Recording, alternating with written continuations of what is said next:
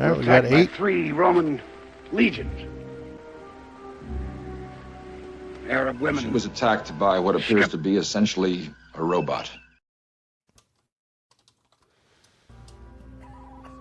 Approved. One question! You want to live, Spark? Yeah, but this time I've got the money. He Tell job. I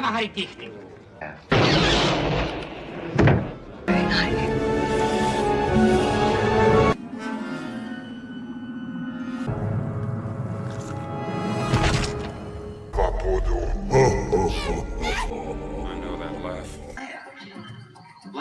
Yes, anything.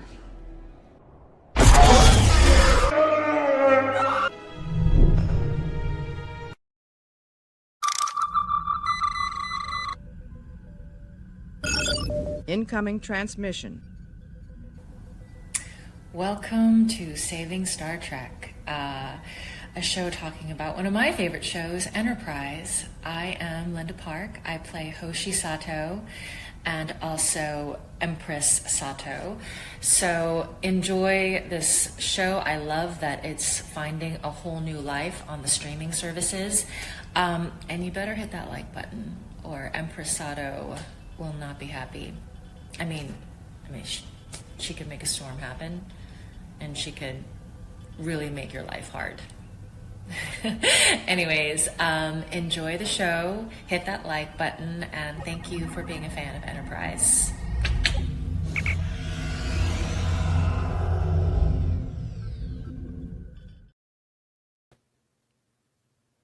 Hey everybody, surprise. It's your buddy Admiral Teag, and I'm here with my friend Sean Carter. He's over there. Hey, he's over there. He's over there. Yeah. Hey Sean, what's going on? Hey, Pull the Brady Bunch. Hey there, how's it going, Admiral? Nice to see you. Here's a story of saving Star Trek. Hey everybody, it's nice to see you all. Happy Labor Day. I hope everybody's safe. It's nice to see there's people out there. I'm sure there'll be a lot more people coming through later. Maybe you're listening to this tomorrow as you're driving home. And we just hope that you're safe, you had a good time, you're entertained. And if you didn't have a good time, we hope you at least didn't have a totally horrible time. Like if you broke even, maybe that's good enough. But welcome. It's good to see everybody. How you doing, Sean? Doing okay. Yeah, you know, it's a day. You know, like we're a little short-handed here on the bridge, though. We also we get to find out that when Admiral Teag does occasionally drag a razor across his face, he looks less like someone who makes pizza all day, like I do in the member video, where I just look like I'm ready to throw dough in the air. It's like, damn, I never looked as Italian as I do right there. Hi, everybody. It's good to see who's out there. We had a great time watching in the theater. Wes Cagle was in the theater. John, the Beagle Dad, was in the theater. He's got some good Porthos shorts that we got. I got to see the other day. Lombardi, 1969. Hello, sir. You know why I love Lombardi 1969, aside from like the several obvious reasons about the year and stuff like that? The Mets won in 1969. Mm-hmm. The Jets won in 1969. Mm-hmm. And a guy named Admiral Teag arrives on Earth in 1969. Wow. Yeah, and everybody now knows I'm 156,000 years old. Hello to Buddy, who swings the mighty spanner. Radioactive is here. We got a whole bunch of Star Trek fans, and if you put out the word, there'll be more people here soon. Gavin, sir. Gavin was like British approving on behalf of the British everything. He was with us earlier today. I got to tell you, I have a friend called Northern English Bastard, and I recommend him on this page. And if you guys want, the biggest frustration about Northern English is that he doesn't have more stuff. He has a life. He's a hobbyist YouTuber, so when he does it really good. And I've never done more research for anyone else. I watched all of the show Miami Vice from start to finish since April. All 5 years. Yeah. Yeah, I finally finished it today as I was getting ready. I perfect streamer stuff, like a half an hour before the stream. I like sideways spin into the final episodes of Miami Vice season 5, and I was like, "Wow, that ending was not very good at all." Was it only 5 seasons? It was surprising. The show, the original Miami Vice show, which was only 5 seasons, features a 4th and 5th season where the show's just like in a lot of trouble. And in the 5th season, they were so sick of it. What they did was they ended the show so that they could have like the final movie event that ends the show, like the night of the Super Bowl or something. It ends in January, and then they make 5 more episodes to hit the length that they need for syndication. So they put that out there, and between the two things, like what happens is they end up with 4 episodes that they don't give a shit about. And their 2-part movie all airs in one night. It's only broken in half for syndication. And the final, because of all the confusion, people were watching on USA Network. They moved the show while it was still in its first run to basic cable for the last 4 episodes. Really? And yes. So, fuck it. Fuck it. I tried to be cryptic. They moved the show to basic cable for the first 4 episodes. And what happened was they just... for the last 4 episodes, and people watching the show for the first time on cable on USA got super confused, and so they messed up their own cable ratings with the first run shows that showed up randomly, and it was like they're like doing season 2, it's like episode 1, episode 3, episode 4, season 5, episode 16, episode 6, and it was just like people like, what the hell? And so they managed to figure it out in time to avert complete disaster. But what happens is the show's final episodes, the last episode airs on June 21st, 1990, after being off the air since February of 1989.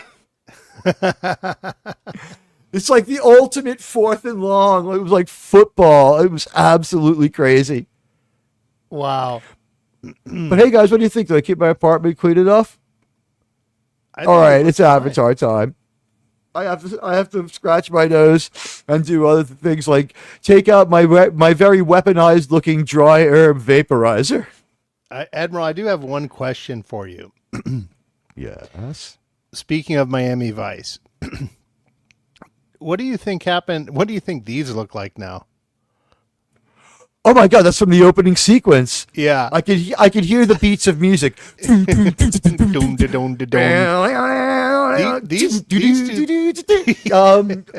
must be on the floor by now. Yeah, I would imagine. Actually, they're probably pointing towards the sky because this is like one of the second biggest cosmetic surgery capitals of the world is Miami. So that's she's true. 60 and they're probably fabulous, like Terry Hatcher's. When we get to the old folks' home, it's not going to be as bad as it is like when we visited our grandparents there. Like, and Grandma was just like drinking that wine she kept in the closet to stave off the boredom and insanity of being surrounded by boring old people. She was just like, I'm breaking out of this place again. It's like, Grandma, the old folks' home is not in a very good neighborhood. She's like, well, they better watch the fuck out for me. It's the worst neighborhood in New York. It was like it had like a 20-foot wall. It was like a Catholic like home. So she was there and she was safe, but she would just like be like, yeah, and she would like leave and go to like try to go to the track or the bar.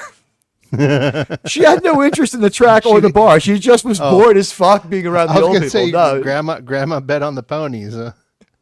She would have done it just to stave off boredom because she was just like, after Judge Judy, this place is boring. There's nothing to do here. She made it to 96. Wow, and you know what? Good. Phantom Boomer, welcome. Happy Labor Day to everyone. Phantom Boomer. We're keeping it light early because we still might have our Star Trek buddies parachute in. We just don't know what the deal is. Some people are exploring the plight of Detroit. Other people are just jammed up. And like everybody had a story, including me, where this is going to be crazy. My friend asked me to be in his independent like film. Like I don't do that stuff, but like he was like, well, like all my friends are acting in this. We need you to do this. And I'm like, why? He's like, well, you have YouTube experience. Like, how do you know that? And he's like, well, you told me. I'm like, if you listen to my show, he's like, you wouldn't tell me your channel. I'm like, good. Okay, good. And he's like, you could just like, and like I got there and I'm just like looking at his product and like, man, this is edited like shit. He's a nice guy. I love him. But like, he was just like, we were supposed to do this at noon and he moved it to 7. And I was just like, at like 10 to 8, I was like, I'm out of here. I got to jump in a lift by. And he's like, what do you mean? And it's like, I got to go. Like the window is closed. I was like, and at that point I had just found out Germ couldn't do the watch party. So just like I said last week, we used our emergency contingency, and the watch party went down in my theater. It was in the pinned post on my X. It was just that I was running around all day.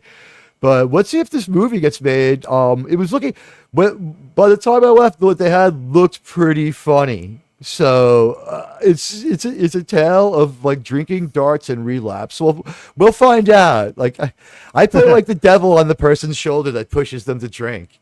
I don't know why they chose me to do that, but in this movie I wear a devil suit and I stand on a giant shoulder and I whisper into the person's ear why they should drink. That's my role in this film. Yeah, wow. Yeah, my friend Justin's making it. We'll see. I mean, I don't know. Like all my friends are in it. Like everyone's like getting boozed up and having a good time. It's like it's Labor Day, and I was like, "Yeah, I got work tonight, guys. Got to be sober." Yeah. So we got two speaking great of ones. Labor Day, thank you to the chat who've joined us on this 3-day weekend. We're so glad to see you guys here. We were expecting to be like the two of us and our devices watching with StreamYards. But thank you so much for being here. And again, we hope you're safe and having a good time. And anyone who listens later, welcome. I guess we should move around to talking about Star Trek a little bit. So we got two kind of banger episodes tonight. I enjoyed both episodes. I thought that Harbinger is probably the weaker one of the two, to be honest with you. It was like in Harbinger, we run into evil Doctor Who, and he's a piece of shit. That's the best way I can put it. He's also a fairly cool but Suliban-based looking alien. Yeah, and we need to consult. This is my frustration here. Before we get into the whole analysis.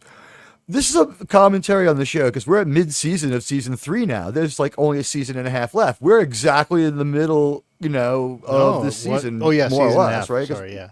Right. Were there So 26 episodes in season 4? I think this is the Voyages is episode 26 because I think it's a two-parter. Why? I don't know. Maybe it's just because I've seen season 4 the fewest amount of times. But I'm gonna go and look. I don't know why I don't watch it. I think it's because season 4 you have to commit a lot and get a whole, watch a whole bunch of 3-parters. Oh, that's right. We got the augments, on. right, and 22 episodes, so it was shorter, and it's way fewer stories because we've got Stormfront Part 1 and 2, Borderland Part 1, 2, and 3. So there's 1, 2, 3. 2 parts to Terra Prime, 2 parts to Mirror Darkly. That's 4 more. 5, 6, 7, 8, 9, 10. There's only 12 stories in the 22 episodes. That's crazy. Art. That is messed up. RTN said, thank you. Great to stream with me old mate Admiral Teag this morning. Jumping the shark with Miami Vice. To be honest, I only understood half of what he said, but it was heaps of fun nonetheless. Live long and prosper, everyone. Was it my New York accent or was it just that I was incoherent? That was a tough show to really critique the season 5 of because it was all on the table. Like they tried to become more grounded and they had the Law and Order guy writing it for a while. And it was like the show touched the stove and tried to untouch the stove. You know what I mean? It was like they were more grounded. They weren't blowing people away left and right. And like his vision of Miami Vice works out really good. So he gets his own show. And then like when he goes, like they're like, well, we have all these scripts that this guy who's, a leading crime writer has his own show now that we don't like. We're all mad at him because he blackballed our ideas. Let's put these scripts on. Seems to be what happened.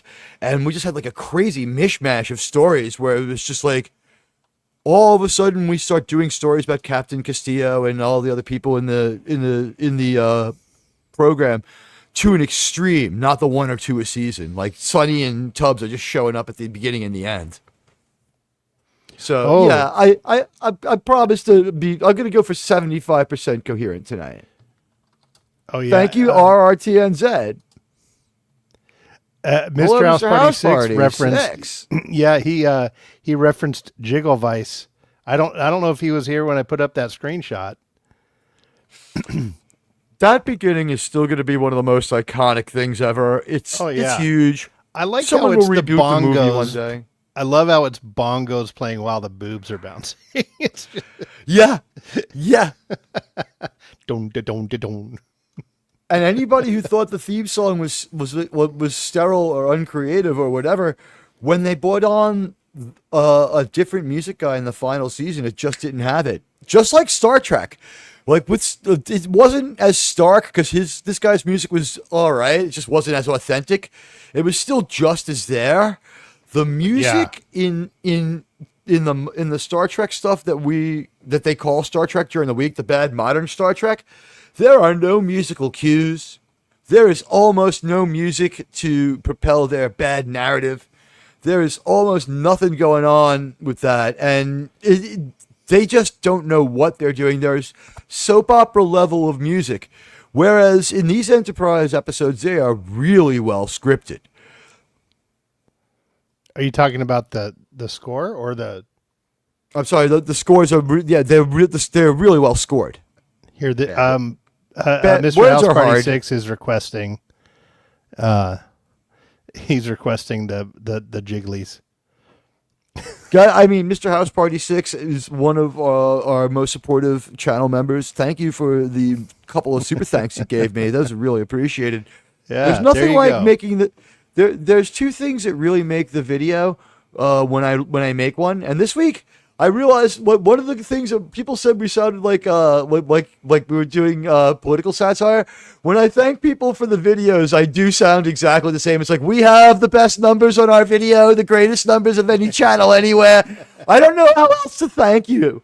I don't know how else to thank the people who've dove in and watched the video essays on Enterprise and the possible Enterprise sequel, which there was so much hot air that now there's substance. And even if that substance is just the hot air is now trapped inside of a balloon, the new Trek is so bad that as their fresh stuff is dropping, this balloon man's story is beating the shit out of it in the hearts and minds of the public. There are like 3-to-1 stories about Trek United, which is the Scott Bakula Enterprise sequel, than there are about Strange New Worlds, which has 2 stupid episodes left. I don't care if it never happens. It was the greatest Star Trek publicity moment in the history of Star Trek. It came hot on the heels of only one break in 18 years or 16 years. In 16 years, 2 things happened inside 4 months. I said we'd save Star Trek, Sean. We're going to sound like politicians again. Promises kept, Sean. In the time we've been on the air, we have destroyed Star Trek Discovery. We homed in behind them and we targeted their life support and their bridge and their warp core like bitches. They could have fixed their ship and fought back, but they were too busy not maneuvering and arguing with us, and we just swarmed around them and destroyed them. And that was the end of them. Strange New Worlds. We went over there and used our metaphasic cloaking devices to sabotage the warp core of the fake Enterprise. I personally thought that show is never going to reach a terminal velocity. We have never seen anything like what we're seeing over at Strange New Worlds. What we have here is almost like why people watch Dr. Pimple Popper. This show, our Thursday show, is like Dr. Pimple Popper. And you guys need to know this. The show is 90 minutes now. We've made a decision. And whoever can get there can get there. It's voluntary and it's 90 minutes. And hey, tally ho, look what we have. It's Wes Kegel. Hello, sir. What's up? What's up, sir? What's up? We're just getting ready to lace into talking about this. We forgot. Oh, we got a delayed transporter effect. Just so you know, transporters go on 30% intensity. Everybody all refreshed now? Yeah, no, that's like super loud on everyone else's end. We're sorry about raking you with the transporter, but we'll get it down. The crew is still getting used to the refit on my beautiful NX-01. And thanks, everybody. That's the second highest performing member video in channel history. Obviously, and who Where, would are you want talking the NX01 reveal? the NX01, the only who would want to be number one, the only one that was watched more and has more likes is the one for Ginger Menace, and that's I wow. feel that's anyone who even has a temporary membership probably goes to that one, and I hope that's the vision on that one is like I didn't have anything but the knowledge of it, so it's just it's a drone's eye view of Manhattan, but that's to me it's her looking down on me because she was always really nice to us, and we remembered Bird of Prey 5 on Tuesday, and that was real nice too. So I guess we're almost ready to just say again thanks to everybody who's been watching the videos. We're trying to make a statement about Star Trek. I feel that we're in the right place at the right time. And it's my pleasure to lead this wonderful channel into the future. We can strike while the iron is hot. They are trying to make a sequel to Enterprise. We don't know if it'll happen. I say it's 30% or less that we see it. But honestly, this channel is well positioned as the Enterprise experts. We're 60 weeks into examining Star Trek Enterprise. And at this point, I think what we need to do is probably examine the concept of doing 2 episodes a night, because this precious supply of these Star Trek Enterprise episodes, we really almost, it's going to be challenging to make an upload now because it's so streamlined. We've gotten rid of the watch party part. And well, I do have a thought about that, but I hadn't said hi to Wes Cagle yet. Hi, you bastard. Hey, what's going on, you English cigarette loving James Taylor fan? I like the avatar tonight. It looks like it's fitting your condition. Perfect. Yeah, I was going to say, I've been working on, I found this thing on Amazon, sir. It's like, you're all getting a gift. There's a breathalyzer app for your microphones. But It'll here's the rule. Slur your speech for you. There's a mod. Well, no, Tony and I co-invested to develop the technology. On Tony's show, the setting is this. If at any time you're on Tony's show as a guest and you fall below the level of illegal to drive, if you become legal to drive, the app automatically kicks you from the panel. But you go to the basement and you can retest every 5 minutes until you get back to be past the legal limit. Now, if you go double the legal limit, you get to take over as host. On this show, when you hit the legal limit, your microphone gets turned down just a little bit. 5% for every BAC percent over the legal limit you go. But we developed it together. It'll be in the mails this week, sirs. But we had Wes Cagle join us in the theater where he was smoking cigarettes in the back again. But and I saw that gum you put on the floor. But it wasn't half as bad as what Pee Wee Herman left on the back of the seat. I was going to say, were you sitting next to Paul Rubens? If I'm not correct, that was the theater next to Studio 54 in New York. There was a theater of that kind in Studio 54 in New York. Or next door to Studio 54 in New York. What a crazy place that was to have to stand in front of for like an hour waiting to go into Studio 54. But guys, we have 2 great episodes tonight. Strategerum. What? Please say the name. Please say the name for me. Thank you. Yeah, I'm sorry. It triggers my dyslexia and my speech impediment. You know what? It was, to me, I guess, they never fooled me. But I was like, what's going on here? I'm like, no, the Archer has not turned into a crazy beatnik and everyone is not dead. What is going on here? And it was kind of fantastic the way they peeled back the layers of the onion on that one. I thought it was fantastic. So I guess let me grab my first slide. It looks like there's a Cagle family feud going on. Oh, we've got plenty of Cagles. Hey, Wallace Lang made it. We got East Cagle. Hello, East Cagle. And like RRTN said, am I doing the weave yet? Isn't that what Trump calls it? It's like when people accuse him of being incoherent, it's like it's the weave. I call it the weave. I kind of weave. I like to weave. So anyway, we got 2 episodes for you tonight. The first one is Stratagem, and I guess giving his thoughts on it first will be Sean, go ahead and give us your theories on Stratagem here. Okay, And well, I have a plot synopsis ready to go in a moment. oh, okay. I was gonna wing a plot synopsis. Do you want to give the synopsis first? Then I can. Yeah, I'll find probably that sounds document. more logical. But but you know, now. but before you go, we were talking about how many episodes left we have for review. What going back to what I looked at, season 4 is only 12 stories, and since we're going to be doing these multi-part stories in one show, we will only have 12 weeks of Enterprise left after we're done with season 3. I just Wow. that. That's why I'm thinking like Star Trek news and This Week in Star Trek needs to be expanded instead and go down to one episode, because I feel like this Enterprise story has super legs, and I would like to keep it going until we reach the debut of the original series in real time, so that we have the episodes on the same week that they were on. Well, we'd have to wait till That, my September. friend, would be something. Yeah, but wow, could you imagine the historic nature of it? Who else would be doing it? Well, we could. Well, I mean, Would the dates even match up? I don't know. Yeah, I mean, well, just for this is normally the inside baseball stuff we talk about after the show, but yeah, we could do that. We could throw in a couple of the movies or something, or just have a general Trek topic to talk about. Like maybe we all pick 5 episodes one night, and or we'll have like 1 week where we each talk about our 5 favorites or something. I don't know. I'm just winging it. I don't have the plot synopsis. I was wrong, but you know what I do have? Did you know that this week in Star Trek, Edith Keeler was hit by a truck? In August of 1930, social activist and community organizer Edith Keeler was hit by a truck. Communist. I never noticed the month.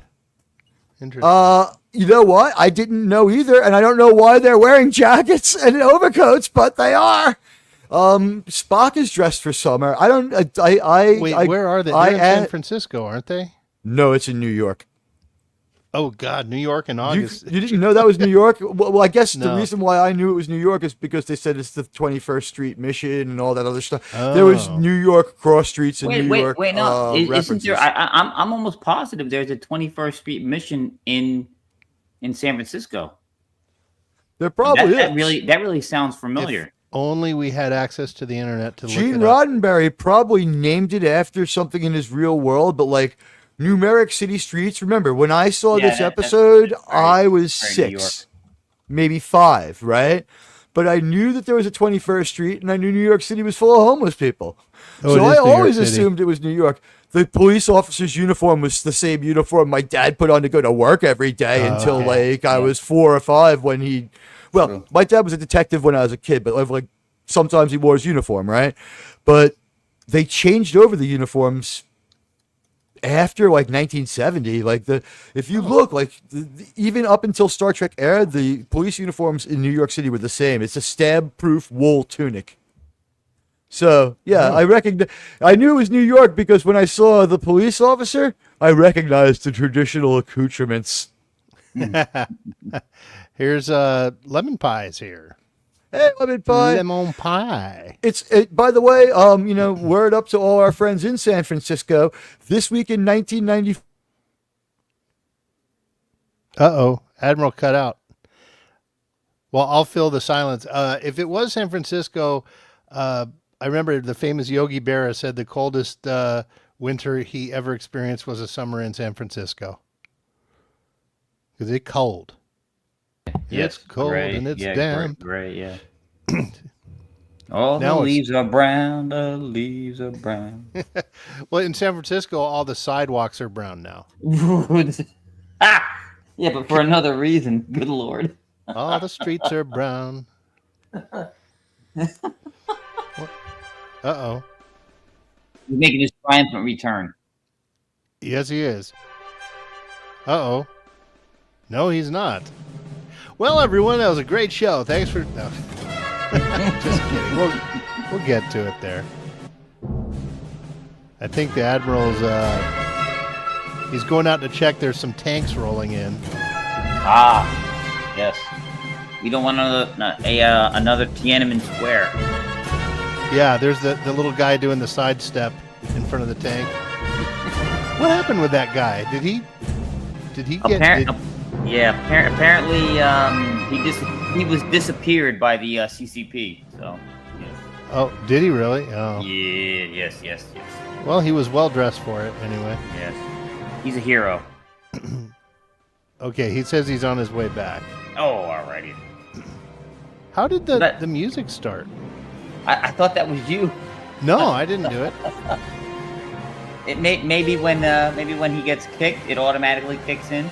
It might. Hey, look at that! Admiral Teag gifted 5 Admiral Teag gift memberships, and they didn't go anywhere yet. We got one. We got File 13 got one. Oh, there you go. Yes. Okay. Oh, that doesn't show up on the StreamYard side. Okay. No. I got a pop out chat of the. Yeah, I got the second device. Although friggin' goddamn that asswipe East Kegel's using it. So. I know, man. You got to do something about that guy. Well, he's a belligerent. He's a belligerent shit. I like a North Kegel much better. He's a laid back Canadian. So. Yeah, and North by Northwest Kegel he's a wild card. You don't know. Yes. We look at him with the side eye because we never know what's gonna go up from that guy. I know. Yeah. Oh man. So. Anyway, so but what I have you like been up to? I like that idea about doing to kind of stretch things out, doing different things. Having a stream where you guys talk about your maybe say you list your top 5 mm-hmm. of all not just TOS but all Star Trek, and or maybe you talk one time where you talk about your favorite vessel. What is your favorite vessel from the show? Things like this. You could do so much. Oh with yeah, the Star Trek universe. It is infinite. Oh yeah, and a favorite ship one would be good because we could do screen or slideshows and stuff like that. And of course, we're gonna have. I'm sure we'll have a wrap up show like when we're done with Enterprise. We'll have a likely one show where we wrap up the whole thing and just talk about the overall season. Oh yeah. But hey, I see North by Northwest Kegel just happened. His ears must have been burned, and he showed up. Yeah, he gave. Hey, Admiral. It's not that I don't like going on solo anymore. I'm sticking with Germ's availability because today I was like, I'm ready to go solo again. Like StreamYards has finally been reliable for like 3 weeks.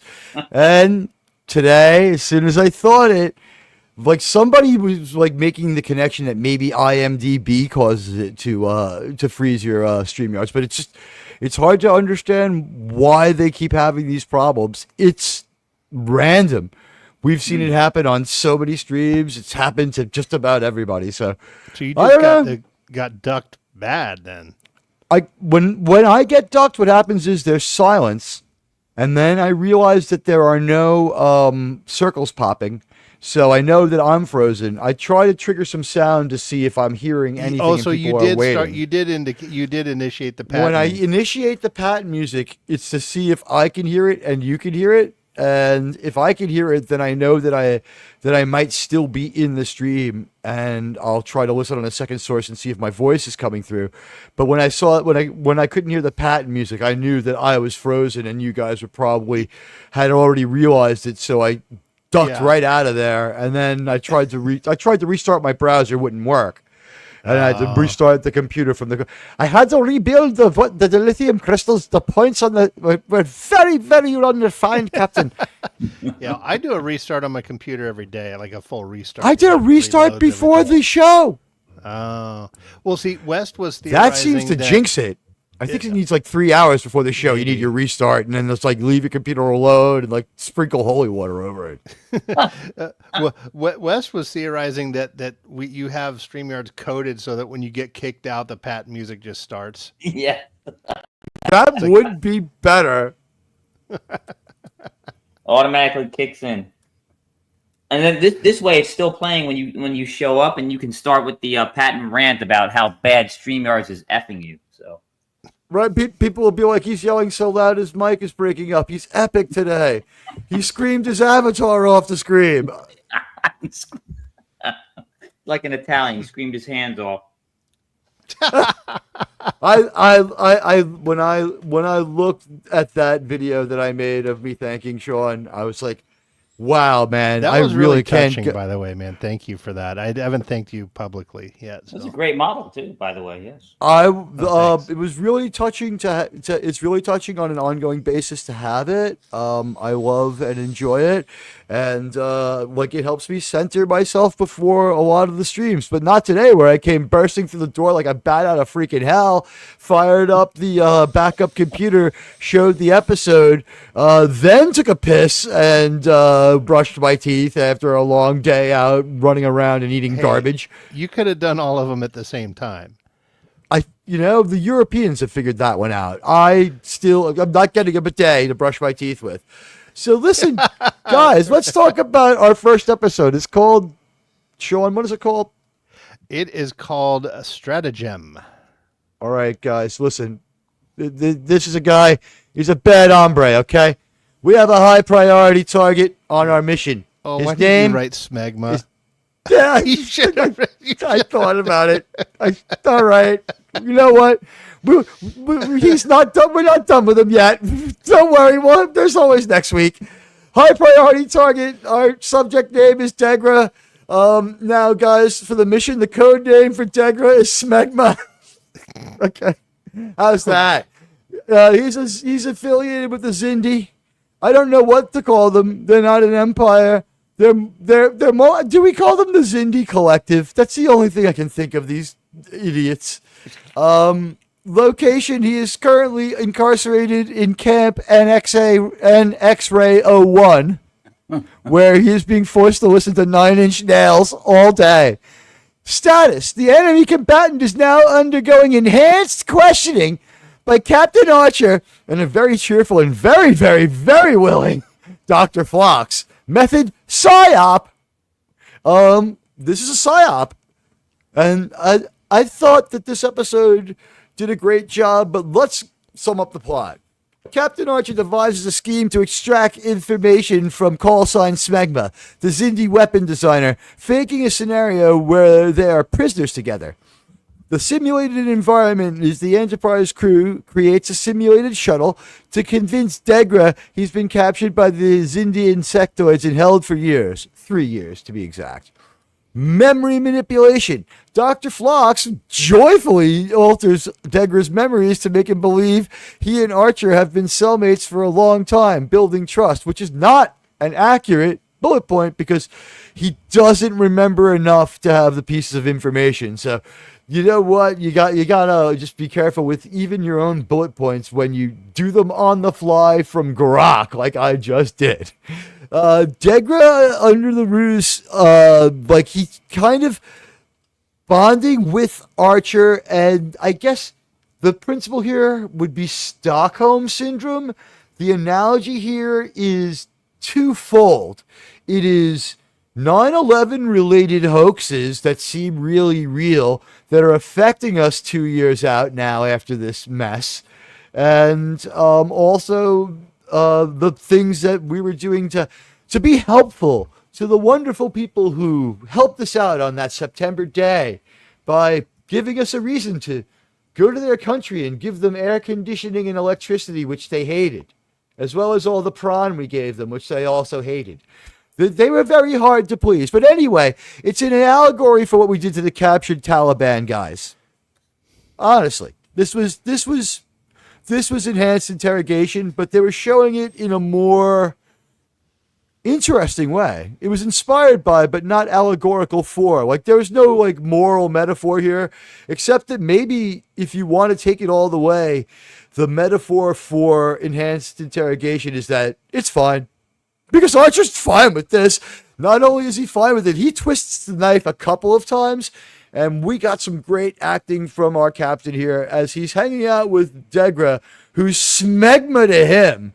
And I don't know if Dr. Phlox is very good at making anti-intoxicants. We'll get into that. But the memory manipulation by Dr. Phlox sets up this scenario where Archer is able to spin this tale that they've been cellmates.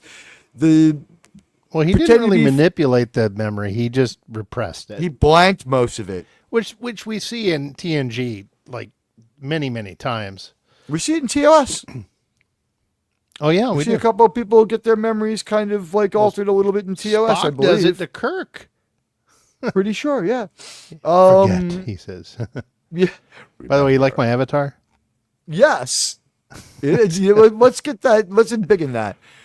This episode of Saving Star Trek brought to you by Smegma, Xindi weapons designer. So listen, Degra, under this ruse, reveals the critical details about the weapons construction site and his role in its creation. Now, here's the thing. I would have cranked up the 9-inch nails and pulled out the cattle prod on this piece of shit. I don't care.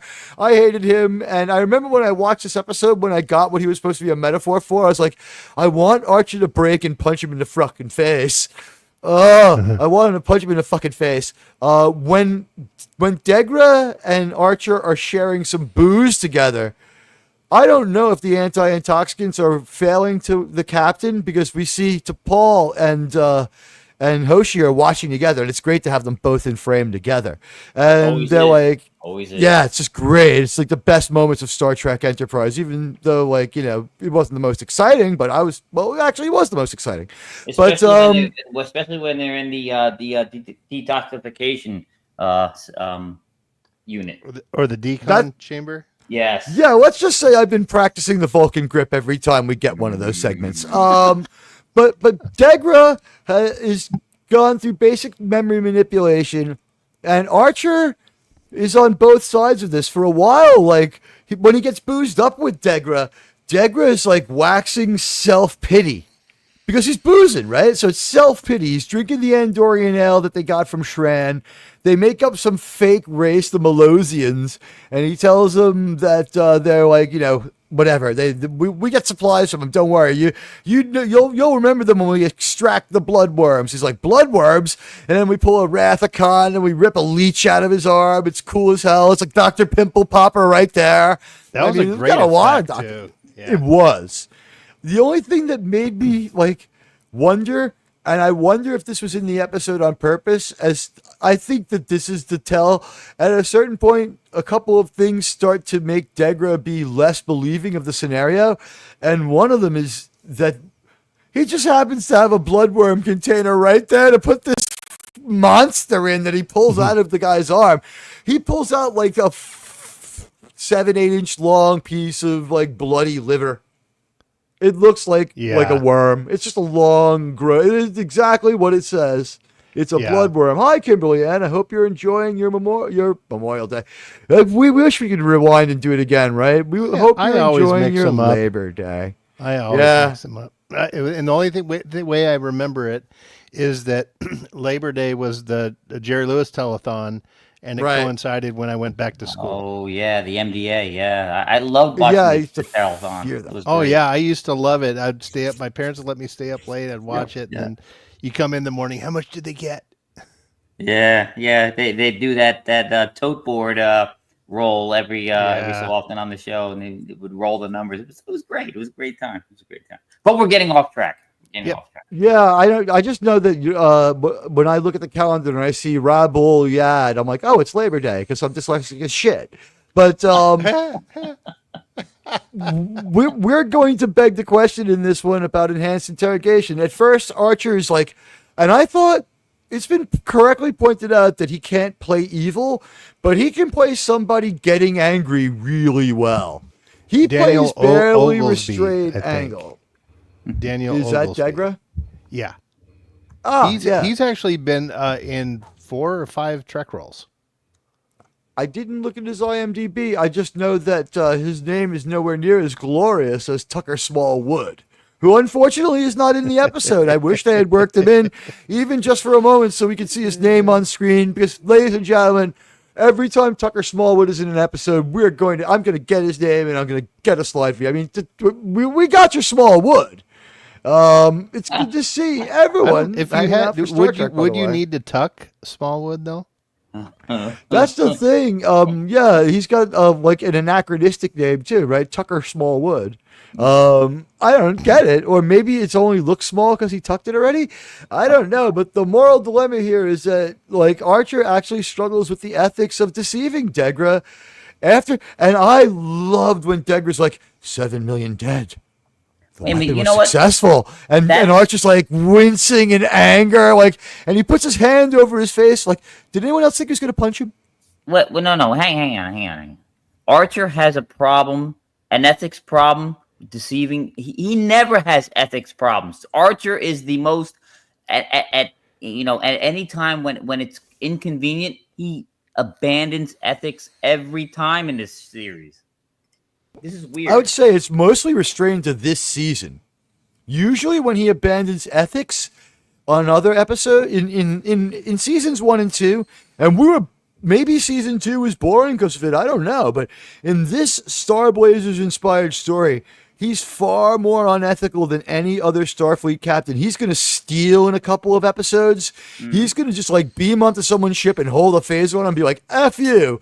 And then like, they're like, but like, it's going to take us 3 years to get home. And he's like, we still have one. F you. And they're like, but, and he's like, sorry. I don't blame him for any of that. He had to No, do I that. don't. Yeah, but you know But what? the thing is, they made him such a Boy Scout in season 1 and 2 that I think that this was a really good acting like flex for him. Like I thought he plays this out of everyone this season. His performance is the best in my opinion. Yeah, you know that episode that you showed and the Cosme after the other one, where the guy comes. The from, second one is Harbinger. The other dimension.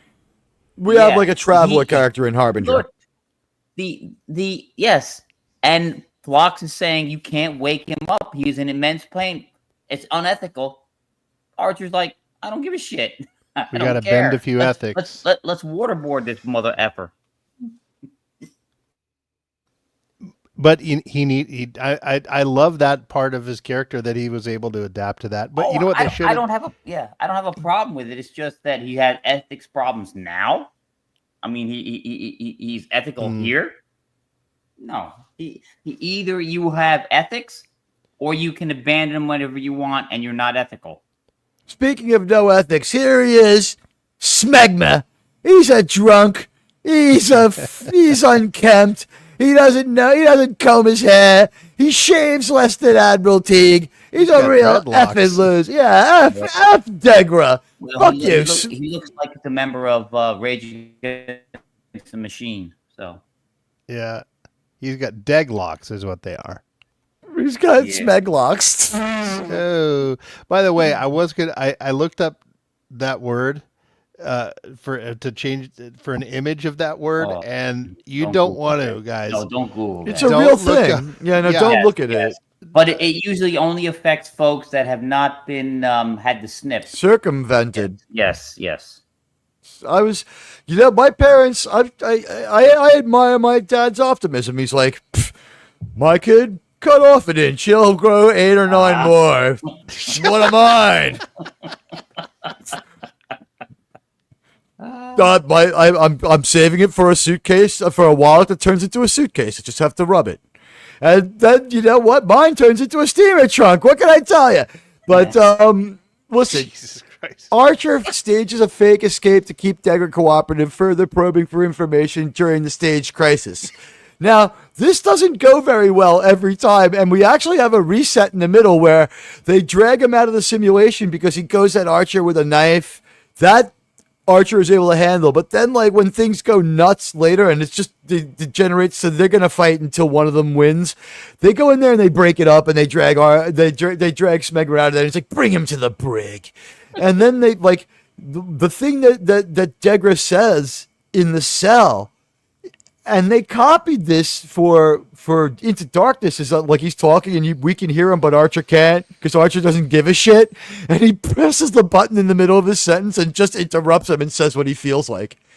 And he's like, what Degra says that Archer doesn't hear is, I knew humans were ruthless, but I had no idea that you were so very deceptive.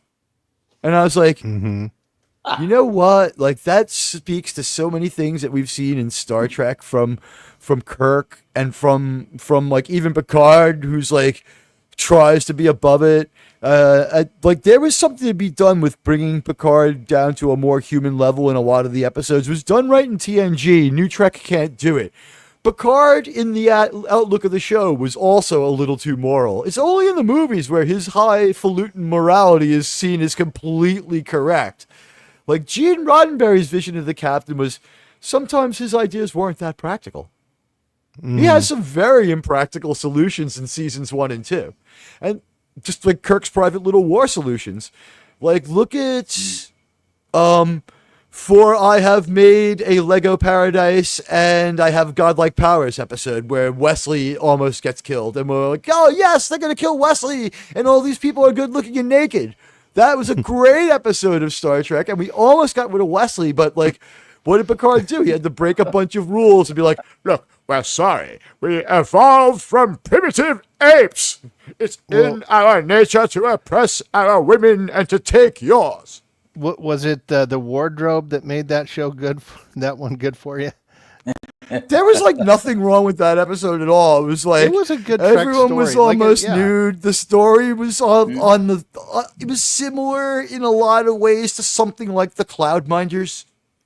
Well, yeah, and that's why mixed when I with went with the Apple, it was a lot like the Apple actually. When I went back and watched TNG recently, I really enjoyed seasons 1 and 2 a lot more than I had read. Almost like we are with Enterprise. You know, now that we're watching it, and even the chat when we're getting the polls, people are enjoying it more the longer it goes. You know, they're looking back and they're like, it's good. Yeah, we joke on season 1 of TNG, but if you go back and watch them, they're good Star Trek stories, and they're done as close. They're very close to the way TOS was done. Oh yeah, and they're just operating without a budget. So like what they did was that there is bloat and there is slowness and there is pacing issues, but the thing is, they replaced the fantastic special effects with reinstilling a sense of wonder, doing careful character work, and a lot of hardcore but affordable sci-fi ideas like the Bionars. Yeah. Yep. Yeah. The Bionars are a home run, and they weren't that expensive. We hired 8 dwarves, or whatever. We hired 8 people. We put them in costumes, and they ran around, and 2 of them were the lead actors, and the other 2 were back. Well, the 4 were background, and that was it. We did a whole episode with 8 people, and it was fine. It was actually great sci-fi, and it saved the show a lot of money for when they did something more engaging or more dramatic. It was a perfect way to do a bottle episode. It's one of the most inventive bottle episodes. Now, what do you guys think? Compared to Troy Has a Baby. Do you think I think season 1 was better than season 2. I think season 2 had good episodes, but I think season 1 it's got a lot more. It had golden nuggets in it. So. Well, you know what it was? We did Gene get Roddenberry, Pulaski, which I really liked. Yes, I agree with that. I go back and watch it again. You might, after Pulaski, was there Anne Mulhall? Was that the actress's name? Yeah. Diana Muldaur, by the way, this week in Star Trek, happy birthday, happy Diana birthday. Muldaur. She would be Diana 117. Yeah.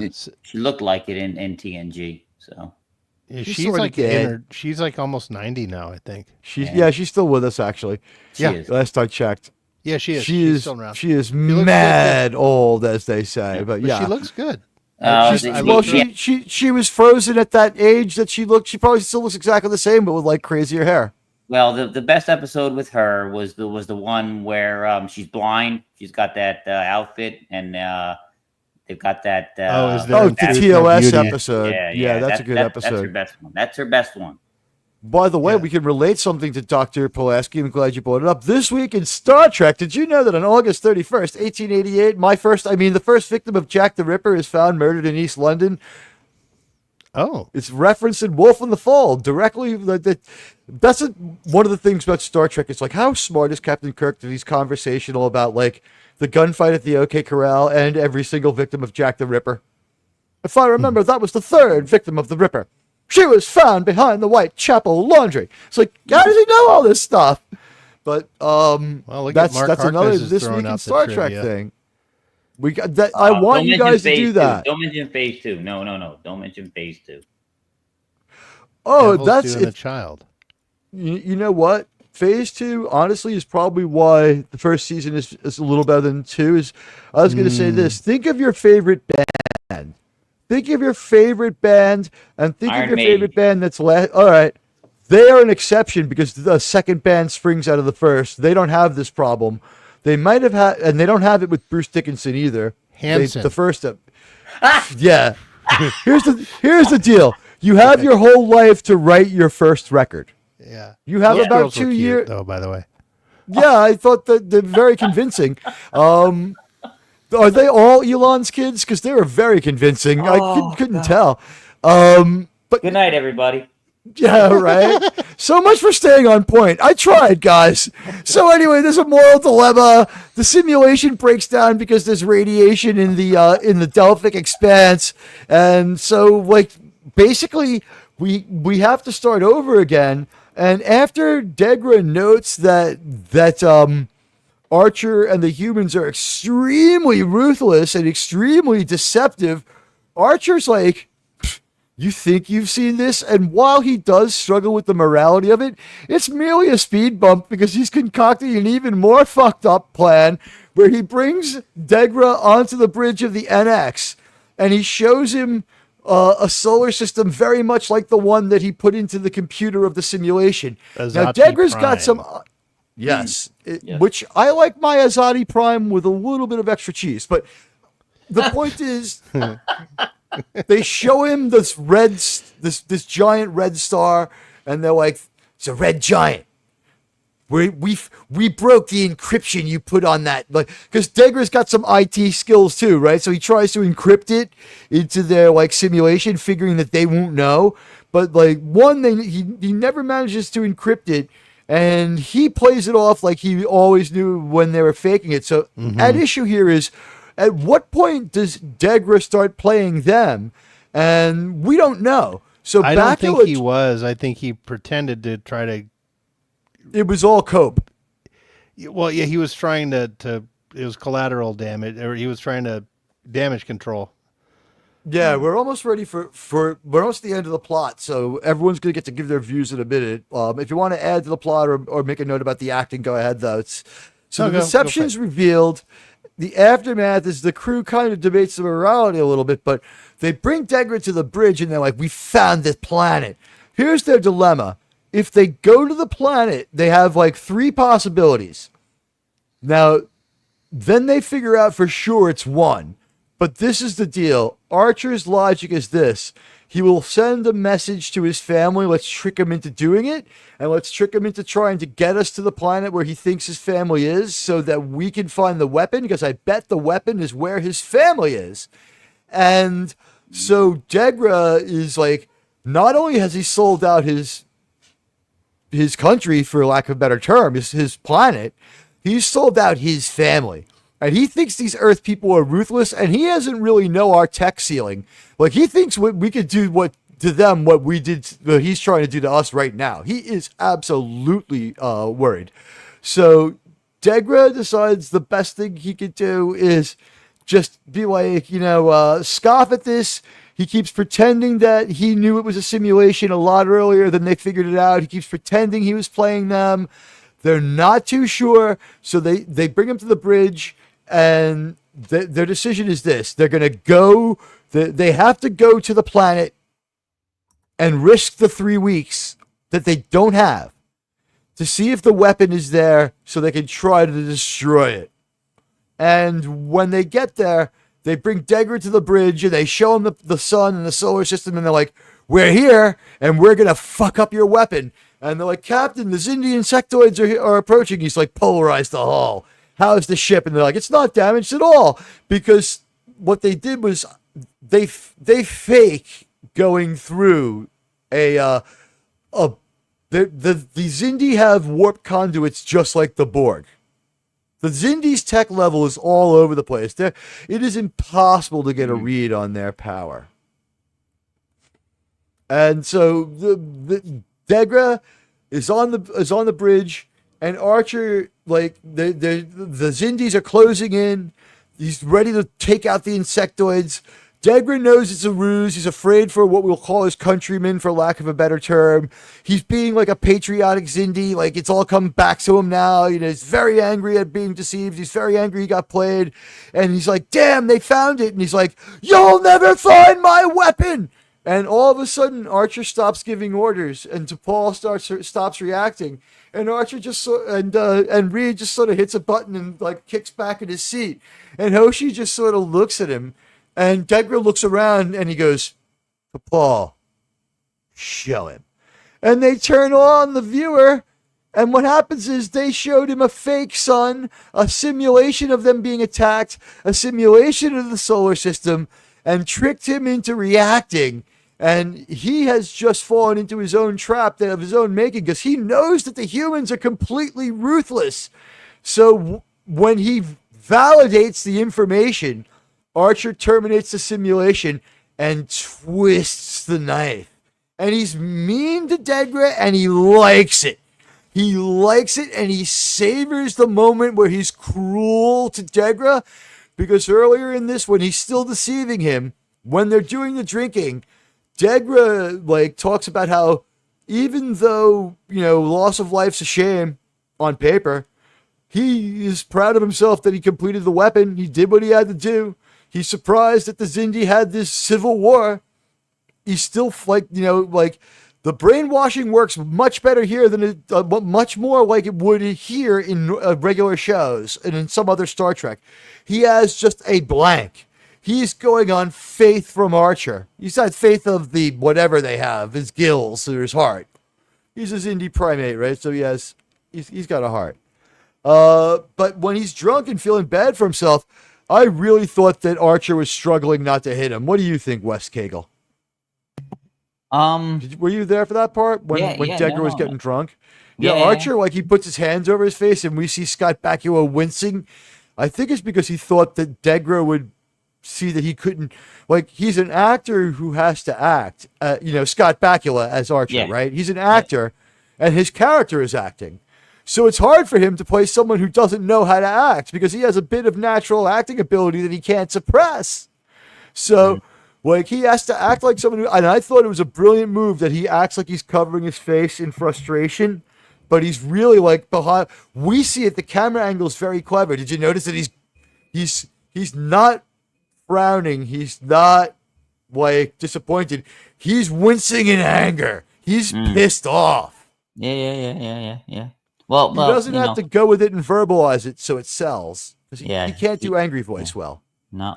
He sells it well as a Terran who has got to work with this individual who killed millions of his brethren, and he's got to keep the mask on.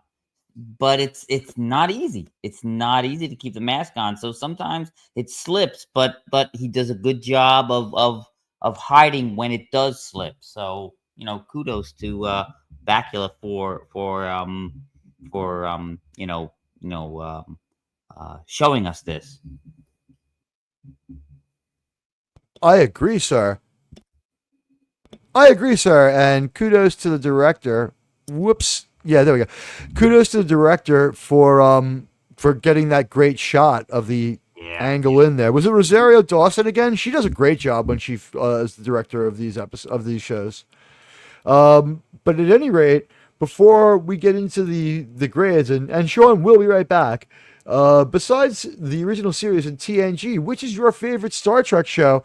I'm not surprised by the poll. Are you surprised by the poll, Wes Cagle? Yeah, you know what? I kind of am. I didn't expect. DS9 is running away with it, isn't it? Yeah, but it's running away. It's what's surprising to me is how it's not the order; it's how badly it's running away. Yeah. I thought that it would be neck and neck, and that Voyager would be down where it is. I thought that. Yeah. I was right about what Voyager would get. But 17 votes, ladies and gentlemen, sirs and madams, I thank you for participating in the democracy of this very, very grateful YouTube channel, where we'll now provide you with another chance to vote. The chance to vote this time is President of the United Federation for Planets. Your choices are Admiral Teag forever or Admiral Teag for life. No. It's how do you rate this episode? With that last poll, instead of the I know you like to put the like stream and see results. You should have thrown strange new worlds in there with it. It's not Star Trek. I know. You know what's funny is nobody went for like stream and see results too. Everybody was extremely opinionated. Oh yeah. Because I know that we have more than 7. We have 16 likes. So one of you didn't like the stream. So please, can we get one more? I love you all. Maybe we do have 17, and I just hasn't refreshed for me. But liking helps. Like that's. I don't want to use the term currency, but it is kind of like it's the currency of YouTube now. Like I've started getting a new stats, like you have this many subs and this many of them are engaged. Yeah. So they're cracking several whips. The reason why you hear people acting depressed and saying it's the end is because we're depressed because it's the end.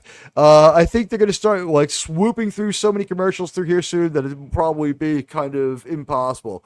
But let's see. How do you rate it? I voted for Enterprise, and I was very tempted just to throw a vote for Voyager, just because Voyager is so bad. The thing is, I find Voyager to be worse, but more enjoyable and watchable than Deep Space Nine on an individual episode basis, because I have like with both of those shows, I had a bail rule. After a while, I had to give myself a bailout rule. And the rule was, if I will watch the beginning of Voyager and I will watch the beginning of Deep Space Nine. And for Deep Space Nine, the rules were, if it's the child cast, I'll stick with it, because Sirach Lofton was a really good actor, and those episodes tended to be actually good. I was surprised how good the episodes featuring Sirach Lofton were. If I saw Quark, I would stick with it to the second commercial break. All of this is to the second commercial break, because all of this could go off the rails. I would tune out after the opening sequence if the opening sequence totally sucked. I would tune out after the opening sequence if it was another shipping Kira with Gul Dukat, because I'm like, I was still young. My life was sufficient. It's like, my girlfriend is almost as hot as this. I'll go have actual sex with her. You know what I mean? It's like, I wanted to watch the Star Trek, but like, she's sitting next to me on the couch. You know what I mean? It's like, I'm young. So it's like, if we saw Bashir, I'm sticking with it for 2 commercial breaks. Well, if we saw Bashir, Garrick, I'm there for the whole thing. Well, if it's Bashir interacting with O'Brien, that's always a good episode. I'm there for the whole thing for that too. If it's O'Brien, I'm there, and I'm rolling a joint, because there's going to be plenty of domestic non-tranquility, and we're going to hear some stuff. But I mean, Rosamund Chow was in an episode of Miami Vice. She plays in like 5 episodes of Miami Vice. She plays Lieutenant Castillo's wife. Rosamund Chow is in the Joy Luck Club. She might have an Academy Award. She is really in demand. The reason why the character of Keiko sucks is because they couldn't get her on the show enough to have a coordinated vision. So she's just confused as could be. Sometimes she's mean, sometimes she's nice, and sometimes she can't teach at the school. She just can't teach at the school. No. But listen. If we're talking a draw for the male gaze for a female character, if it has Jadzia Dax, I'm there the whole episode. Yeah. Was it Nerdrotic that said it? They forgot about the male gaze and started going just for the female gaze. As in lesbians. I think it was Disparu. Disparu said it. Jadzia will draw those too. Jadzia, my only issue with her is that in season 1, her acting is horrific, like Mayweather level. It's Mayweather level. In the episode where they all get super OCD, where the Klingons bring them the OCD disease, remember? And he's like, I'm making a clock. Like nobody's acting was that good in that except Julian and Odo. They were the only two I thought that Odo, no one Odo's was into good. that character enough. Odo's always good. Yeah. He also wasn't high on space madness like everyone else. I'm trying to wait for Sean to get back before we do the grades on the first episode, Oh, but yes, absolutely. he seems to be needing a little bit more time. So No problem. Degra, by the way, is returned to his people. The crew debates the morality of their actions while Archer uses the intel to plan their next move against the Xindi threat. So he's streamlined his mission. He knows where the weapon is now, and he's going to destroy it. And he knocks out Degra and just like sets him adrift in his ship, which, by the way, terrible idea, sirs. They have 3 weeks to get ready for you. It's not 3 hours away. Yeah. The time frame that made what they did to get the information and and look who's back. But Sean, what do you think of this possible plot hole in the episode? We haven't gone to grades and thoughts yet. We just wrapped up the plot, and we were talking a little bit about Keiko and Deep Space Nine for a minute because Deep Space Nine won the poll, but Enterprise destroyed Voyager. It's everyone's fourth favorite Star Trek show behind TOS, TNG, and Deep Space Nine. It whips the shit out of Voyager, sirs. You know, I voted for Voyager in this poll. I said I was tempted to do it. No, I did, but honestly, it wasn't. I didn't do it as a joke. It's Enterprise to me, but I had to think on it because there's a lot of episodes of Voyager that I really enjoy. I'm going to be honest, Captain Proton. When they got the mix right, there is some good Star Trek in the middle of that Voyager show. It's not at the beginning of the end. It's in the middle. Well, I watch Voyager when I'm looking for a comedy. So, well, I mean, I was going to say this earlier, but I mean, since we're talking about Voyager, hot take though. I mean, I feel the same way about Voyager as I did with the TNG seasons 1 and 2. On this watch through I'm doing right now, I'm finding I'm really liking it. I'm up to season 3, and I know there's some stinkers, but they really missed the mark. But they're leaning into like serious science fiction, or the personal lives of the crew are interesting. If it wasn't for all the techno babble, which is a real drawback, and the fact that any sensible captain says, Chakotay, no one is to go to the holodeck ever again. Why am I so good at imitating all the captains from that era? I can't do Kirk, but I can do Picard and I can do Janeway. What's wrong with me? Janeway seems to channel Audrey Hepburn all the time. I don't know. She does. That's her acting style. And right now, when she did that biography with William Shatner, she was doing a residence at the Katharine Hepburn Theater playing Captain Hepburn in a one-woman play about Katharine Hepburn. So you're on to something there. But I would also say this, like, as much as I like him in the role, A Man Called Hawk and Cisco are exactly the same. There's no difference between them. True. And the acting style is exactly lifted from Sidney Poitier, who's a good idol to have and is a good actor. But if you know Poitier's style and then you watch Avery Brooks, it is exactly the same. Hey, by the way, side note, when I delivered the mail, Avery Brooks' house was on my route. He's from New Jersey. Yeah, he's from New Jersey. He's from Somerset, New Jersey. He lived on Lane Road. What number? No.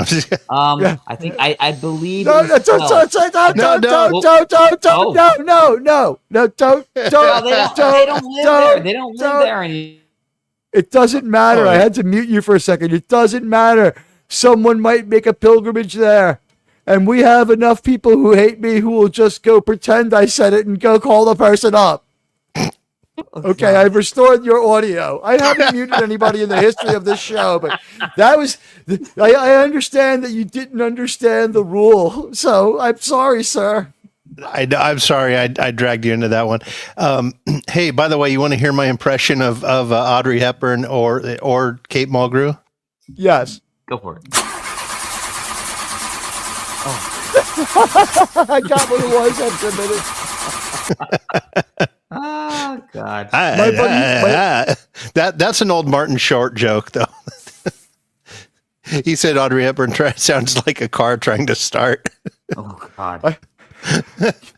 Yeah, it's just we're going tasteless and we're making fun of things we shouldn't.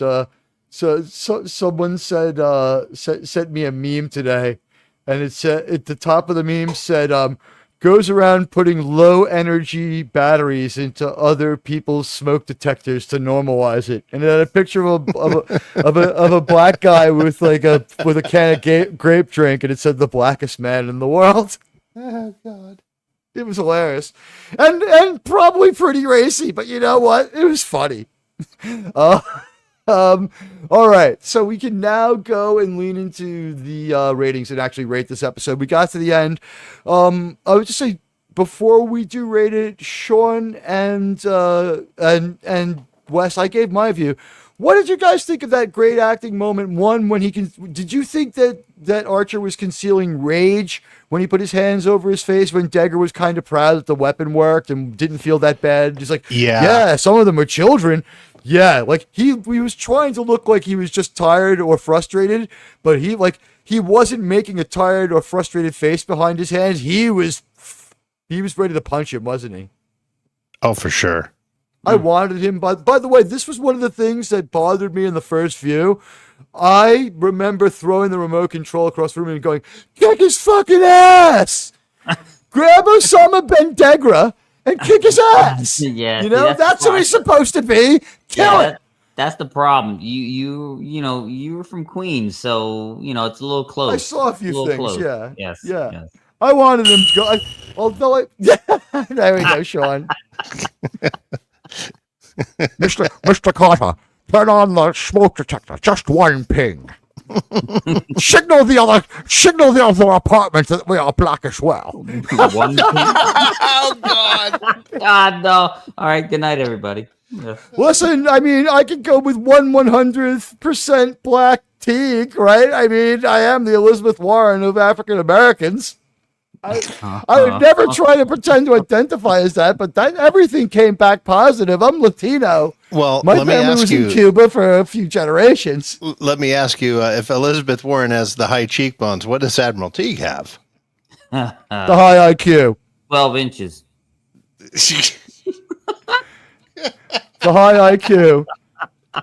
Will we get? Will what happened to Tony happen to me if I pull out and show what I have to use to smoke pot now? Oh no. Ladies and gentlemen, it's just been a terrible week for Admiral Teague. I wouldn't show that thing. That thing. It's also very funny. Well, Wes, it's so have you seen it? hilarious. No, I Wes will see it backstage wait, later. Ho. See no evil, hear no evil. Hold on while I whip this out. This thing, it's the weirdest looking contraption I've ever seen. I have a dry herb vaporizer that I have to use for pot now because I can't smoke pot anymore. My doctor got in my face about it. All I know is, which is why I was in a super shitty mood for the last 2 weeks. I'm from the 80s, so all my buddies, all my pothead buddies used to just make a pipe out of aluminum foil. So that's all I know. Or an apple. Yes. My dentist was right on the money when he said, so making pipes out of apples and stuff like that. I'm like, how do you know? He's like, yeah, because you owe me $4,000 or you're going to be in extreme pain. Oh. But you know what? Before we get into my day of the dagger of the mind at my dentist's office or dagger of the gums, let's rate this episode. Let's start with Sean. Sean, what did you think of the episode of Star Trek? We just watched Star Trek Enterprise. Sean, what's the name of the episode? Stratagem. Episode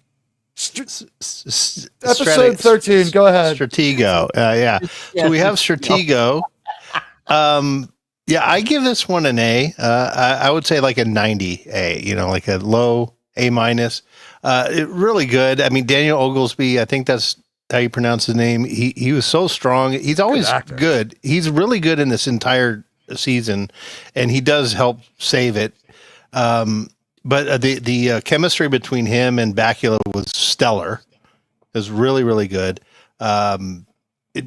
It's a good bottle episode, but it has a good twist at the end. Like they turned the Enterprise basically into what that little shuttlecraft was, And yes, and also the B plot. There's no B plot. The B plot is the B plot of the A plot. The B plot serves Right. the A plot. It's not independent. that's true. I didn't notice that. And a lot of these A episodes are things that don't have a B plot. So they were This really does- good.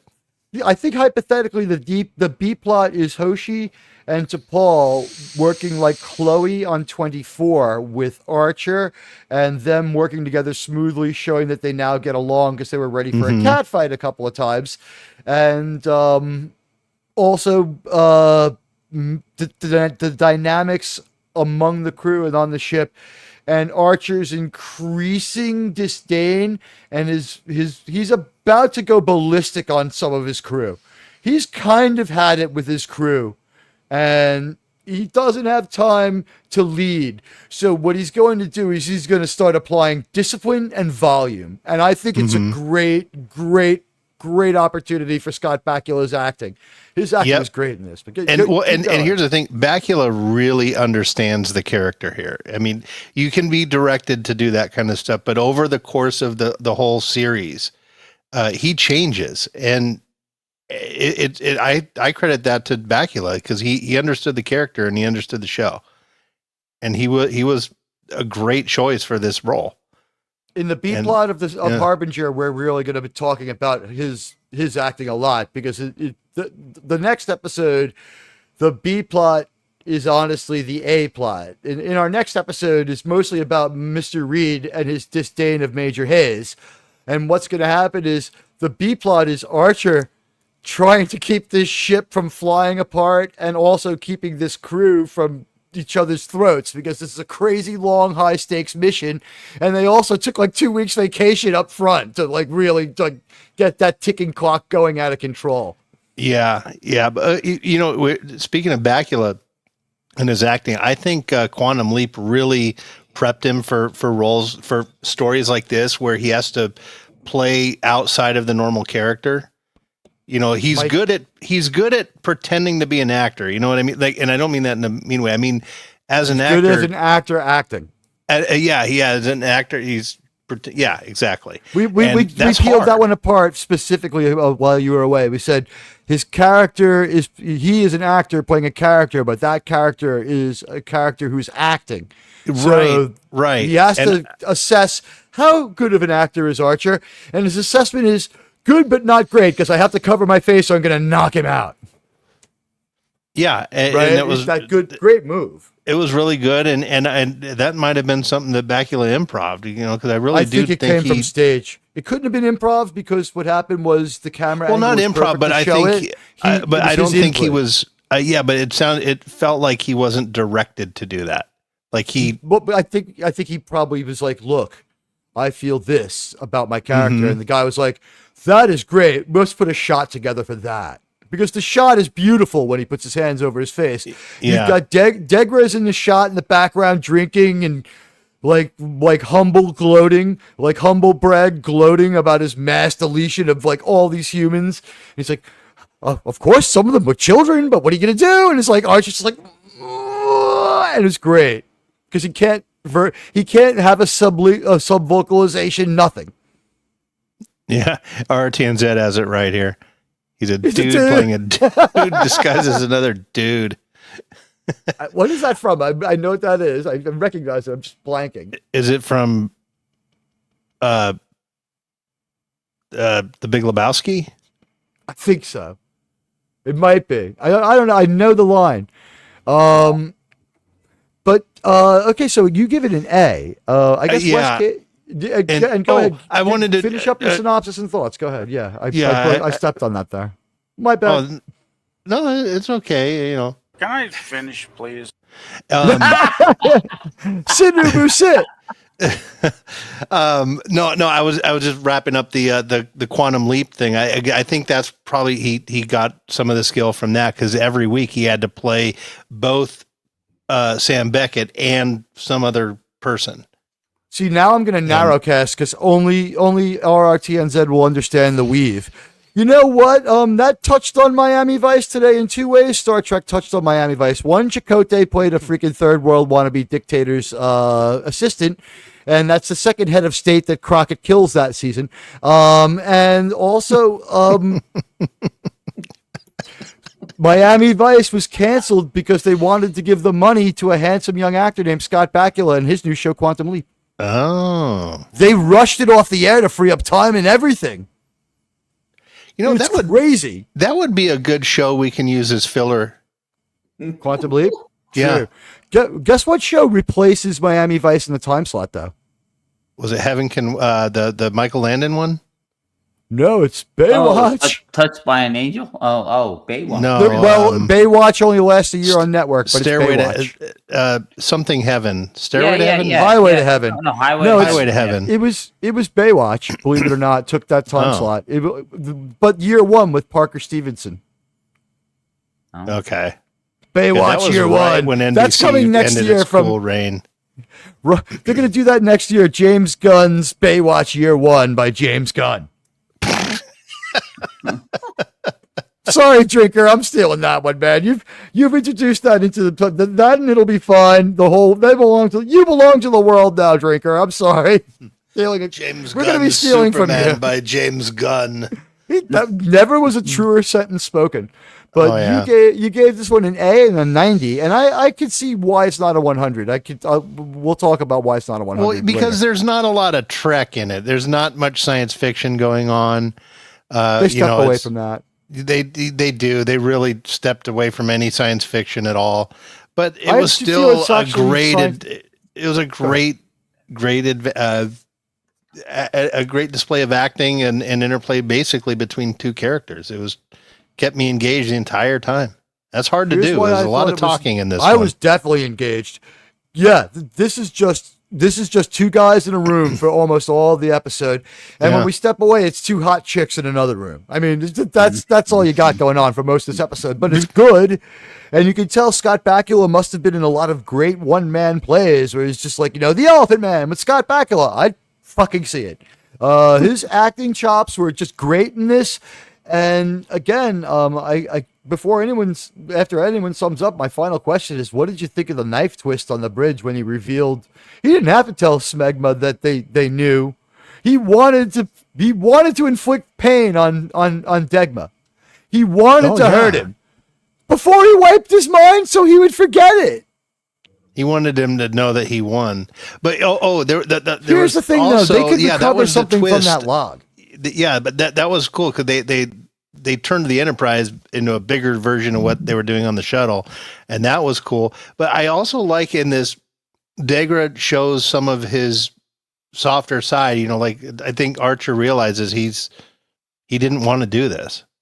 He talks a little bit about his children, and then he talks about how he was like the greatest and most foremost authority on stuff, and that was great. And he loved his life as an academic, and he loved lecturing and all that stuff. But then one day, the insectoids came and said, "Boy, you got to build this weapon, or we're all screwed." And we got an angry future Romulan who's told us that we should do this, because I'm guessing that was a future Romulan. I don't know who the hell the future guy was. We'll never know. There was a little plot hole though in this, where earlier in the episode he said he was ordered to make the weapon, and then later he says he volunteered or something. There was a little bit of it was a little inconsistent, but I think he volunteered to be hands-on. He was forced to design it. He volunteered to supervise it. Oh, okay. I think that's what that was the differentiation. They're like, you're going to use your knowledge to design a super weapon. He's like, not only will I design a super weapon, but I'm going to be here every step of the way, just like the guys who built just like the Manhattan Project. I'm going to supervise this. It has to be done right. We can't trust these humans. I'm with you. My family's at stake here too. He became patriotic. There was a little bit of the dangers of patriotism in this. It was lightly touched on, and it wasn't our patriotism, so I appreciated it. Not like in Strange New Worlds, where they showed the American flag and J.D. Vance and a Tesla logo and said, call it a light analogy. Yeah, and this episode also sets up the overarching tragedy that really is Degra's basically a tragic character, because he's very pacifist and a nice guy at heart. But what would we do if we were convinced that someone was going to come and destroy our planet? We'd do what he did. I'll tell you right now, if you put me on on like the USS Arleigh Burke guided missile cruiser off the coast in the Persian Gulf, and you're like, sir, it's over in Afghanistan. It doesn't matter. Nobody cares. If you want to empty this ship's entire complement of Tomahawk missiles on these Taliban camps, even though we're not at war with them, before they finish saying go ahead, I would have pushed the button because I fucking hate them and I don't care. So I think that maybe not only was he patriotic, but it might have made him bloodthirsty. Because I'm going to be honest, I was a little bloodthirsty towards the Taliban for a long time. Maybe still am. And I have no problem sharing that. I'm a human being. If you saw what I saw, you wouldn't let it go either. I'm going to be honest. Mm-hmm. Look, my father may have fought in a war, and that was definitely worse, and definitely didn't go away after a couple of days. But I was on a battlefield for a few hours. That was some crazy shit. But okay, you gave it an A. Wes Cagle, your thoughts on episode we just watched? It was kind of a psychological one. And quick thought, Sean. Here's why I thought it was sci-fi. It reminded me of like a Twilight Zone episode where like godlike beings mess with humans, but it was just done like, beings messing with other beings using tech. I did think that there was a Twilight Zone sort of sci-fi aspect to it. Not super strong. Yeah, but you're right. I hadn't thought of that. Yeah, so I consider this sci-fi actually. That explains why I like it so much. Honestly, I think that they were told to lampshade their sci-fi, and we missed it in a few episodes. And I think a few times they lampshaded it too heavily or didn't do it at all. That's what's going on. Like, instead of lampshading a spy story as sci-fi like they did in Deep Space Nine, now we're lampshading a spy story. We're doing it the other way around. We're not pretending the sci-fi is a spy story. We're pretending the spy story is sci-fi. And we're not going to the holodeck. We're doing this stuff for real. This is a spy mission. And this is a mission of vengeance. Like, we didn't call them up and say, look, we surrender, or look, let's talk. We're trying to take them out. And also, like, the show has been remiss. There should be a lot of talk about people leaving. There should be a huge evacuation underway. It's irresponsible not to evacuate. And I want to know what's going on Earth. Is there like a big rave going on? Everyone's having like a hurricane party? But Wes Cagle, take it away. The episode we just watched is called... Sean, the episode is called... Stratego. Yeah. Yes, I can't say the word. Stratagem. Yes, it's that game. It's that game they play in season 2 of TNG, right? Yeah, Stratagem. Yeah. Is that Grand Nega Shrek they play Stratagem against? Is that Wallace Shawn or is it Dick Van? No, those Dick Van Patten. Those No, weird, some other guy. Yeah, it was Dick Van Patten then, right? No. No. All right, moving on. Let's Yeah. let's get Wes Cagle's take on this one, or we'll never get to Harbinger, which actually is the shorter review. There's less to tell, so yes. it worked out good. I thought this was a straight B. No plus, no minus, no bloody A, no bloody C, no bloody it was a good episode. I like when they do these the episodes where it's a limited cast. It always ends up being very personal. It's kind of when you get too many members, it kind of dilutes the thing. Like on the episode called Strange New World, not the show, the episode of Enterprise Strange New World, where like just 4 of them are stuck in the caves for a lot of the time. Mm-hmm. Yep. But this is good. They do a good job here. So, but it's not the best, but it's not the worst. It's above average, and Oh, thank you. Wow, can't you're say anything right. else about that. Yeah. Is he also is that guy also in like MCU movies too? Thank you. Great catch. And buddy, I think I did tell you in the theater, but if you want to jump on, you do have a pass. Well, we would love to say hi to you. But okay, so West So you gives said it a straight B. And Straight B. What keep up the out of thoughts. 100, West? What do you do it out of 100? Oh well, a straight B would be probably 86, right? So 86 more of like a B plus or an A nowadays, but well, when you I give was it whatever you want. when I was in Catholic school, 86 was a straight B. I mean, Okay. no, yeah. So That's part of you my know, problem with the letter grades is because in Catholic school they have one Yeah. system, and in public school they have another system, and in your schools they had yet another system. Yeah. So Catholic me and school, Wes F started at 65. So in my school F started at 80. Yeah. And the beatings continued until morale improved. well, It never really the improved. nuns used to beat the shit out of us. So all right. Yeah, like we had a good enough time, but they didn't think we were. They definitely the beatings continued throughout that whole time. Yes. When Wes you Cagle, asked the keep nun on why with she thoughts. did it, did she say because she wanted to? No, because she said, listen, if They I felt that way towards me. Well, I'll leave it at that. Yeah, one of them definitely did it for the same reasons that you were once slapped, sir. well, they decided that if they gave it to you here, it was better than sending you to the rectory because the priest would literally punch you in the face. I was worse for me because when I got sent home, my dad would be so pissed off at me that I was insubordinate towards authority and didn't respect the uniform of the clergy that I would get in like super trouble and he would blow up and start yelling and screaming. Oh, that goes Who would without believe saying. that Admiral Teag's cop dad was like prone to yelling and screaming? He was a great guy, but he didn't go with that. So Wes Cagle, continue your thoughts. Oh no, that's about it. Like I said, I like the when they do an episode where it's just a one-on-one. Those are always good. Chain of Command episode 2 is mostly like that, where you've got just Picard and the Cardassian. So these are really this good. was borrowed from that one a little bit too, because it's Archer who is the guy with the scared child with the egg. Yeah. The Archer's got the 4 lights. Very.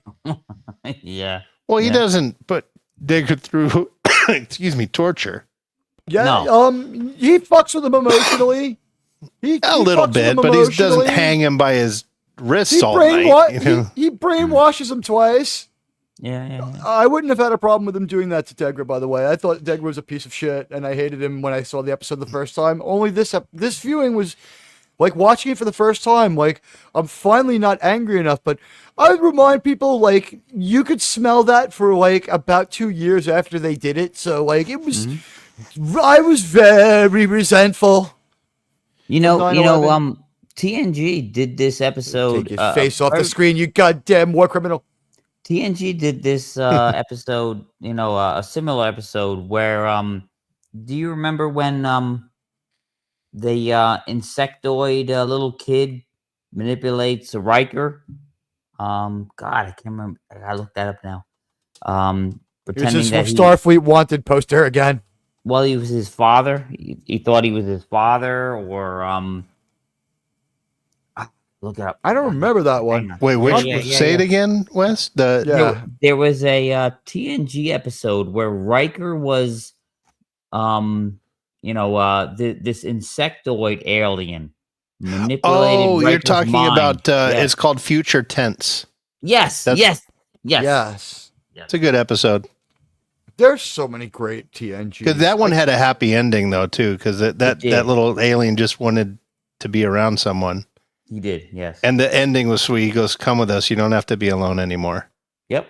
And by the way, guys, thank you everyone in the audience for bearing with us as we kind of find our way in this new format. The engagement is great, and it's a much more personal stream. I'm loving it. Our pacing might be a little off though. I guess so. Wes Cagle gave it a B, an 80. I'm going to take a quick look at what the audience thinks. Then I'll give my thoughts, and then please remind me to close out the audience poll so that we can set up the next one.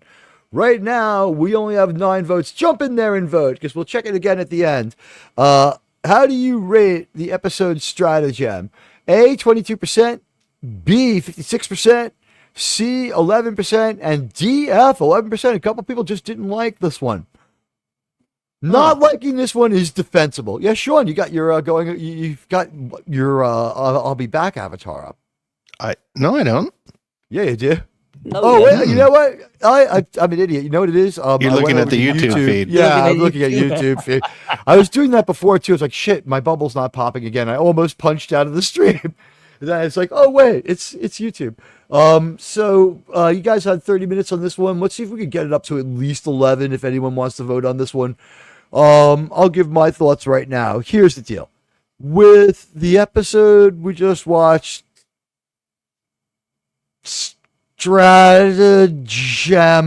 There you go. God. I enjoyed this episode a lot. Most of this episode was in A+ territory. I don't think that there was anything in this episode that bothered me at all. I don't remember anything tearing me out of it.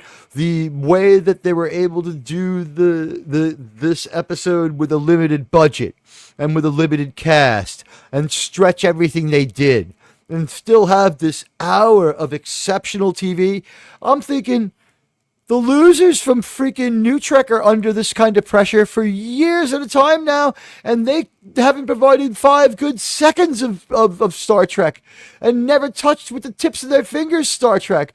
In this, we had a very inventive lampshading of science fiction to keep the network off their back. Remember, that's a mandate. Don't be too sci-fi-ish and put people off. And don't be too Star Trek. But remember, give people Star Trek. So this is like a maddening writer's mandate. And so they give you this Star Trek concept, which is we're going to take an idea and we're going to throw it out there judgment-free.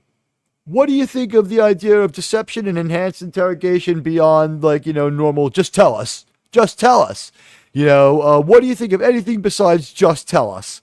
This is Miranda rights, cops using deception, everything. Conning a con man, and that's basically what we do. We con the con man, because Degra, he's conned himself into thinking that he's something more than just a low-life murderer, which is what he is. They're waging aggressive war. I would have,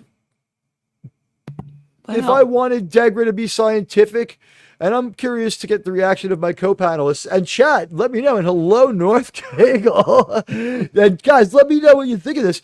Don't you think something like, he needed his version of, like, I was just supposed to drive the getaway car. It wasn't supposed to go down like this. Don't you think Degra should have had something like, but they assured me there would be a diplomatic overture to the humans before we attacked? He was down with, like, Pearl Harbor. You know what I mean? He's not Albert Speer. Albert Speer was like, no, we're not going to do this, right? He's like, no, I just need the weapon. Just build it. It's like, okay, yeah, I'm going to negotiate. Don't worry, Al. I'm not a bad guy. No. Degra is Oppenheimer. He is absolutely Oppenheimer. He's also Albert Speer because he's working for the other side. Remember, Albert Speer from his said perspective, he was, though. No, yes. But Albert Speer does have, like, a book, and Albert Speer stays alive. I read that book. I read your book. It was a very interesting book. It's a very interesting book. I don't believe that he tried to kill Hitler, though. I don't believe his story that he tried to set the gas outside the... I think he was trying to get himself off the hook and look better by saying that. I took some of the gas and I put it outside the intake valves for the bunker. I don't believe that for a minute. I don't believe he was going to try to identify that gas. Yeah, I don't want to talk about that one. It's in a very popular movie. It's not the camp gas. It's was it mustard gas? No. It's was it? Tobin. We probably still can't. I still don't really want to talk about it or name it. It was nitrous. Yeah. The thing is, when we name these weird things, like, it turns on something that starts listening without any discretion. And if we talk about something like that, and then we make a joke, or we clarify it the wrong way, it's not a joke. It's the AI. Yeah, but here's the thing: the AI comes after you. Like, we can't talk about the things that Mustache Man did because, like, if it seems like if you say something and the AI takes it as you're denying that event, that's some serious problems. And it's not really a live stream problem. And today we got away with streaming so much TV that I was shocked. But it's not a live stream problem. It's a re-upload problem. But the AI is always being upgraded. So there are still two sets of rules for uploads and for live streams. But for live streaming, you couldn't say that. So it's just be a little careful on like naming specifics. Sure. Like for instance, it's like, oh, I'll kill you in frustration is one thing. But like if I accidentally elaborate a plan, that's the way you have to think on this one. Like, oh, go self-delete. You know, that's one thing. But, you know, elaborating the plan, like, you know, is the same thing. So, like, you can't, like, and also, like, giving people a how-to by mistake. It's weird. Welcome to YouTube 101. Anyway, sorry, guys. The ever-moving line. The part of the goal of these discussions is to still have this show in a couple of years because you're going to be getting a lot of AI. It's going to be convincing. And I have a funny feeling that they're going to be able to generate content just for you in about 5 years. What do you guys think before I finish my summation? I don't want to think about that. I honestly think it's just going to generate oh, they sub to these people. We'll create this content. And it's just like, whoop. And like, we'll keep that AdSense money for ourselves. Yeah. Well, they're going to try AI, I'm just looking, I'm looking forward to the sex bot. Me too. I'm also going to say that's why I want to say hello to everyone over on Rumble, where we'll be establishing and making our presence known a whole lot more. And Kremlin is here. Kremlin has arrived.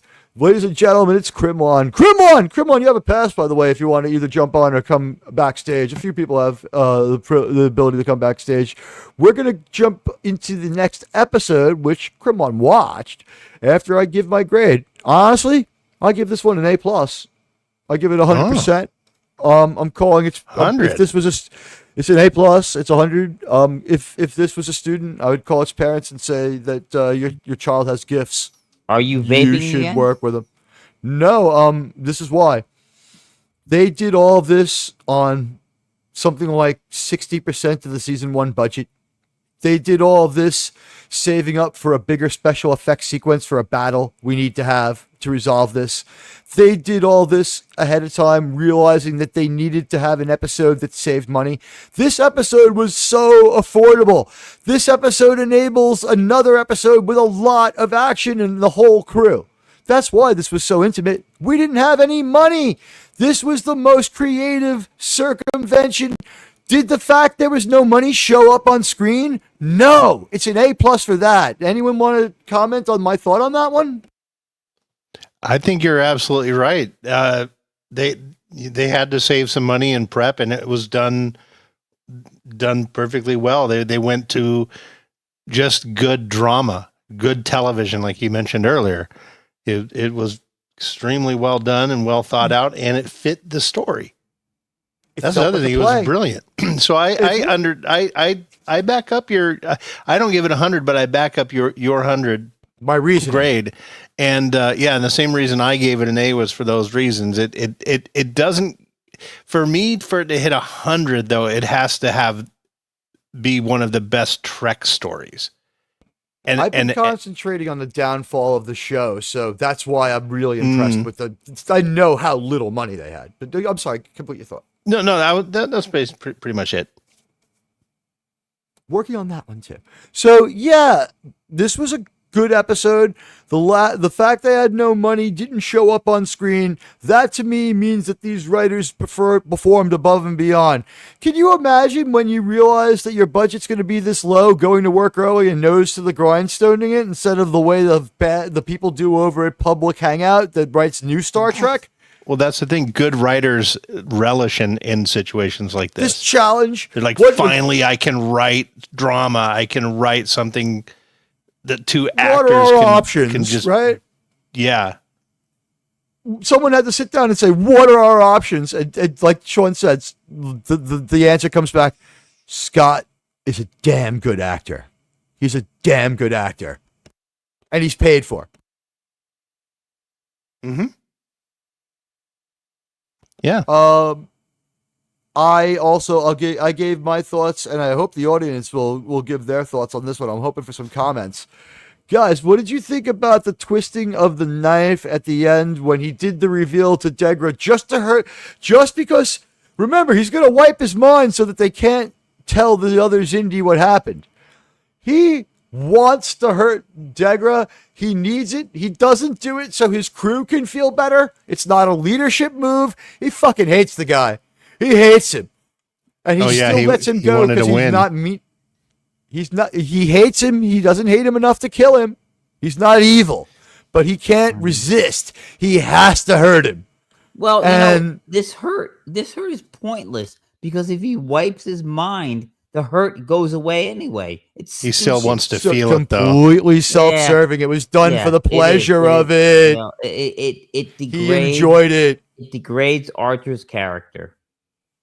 It enhances the character as a character to watch, but it degrades the character's what we call character as a trait. His character trait, like Sean has said a couple of times, that Mayweather is sort of a clone of Archer with less acting skill, and that like what Archer is at his core can be observed by watching Mayweather. He's a total Boy Scout. This made Archer into something that isn't Archer. This is what O'Brien says. I don't hate you, Cardassian lizard boy. I hate what you made me into when I was in the Federation military. Doesn't Archer kind of have a breakdown in the beginning of season 4 about it? Like he comes back and he goes, I had to do things. Well, yeah, but they missed. I'm jumping way ahead here, but is it they missed an opportunity. Well, they missed an Right? opportunity for Bakula to act well because at some point Archer would have broken down and he could barely keep it together. All this to get through the mission. He once does, it's done. in my opinion. I think there's a moment. Okay, maybe I'm not remembering it then, but here's the thing. I think the episode steps away. I think he breaks down we're only a couple episodes away. In a couple of episodes, the results of what happens in the next episode are going to fuel future events, which is kind of a good thing in this, not so episodic story. We have a previously on every week again. So, well, it makes sense in this one though, because they're catching. They do that this week on the same way they did with Battlestar Galactica. They give the audience enough to get into this episode if they missed a couple. And that's important. This is showing Archer's descent, and I think the moment that he loses it is the episode ends right after it, because I think he's beaming out with the piece of the other people's ship that's going to cripple their ship, and they're like, but we're trapped! And all the meanness and all the brisk nastiness that he's had for them the whole time drops away, and he goes, I'm sorry. And they they beam out, and the episode ends. And I bet you when he got back to the ship, he put down that part and he punched the wall. And he's like, they were like, when Trip walked up to him, he just looked at Trip and he's like, not a word, Mr. Tucker, and like stormed out of that transporter room and went to his cabin, and no one saw him for a couple of hours. Yeah, but now that I'm thinking about it, it's probably best they didn't do that because on one sense in one hand, you would be humanizing him by showing him break down. But on the other hand, you want the captain in a show like that to be a superhero and strong and just be able to weather anything. And unambiguously be unable to cry for the people who murdered his friend's sister. Right. He's been to Florida. He likes people from Florida. He's not like me, like an evil, like regionalist. There are people from New York who don't hate Florida. Yeah. Oh, I kid. I love Florida. I go there all the time. I go there all the time. I've got a question for both of you guys. So in this episode, like we've had this discussion about Archer kind of bending ethics and doing things he normally wouldn't. Now, from a practical standpoint, they should have blown up that Degra ship. Degra is the guy designing this thing. Right. He's in charge of it. And for in a real war, they would have taken him out. They would have blown that thing to smithereens like they did Yamamoto. Like take him down over the Pacific. He's too dangerous to be left alive. What's he going to build next?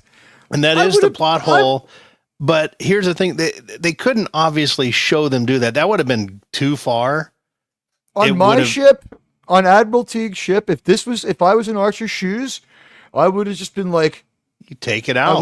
I would have held a meeting in that little area behind the center seat where they have that map table where they talk, and I would have brought to Paul, Reed, fuck Major Hayes. He's not in my chain of command. I don't answer to him, and I don't want his feedback. I would Phlox. I would just tell Hayes, go over there and take care of it. I want Plan Phlox, some spatial charges. and I don't want Hoshi because she's not ranking enough, and I don't want her in on this because I don't want to hurt her, and I don't want Travis. And I'm like, I've decided that they're going to be executed. Yeah, you have what you do is you have to live. You have a I'll conversation. do it myself. Yeah, you have a conversation between Archer and T'Pol, and T'Pol gives the logical reason why it should be done, and he goes into the briefing room and says, "We're doing this." But all that said, that's practical. But I know that they couldn't go there. They couldn't even have that conversation on a Trek show. On my that's why I'm not a Star Trek like captain. On my ship, this is exactly how I handle it. I want to give my take on this. Honestly, this is how much different Archer is than us. And this is also part of the sci-fi of Gene. These humans are supposed to be a small, not full step, and not even maybe a half step, but like a quarter step more evolved than us. Jim Kirk says it in the beginning of the Star Trek The Motion Picture novel in an editor's note, which means it's written by Gene. The new humans have one name. I am of a more conservative type of human and have 3 names because that's what I believe. Most of us in Starfleet, a conservative organization, believe that. And so there's this thing about these, how they are more evolved. And it's like, I am not as evolved as the new humans. Sometimes it takes a brilliant but brutal mind to execute the task at hand. And he's talking about V'ger. And so... Well, Jellicoe was like that. There's still captains like that. Yeah. And I honestly, this is my, and you guys tell me what you think and what you would do if you were captain. This is my take. I bring to Paul and Archer, to Paul and Reed and Trip back there, and I say, all right, I've made a decision. Decision's been made. I don't care what anyone thinks. He's too dangerous to be left alive. I'm prepared to take the consequence of this. You're witness to my actions, and you're right, Captain. To Paul, I wasn't expecting you to agree with me, but thanks for the support. Anyway, I was talking. Thank you. Trip, this motherfucker killed your sister. If you want to gun him yourself or stick him in the airlock or beam him into space, fucking do it if it makes you feel one bit better. He's a piece of shit for what he did, and we'll just say we shot him. There you go. Everybody, so say we all. And if anybody who wasn't in on this, I'd be like, I don't appreciate non-hackers and non-team players. I have to reevaluate your role in this chain of command. You're relieved, and you are dismissed in this conference, and you are confined to quarters until I have time to yell at you in my ready room. Anyone who doesn't want to kill Degna is out of the chain of command. That is my executive decision as a captain. I would gun him myself, but I'm going to offer it to Trip because he killed his sister. Maybe that's very mobster, but that's how I handle it. And by the way, the little morale problem that we have next episode never happens. What do you guys think of that, and what would you do? I'd probably do the same thing, but not in those particular words. I would just make the call. I would be like Picard in yesterday's Enterprise when he's briefing them that he's going to send the Enterprise C back through the rift. He goes, Riker goes, sir, if you want to know what I think, he goes, this is a briefing. I'm not seeking your consent. I love when they say stuff like that. Yeah. And I love when Archer starts to say, like, Archer has tried to get it across to his crew that he's not playing around. And let's close out the poll. I gave this an A+ and a 100%. It's the highest rated thing I've ever done. It's because it's so close to my heart. And 15 votes, the final tally. And we got to put this on screen. Wow, what an incredible honor to get this many votes. And I hope that we can get this many for episode 2. And after we do episode 2, we're going to fast forward on episode 2 because there's not a lot to tell. But also, then we're going to make the decision, Do we go back to one episode? Because it seems like there's a lot to discuss. Is it the idea, be prepared for 2, but be ready to only do 1? We really went long on this. We can go longer, too. Mm-hmm. We might have to go. Daniel, hello! Let me take a look at the poll. I really want to put it on screen because it's something. You guys are an incredible force, and I want to thank you all. We have the best numbers. Your poll, I've got... Oh, geez. Here we go. This is the channel member poll. As you can see, it is in its compressed form now. Let me add water. Actually, the poll just looked at the poll. Okay. Wow. So overwhelmingly 13% gave it an A. So very unlucky for me. B, 67%. That was like my most common grade in high school. C, 7%. D, F, 15%. All right. Well, 15 votes. We're going to end that poll. And it looks like, honestly, the poll and the panel and the chat show that, like, we're more or less in accord. There's not a lot of outliers. Everyone basically felt the same. And I can see why a few people might scoff at this one. You could easily say, and I'm not saying easily dismiss it or brush it off as a way of saying it's not valid. I'm saying it is valid to simply say, this episode was too tropey, or I'm tired of the, lampshading and 2 guys in a room stuff. Like, you're free to feel that way. I think that these performances were so strong that I was swept up in them. And I thank everybody who took part in the poll. I'm going to leave that on screen. What do you think? Do we have time to go on the Harbinger? I think we could do it. Well, we still need to get Wes Cagel's feedback on your question there. We did. Thank you. Yeah, you're great with this stuff. You're an awesome second in command. Remind me again the question. My proposition to my crew, if I capture Degda, is I bring the principal members of my crew back and say, I'm gonna gun this guy myself because I hate his ass. Right. He's not. I'll enjoy it. Don't get me wrong. I'm gonna enjoy this. In fact, I'm thinking airlock for this guy. I really don't like him. I'm gonna delete him. I hate his ass. There's no redeeming this guy, and I don't know what he's gonna build next. Anybody got any objections? Fuck you. Keep it to yourself. And by the way, if you do have any objections, you can feel free to resign. And also, Trip. He killed your sister. If you want to gun him, or you want to put him in the airlock, or you want to beam him into a wall, be my guest. We'll put him as a trophy in our freaking ready room. Well, let me piece of shit for what he did. I hate that guy. Let me pose this as a lot of folks out there can grasp it. I don't like to just. I'm hovering over the mute button. Well, I don't like the revenge kind of thing, but however, I will say this: if I'm playing in Fortnite and somebody is I can see this character is a definite threat. They're a good player. They are a somebody who's gonna delete me at some point, and they are vulnerable. I will hunt them to the end of the screen to get rid of them while they are vulnerable. So I'm thinking about that. So you would do the same plan? Would you go with the Admiral Teag, like he's not leaving the ship alive and you can take him out? Yeah, basically. Yeah, all right. Yeah. Sean, I wonder. I agree with you. Yeah, I'm with you. I just wouldn't have done it in like, here, Trip. Here's the. You wouldn't have offered the Trip. You would have been like, this is a military ship. I'm the captain. It's my responsibility. No, because I wouldn't want to. I would take the burden on myself. That would be my burden. When Phlox volunteered, what would you say? Captain, I'd be happy, sir. No, I'd be like, it's my call. I'm gonna launch the torpedo to do it. I would just, because it takes that responsibility and that guilt off of everybody else.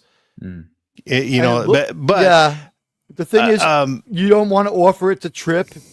No, you don't. It would be my call. It's my responsibility. Or I'd just order Reed to do it. I wouldn't. I'm Trip, your archer. I'm Trip, your archer. You ready? You've just given this you've just given your version of these orders. You ready? Yeah. Captain, he killed my sister. I want his ass. Give me that phase pistol. Let me. I'd give him a speech that revenge does not alleviate your pain. Yeah, revenge. Sleep fixes engines, Captain. You want this mission to go down or not? Yeah, but you gotta. No, this is a little different, Sean. Well, revenge is a double-edged sword. While you're plunging it into your enemy, it's cutting you at the same time. Yeah. I wouldn't want to put that burden on them.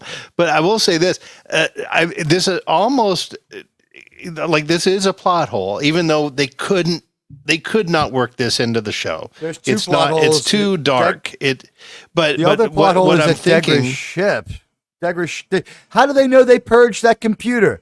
How do they know, like, how long was he kidnapped for? We have a couple of talks in the brig about how we're going to try the experiment again and stuff. Well, even Dagger calls out, goes, I don't think you guys have the time for that. And they didn't. They had to get the ship back. Maybe they wanted to track it, or who knows, whatever reason they gave.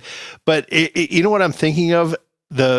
Remember Admiral Nechayev when she scolds Picard for not using Hugh to destroy the Borg?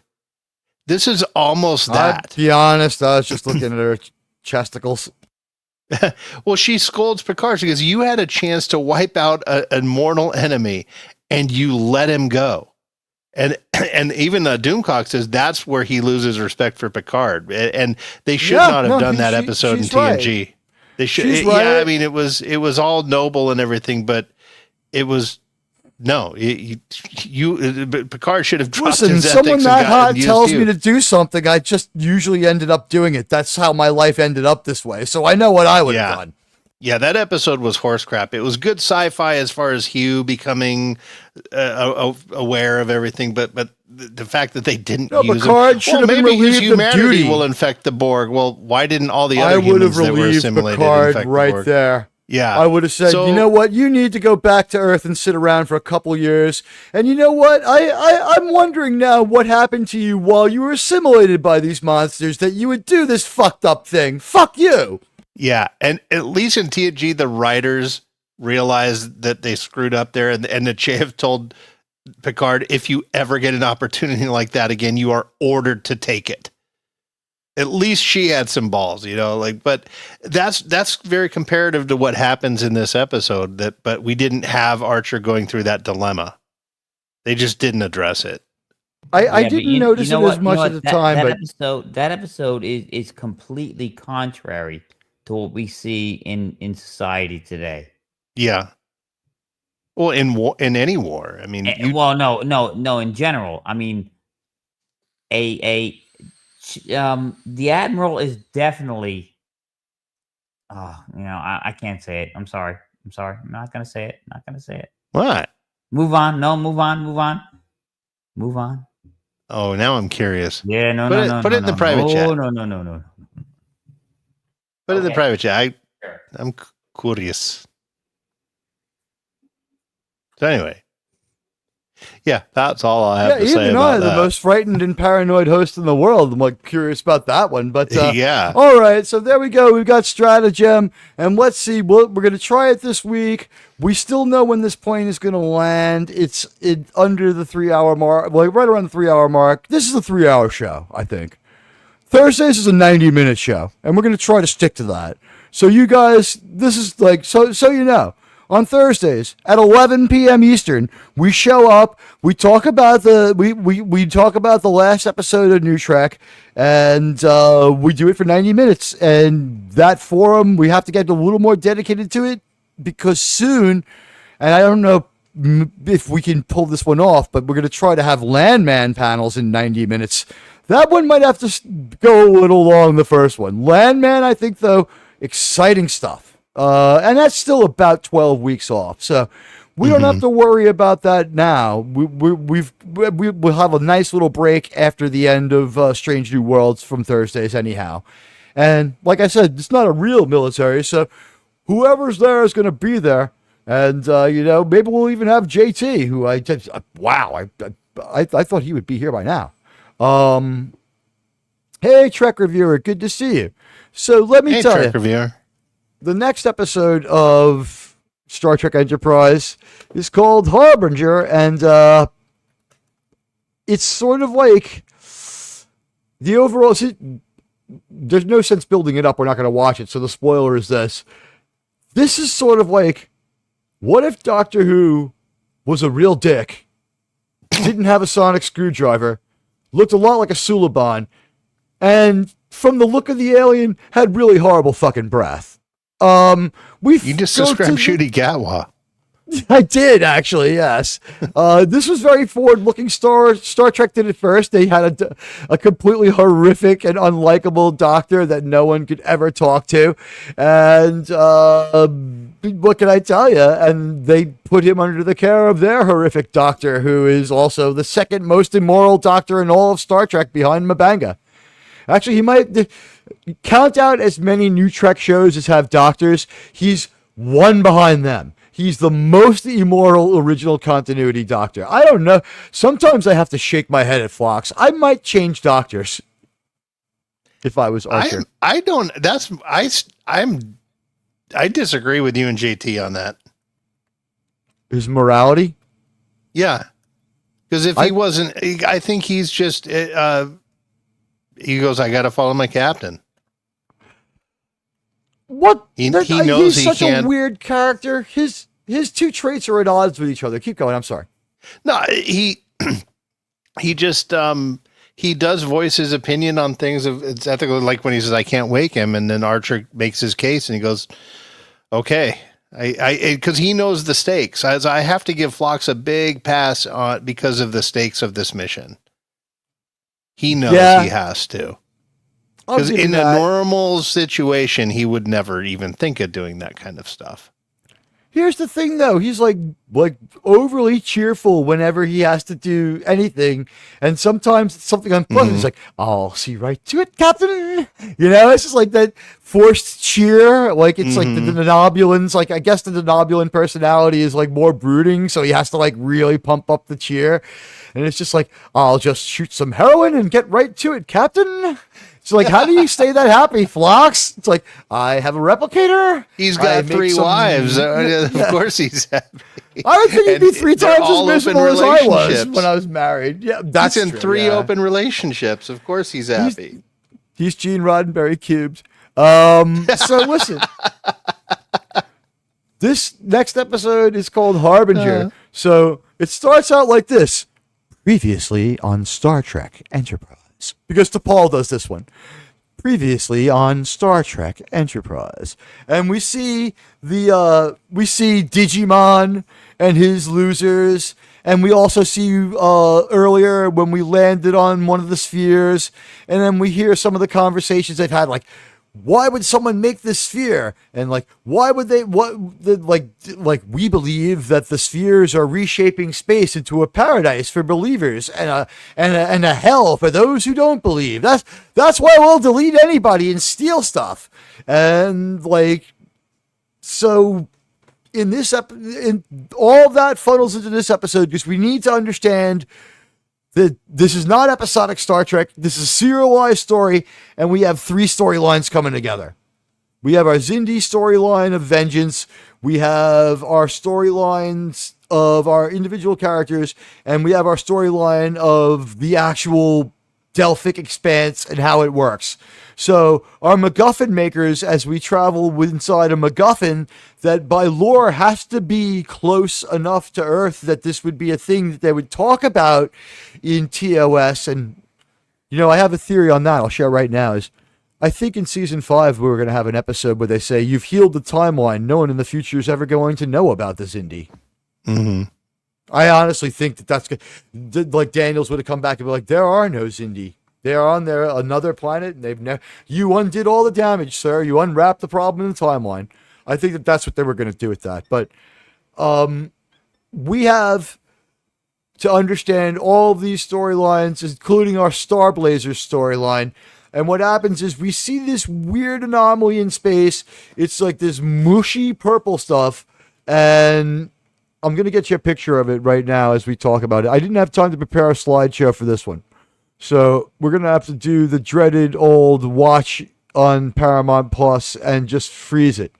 And oh my God, guys, we're missing The Equalizer. If anyone wants to go watch The Equalizer with Queen Latifah, don't call me during The Equalizer. Can you believe? I can't believe that show is still on. Is that a sci-fi show where she beats up dudes and roundhouse kicks and stuff? Or she can kick down a door by kicking the bottom half of it because she can't get her leg up. And you know what? Like, I'm supposed to enjoy this because, like, she's not just a woman, but she's older than me. Like, Latifah's been on the scene for a long time. She's older than me. She's older than Snoop.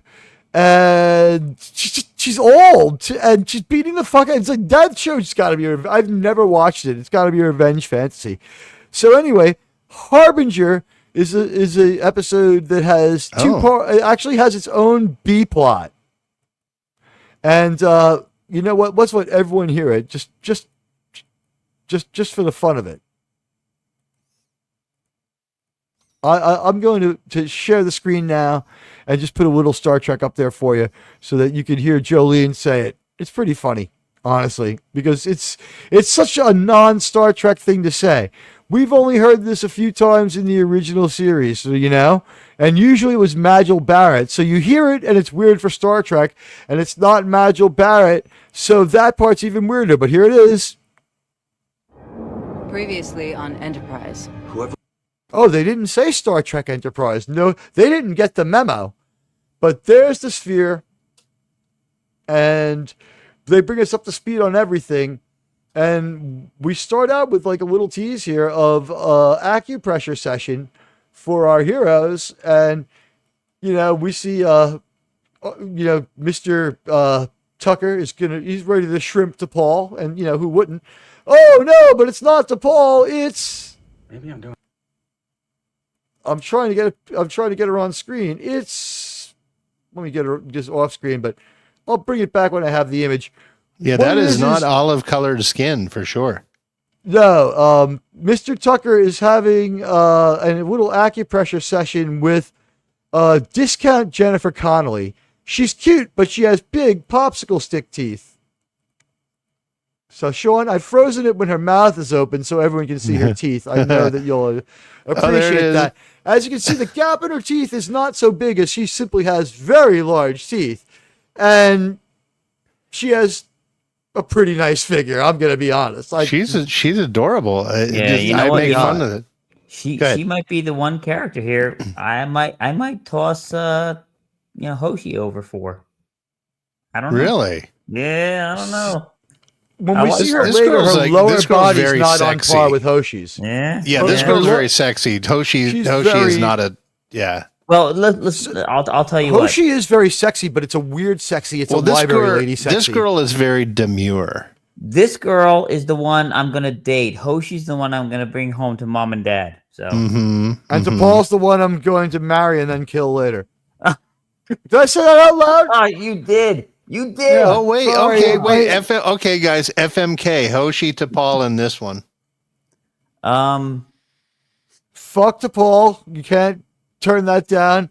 Marry Hoshi. And I got to kill someone. It's going to be this chick. Sorry. You're hot and all. You're a hard 9, but, the 10s are going to win. I'm effing this one. I'm marrying Hoshi and I'm killing T'Pol. Sorry, T'Pol.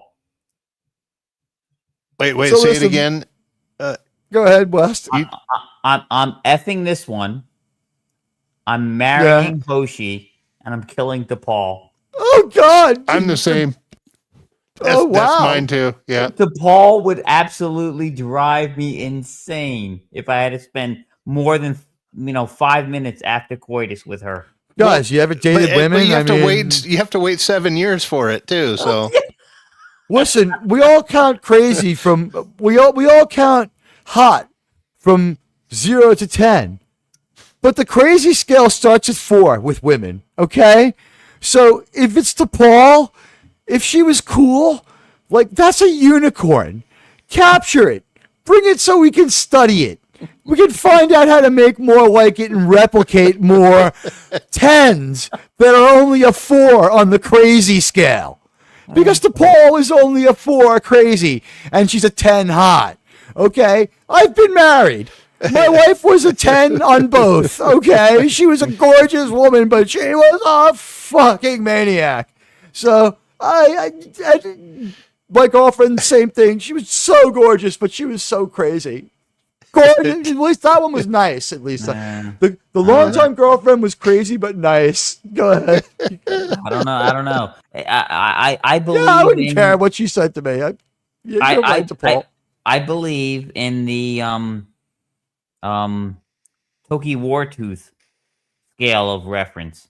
All the hot ones are crazy. So there it is. You know what it is? You got to be like a real gentleman to be married to Paul, because she shows off her super strength in this episode. She's throwing people around. Oh, this is true. Yeah. In this episode, they remember she has super strength.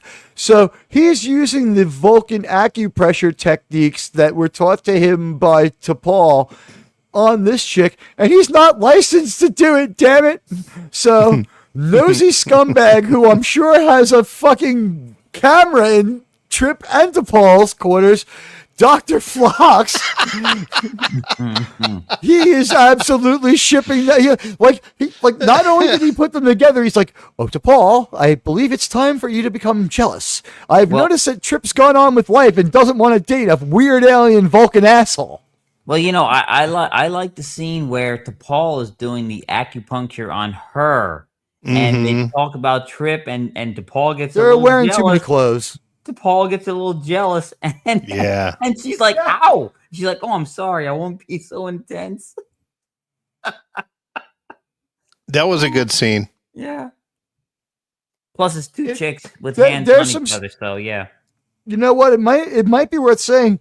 When we were all grossed out by the maudlin, horrible acupressure the first time, and she's like, "Harder," and all that other stuff, maybe it was best we got that out of the way so that we could have this scene and actually like it. Like, maybe it's time to admit we might have been, like, gone a bit too far in a few places condemning that scene. George Lucas there. Yeah. No, I mean, like RRTNZ said, like, you were okay when they did it to Paul. I mean, maybe he was right. And by the way, guys, you know, we can fast forward to the end of this one anytime. This is the deal. We're going to use tonight's show to gauge how we go forward, because I don't know. It's going longer than I thought. Hey, Radioactive, thank you. So who's going to pound to Paul again? Let me tell you something.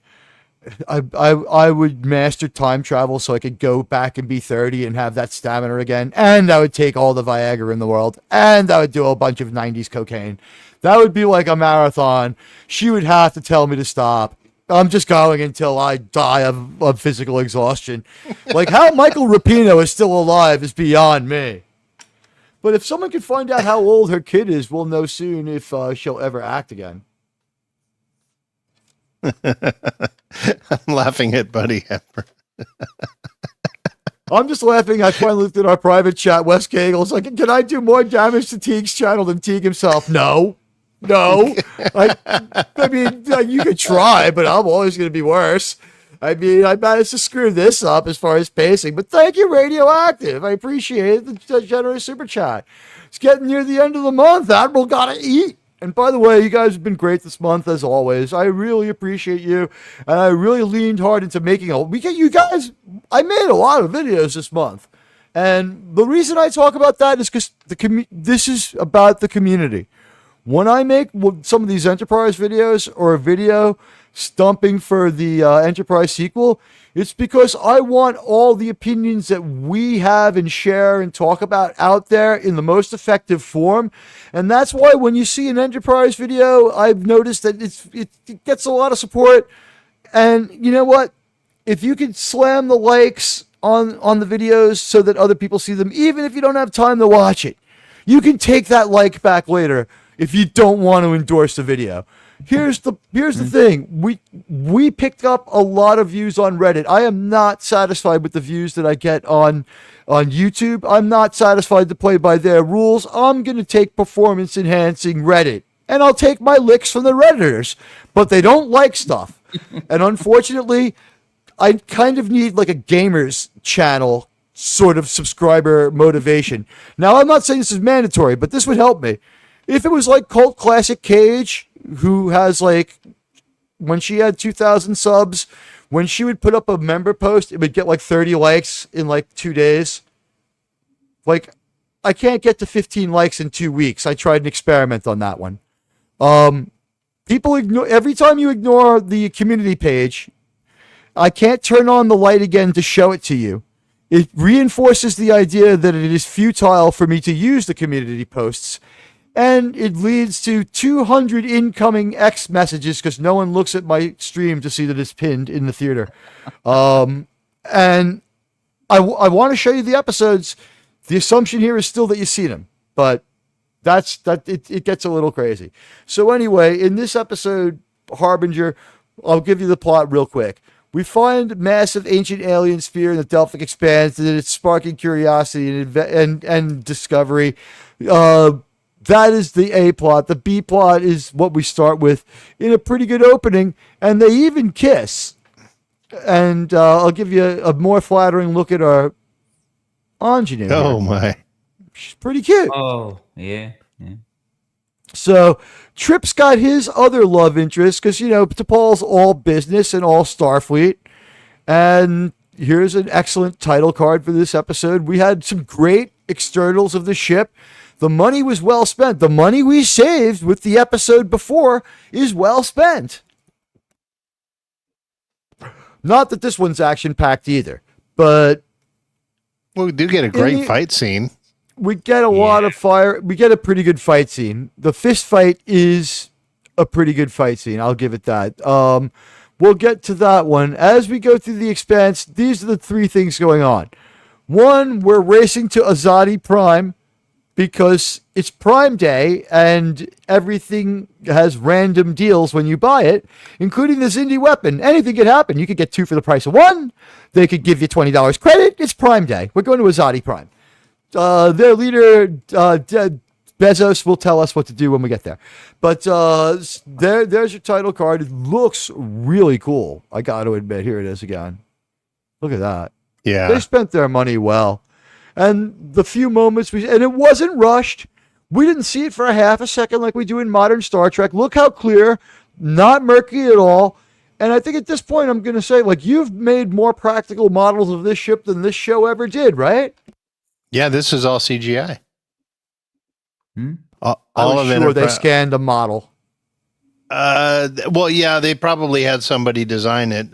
Probably Greg Jean. I don't know if Greg Jean was involved with it, but I think it was Ralph McQuarrie, right? Is he still around? Was he still alive? Well, Greg Jean was the model maker for Trek for most of a lot of TOS and almost all of TNG.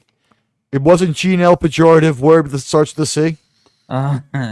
Sorry, I just wanted to use that joke. No, that was the writer. I know. Yeah. Anyway, speaking of the episode, I'm sorry. My bad. Finish your thought. No. I did look it up, and the NX-01, all of the effects in Enterprise were CG, and they did some really good work. That would, if I scan an actual model, isn't that still CGI if I don't use the model when you know what I mean? I only use the scan. That's still CGI. Well, if it's based on something that somebody handcrafted, you can say it, came from someone with skill. But yeah, well, let's say I'm pretty vain and I just want all the credit. Yeah, they may have. I don't know. The CAD programs and stuff were pretty sophisticated by this time, so. I'm looking at the scanning equipment for my Enterprise model with the refit here. Maybe I can beat them to their sequel. But you know what? Fresh back from acting lessons, delivering lines much better is Mr. Mayweather, where we come to the point in the abyss where it is turned into like a not so great space cancer effect. I usually am all the way in. I'm usually all in on the Enterprise CGI. That's what you said. I'm usually all in and very praising of the Enterprise CGI, but as you can see here, it's only okay. And this weird membrane in space is bubbling and gooping, and there's a TARDIS-sized object inside. And again, they're still conserving their money here for the big finale of this arc. There's So the so grappler much going on. Yeah, you're right. The grappler is usually used to be controlled by Mr. Mayweather, but it's Mr. Reed now, isn't it? Mm-hmm. And he doesn't have a straight-on look at the view screen either. They just don't want. They don't give any fucks. They're like, fuck that. You have your own screen. Well, just pretend you're looking at it. Never mind. I'll say it in the private chat. Malcolm just is not able to deliver. He can deliver one or two convincing lines, but I'm saying, like, we have seen them, like, there's a part of this episode where they're able to pull something off, and they say, Travis must have done it, rather than show us Travis doing it, which would have been a good moment for that actor's character. We're taking character moments away from Mr. Mayweather because Anthony Montgomery is not as good of an actor as Dominic Keating, by a long shot. He's nowhere. He's terrible, actually. Yeah, we're going to hell. I'm reminded of the Punch Out scene where where Little Mac is chasing the guy. Listen, guys, only Shran is allowed to make observations on the color of people's skin. So anyway, Mr. Reed misses the first shot with the grappler, and there's some sort of optical illusion that occurs when you fire through the membrane, which I thought was cool. But the second shot, Mr. Reed, good as his word, he gets it. We don't trust Malcolm to push a button and say, "I've got it, sir." We don't trust Mayweather. I'm sorry to push a button and say, "I've got it, sir." We've got to give it to Malcolm. So Malcolm, he's in the middle. Boom, he's got it. He's like, "We got it, sir." He's like, "All right, bring it aboard." And they drag this thing in, and it's like the size of a coffin. And when we open it up, lo and behold, seems like it's more or less like a coffin. We've got like an angry, half-dead alien, and he's a real asshole. This alien is a total asshole. Yeah, he's from Jersey. This guy is a piece of shit.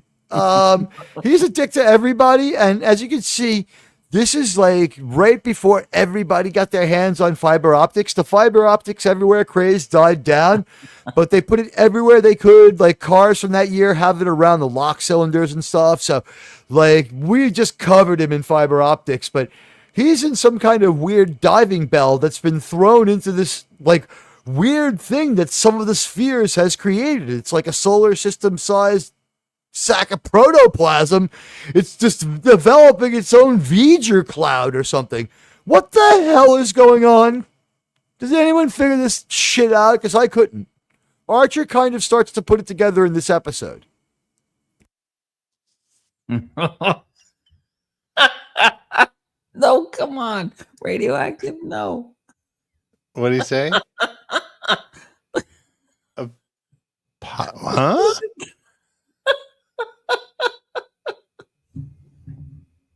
What does that mean?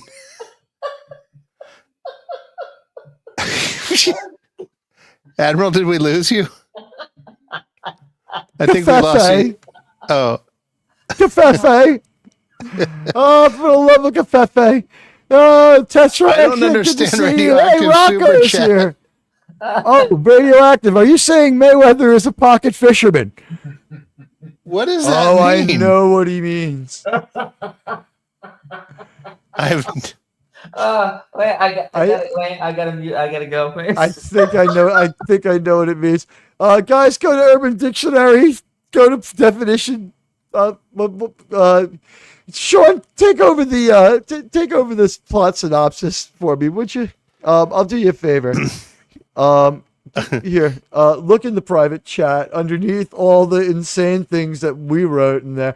Guys, I'm convinced of this. Like, we're all going to check into a psychiatric institution at some point after we're done with the Star Trek stuff. So it's 20, 30 years from now. But, Sean, I pasted it in there. The bullets didn't show up. The bullet points didn't show up. But if you could find, if you want to go on a little bit with it while I try to find. It cuts off, though. It only pasted up. Just go through like the next two events. Okay, the mysterious. Do you want from the top? Mysterious sphere. The Enterprise encounters a massive, ancient alien sphere in the Delphic expanse, sparking curiosity and investigation. Then there's an alien encounter where we discover an alien in a pod within the sphere. It's brought aboard, and he's disoriented and later revealed to be a test subject. There's some crew tension that arises between Trip and T'Pol as their professional relationship strains under personal feelings, complicating their duties. We then have the conflict with the Makos between Reed and Major Hayes, where Reed is just paranoid that Major Hayes wants to take over security for the ship. And Hayes is just saying, no, I don't want to do that. And then they have a fight. Yeah, that's going to... Hayes initiates some flirty training. Fight first. Yeah. Basically, what's happening is Hayes and Reed are flirty fighting. It's weird. Like you can tell that these two are going to work it out because at their core, Hayes and Reed are the exact same fucking guy. The same way that Jellicoe and Riker are the same guy, and they're just in conflict because the script needs some drama. But here's our dick alien. I hated this ball sack. It's a Suliban. I hated this guy. He looks very Suliban to me, but they don't recognize him, and he's the wrong color. Sulibans are yellow and black with black flecks. Yellow and black fleck. He doesn't have the flecking effect of a Suliban. But yeah, he's essentially all the prosthesis and the architecture, whatever you want to call it, the frame of his makeup is based heavily on the Suliban. Mm-hmm. They take pains not to avoid it. You know, I want to point something out. The reason why we have to recycle the look of the Suliban is because we broke and destroyed the Suliban for one episode just to have Dean Stockwell be mean. We overly humanized and destroyed the Suliban as the enemy. And it's a good thing we're keeping it to 1 year with the Xindi, because we're going to do that too. We already gave them a good reason to attack. Their reason to attack is a little is a little bit that was the right definition. Which definition is, you know what? Could you drop the link in from Urban Dictionary for our friends? That's you just go to Urban Dictionary and look it up. I don't know if I want to link to that in the just look it up. Yeah, all right, fine. Do not look up Alabama Hot Pocket, though. Do not look up an Alabama Hot Pocket. No, to that, and don't look up Dutch oven, or you'll keep on doing it to your wife or girlfriend. I couldn't stop. But that alien's a real dick. And then here's our C plot. Here he is, our pal, Major Hayes. We got C plot. We got A, B, and C plot in this show. Yeah, this show's functioning with the full cast, and they use every minute of this runtime. I didn't feel like they wasted any of our time. Even on plots that I don't like as much. It's like, I don't really like the romance between Trip and T'Pol that much, but I do like that it facilitates T'Pol putting on her silk pajamas. I like watching it. I'm fine. Yeah, I like watching it. I don't care about their feelings at all, though. I'm good enough knowing that they care about each other more. You know, it's like whatever they say, it's like it kind of lost on me. Although, whatever. So here's Major Hayes, and I got to give it up. This is one of JT's favorite characters, so, you know, pour one out for our boy who couldn't be here.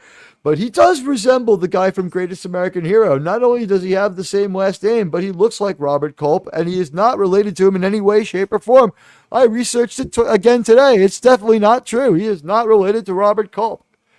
But he finally gets his way. The episode actually, I think the opening of the episode is them walking down the hall, and he's like, Tuesdays and Thursdays at dawn. He's like, no. Wednesdays and Fridays in the evenings. No. Mondays, Wednesdays, and Thursdays at lunch. No. And Malcolm is just shooting down one thing after another. And it's pretty clear that, like, Hayes is trying to schedule something. It's like, is it sex? Is it a workout?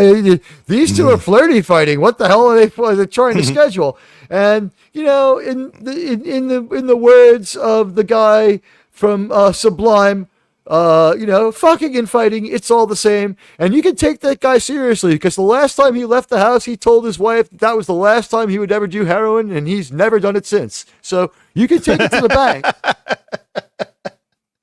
It's not too soon. Don't do that shit, people, please. The world's a bad enough place and life's hard enough. Every once in a while, I get distracted on that. I've seen a few people.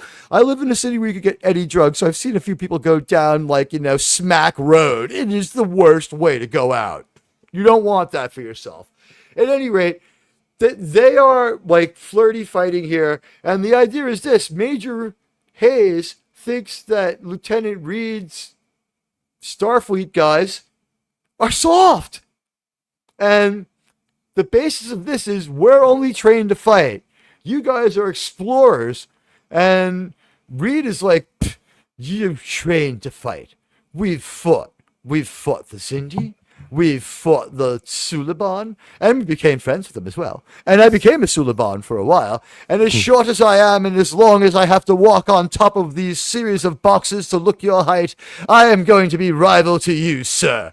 Because Malcolm is nowhere near as they're both twerps. Because there's no way. When we saw Malcolm a few times, like, the actor's about 5'6", 5'7". He already appears that way standing next to Bakula. Major Hayes is like, he should be dwarfing Reed. I don't know, or Bakula is just heightened by the cast at all times. But you forgot to mention Trip taking the Colonel Green down to that prison. Oh, hey, we've blown up an there are some people here repatriation camp. Some people are only here because of that. That was one of the first video essays where I came up with the new style. It was a little longer than most. It was 28 minutes. Now it's like 20 minutes is the ceiling for the reviews. I'm thinking about going back and coring out the 20 minutes and re-uploading all the old reviews and dumping the other stuff, because at first what I tried to do was preserve the entire conversation. Then I realized that it was about the scoring.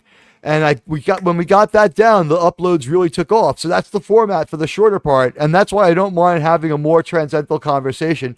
And today, let's face it, it's like a major holiday. People are here to hang out and have some companionship, and they're talking to each other. And we're having a good time on this one. And when we put the poll up, and Sean, are you ready to bring us to our next plot point? Sure.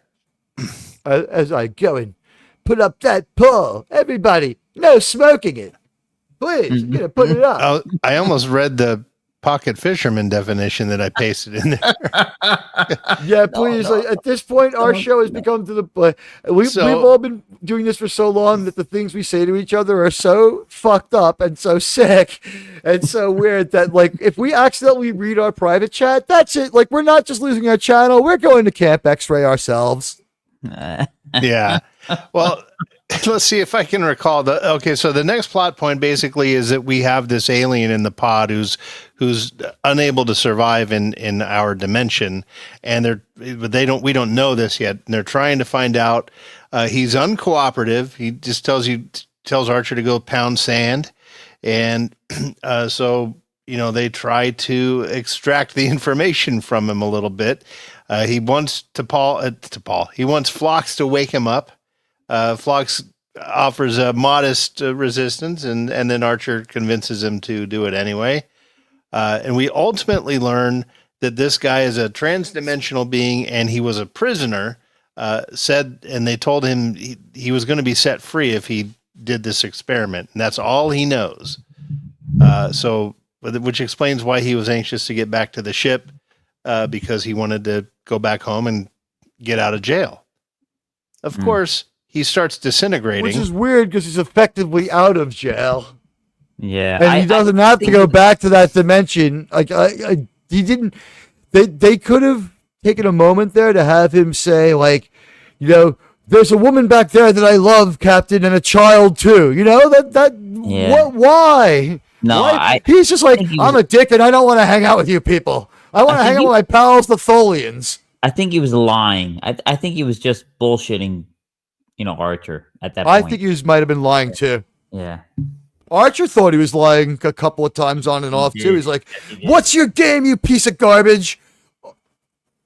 Archer did not like this guy. It's rare for Captain Archer to immediately dislike people, but he immediately dislikes this asshole alien.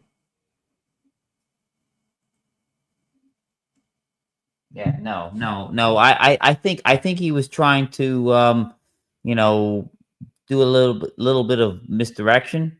Oh, Gaining the crew's sympathy. You know, he was obviously in on the experiment. He was not an unwilling participant. He was not. yeah, he was a scientist, Yes, he in my was. opinion. Also, I wanted Rocco the Brave brings up a good question. I think they try to answer this in the episode. Make of it what you will, whether they pull it off. I think that this is the idea is this: the spheres have something to do with the temporal Cold War, and they're phasing in and out because one, this is probably related to the Tholians and the mirror dimension, and that's where he's from, which is why he's a piece of shit. And they want to be in our dimension because they read the Star Wars EU books and they know about, are they called the Yuuzhan Vong? The interdimensional, like, horrible creatures that want to come here just because they like killing people? Yep. Yeah, they read that. They have the same. I think that Digimon and his followers, they were correct about why the spheres were made, and like they're just like at the front of the line to be like, I for one want to welcome our insect overlords. Like, he's the Kent Brockman of his people. He's there to welcome the insect overlords or whatever the fuck comes through that portal. And I'm inclined to think that it's either from the mirror universe or from the mirror universe Tholians.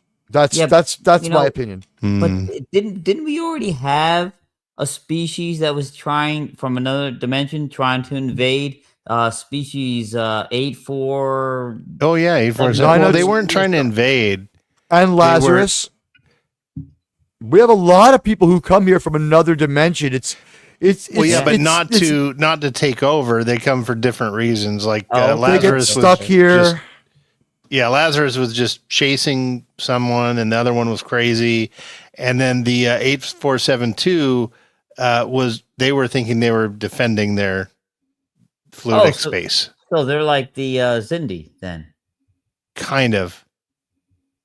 Okay. Yeah. They kind of go after Earth. Yeah, that's right. Yeah. Yeah, they it was stylistically designed to be that way, but they couldn't undo it, but they could diminish the effect somewhat. Yeah, but I think it went too far. They went too far in some parts. Yeah. And this weird purpley mess in space, the space cancer. The only other thing I can think of is it's opening a portal from the bad guys on the temporal Cold War. It might relate to that because remember, we never finished that. It might be that. I don't know. I don't know what this big mass of snot is.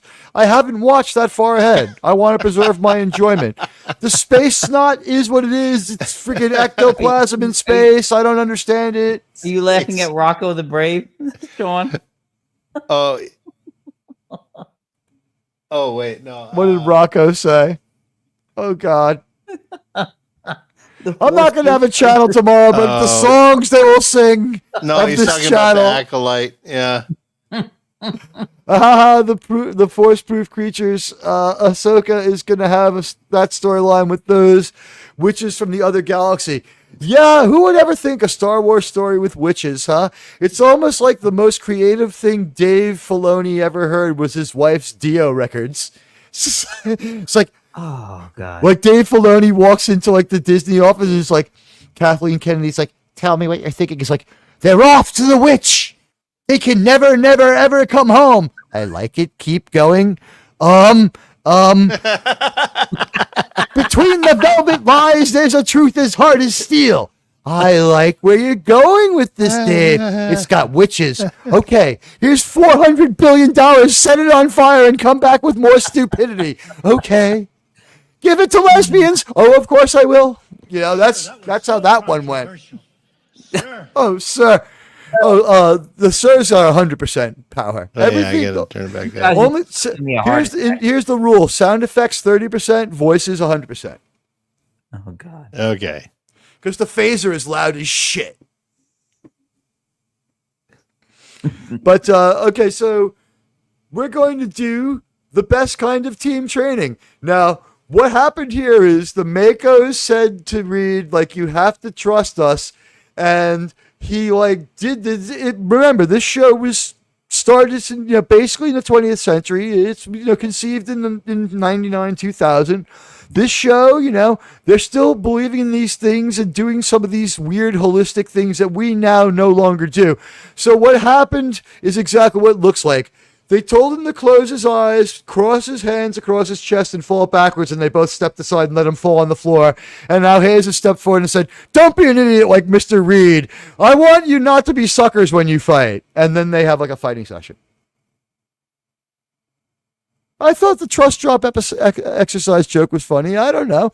But no, he's going to teach him how to fight, and Reed is resistant to this idea. And it's at this point that we see a workout session that's pretty cool. This actually might be worthy of a video essay, honestly. So when we do the grades, let's try to be on point. Because in this one, we have some cool visuals. We have T'Pol in her hottest outfit ever. And I'm going to take this off the screen while I re-cue the slide, which is how I remember to stay out of trouble, or I'll go to YouTube jail.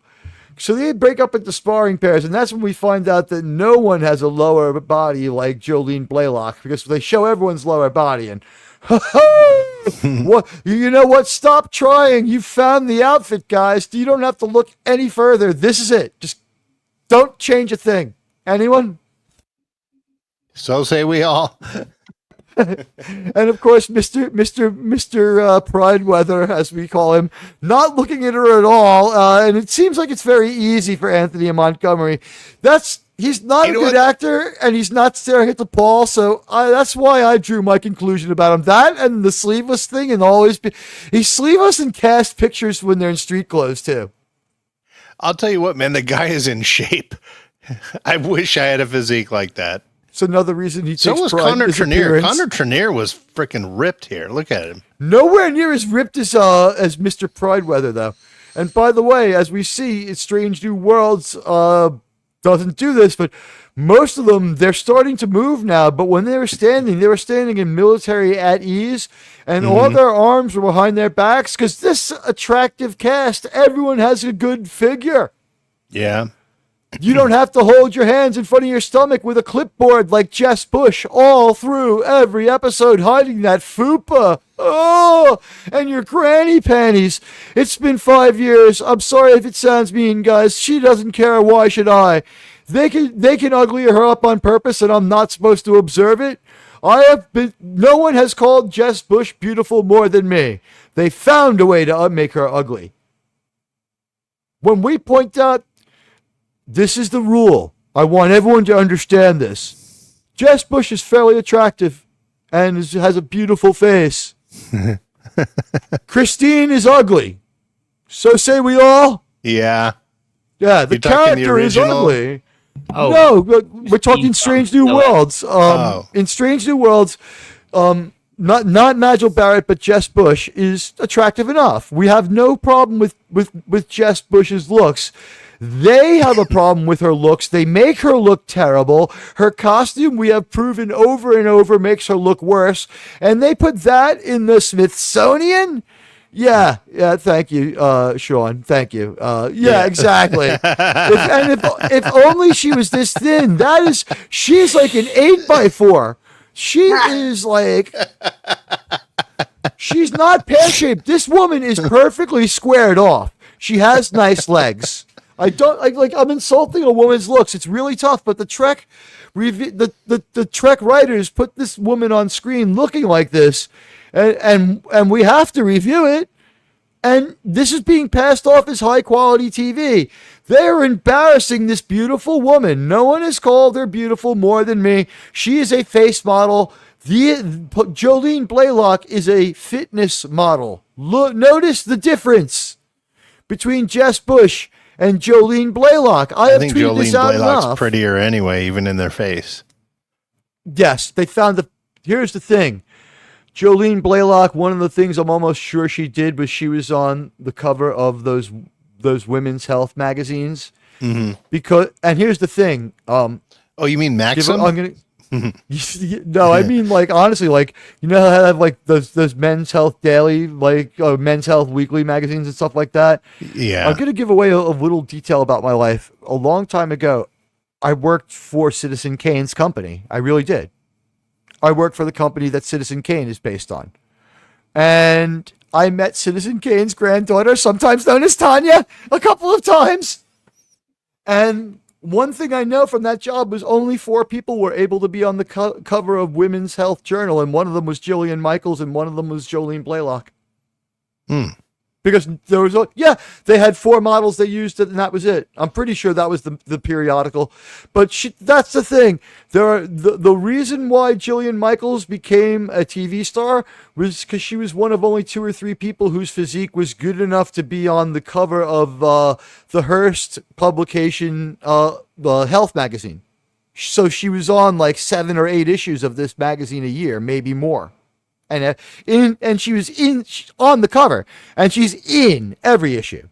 It was just the Jillian Michaels magazine, and she had quite the physique. So this is a fitness model. That's a freaking face model, and this is a fitness model with a beautiful face. That's a face model with an average body. There's nothing wrong with their body. They accentuate how bad it looks. They make it look bad. Jess Bush has an okay body. Christine has a terrible body. Majel Barrett is beautiful, and Nurse Chapel is beautiful. Christine and Jess Bush are not Majel Barrett and Nurse Chapel. I never call Christine Nurse Chapel because the show doesn't call her Nurse Chapel, and the character is not Nurse Chapel. It's Christine. Oh, Majel Barrett, she is, I'm sorry, hot take. She is not attractive as Christine. She has a great body. But she is hot in the cage. Yeah. She is hot, and she's hot in both of her roles, in my opinion. Is a better wig. She's the older lady I'd get drunk enough to have sex with, too, when I hit like 65 as Luxwana Troy, because she's freaking hilarious. I don't care what people say. I think the Luxwana Troy episodes are hilarious. Oh, I love Luxwana. And by the way, I really just... I get in trouble for doing this too much, but I want to just express the love to you guys. Like 14 people to be listening to us for this long. I don't think this is going to be sort of I think this might be an outlier weekend. I don't know what to make from this experiment. We're all going to have to put our heads together. We don't know how long our show is yet. That's what we're admitting. Tonight, we're probably going to hit 3:20 before we're able to wrap it up, because we're not going to get this in under 3 hours, which was the goal. And Sean and I and the other guys, we're going to have a serious discussion, just like we had to have a talk about the Thursday show. In the case of the Thursday show, it was Jerm explaining to me why I'm an idiot, and me realizing that he was like 100% freaking right. The Thursday show just has to have a time frame to shoot for. We never had that. From now on, I'm never launching a show without determining how long it's going to be beforehand, so that a half-hour fuck-up stays containable. Anyway, it's only Labor Day, so you know what? I'll do that when my friends aren't like kind of obligated to stay. But like everyone's always on my show, like especially on Thursdays. The Mexican Iron Man exit is available to anyone who has to go. I understand, like it's life, and it's just during the week. With Star Trek on the weekends, this is like I kind of almost live for this. I'm going to be thinking about next week's show tomorrow. You guys are the best fucking group to hang with, and I have the best panel. I have the best numbers and the best people. Anyway. Sir. Sean, you're doing a great job with the plot synopsis. Do you want to? Is there any more of it in there that you could go for? Or is that just the ending. We end up where we're kind of a plot hole here, where this extremely sick alien is able to get out of the bed and run all over the ship, causing havoc. I want to get a picture of that. Here's the deal. He's phasing in and out like Kirk in Foley and Webb. They're counting on us knowing other Star Trek to understand this, but if you never saw other Star Trek, it makes enough sense. If you've seen Star Trek, it's really logical. If you haven't seen Star Trek, they explain enough. I think it was brilliant on that level. Anyone? What did you? Anyone's take on that particular part? How they built on other Star Trek, but didn't need. We didn't need to. There was no homework needed for this Star Trek centric episode that was built on other Star Trek. Anybody? Well, I don't know. I think that they take for granted that the audience knows more than they actually know. Well, one thing they don't take for granted is you have to eat in every episode of Enterprise. Well, true. They have to show someone eating. And here's the alien. He's fantastic.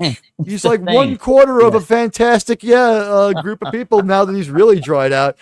You know, he's getting a bit ashy. Give him some lotion or something. Oh, that's a Bill Burr reference.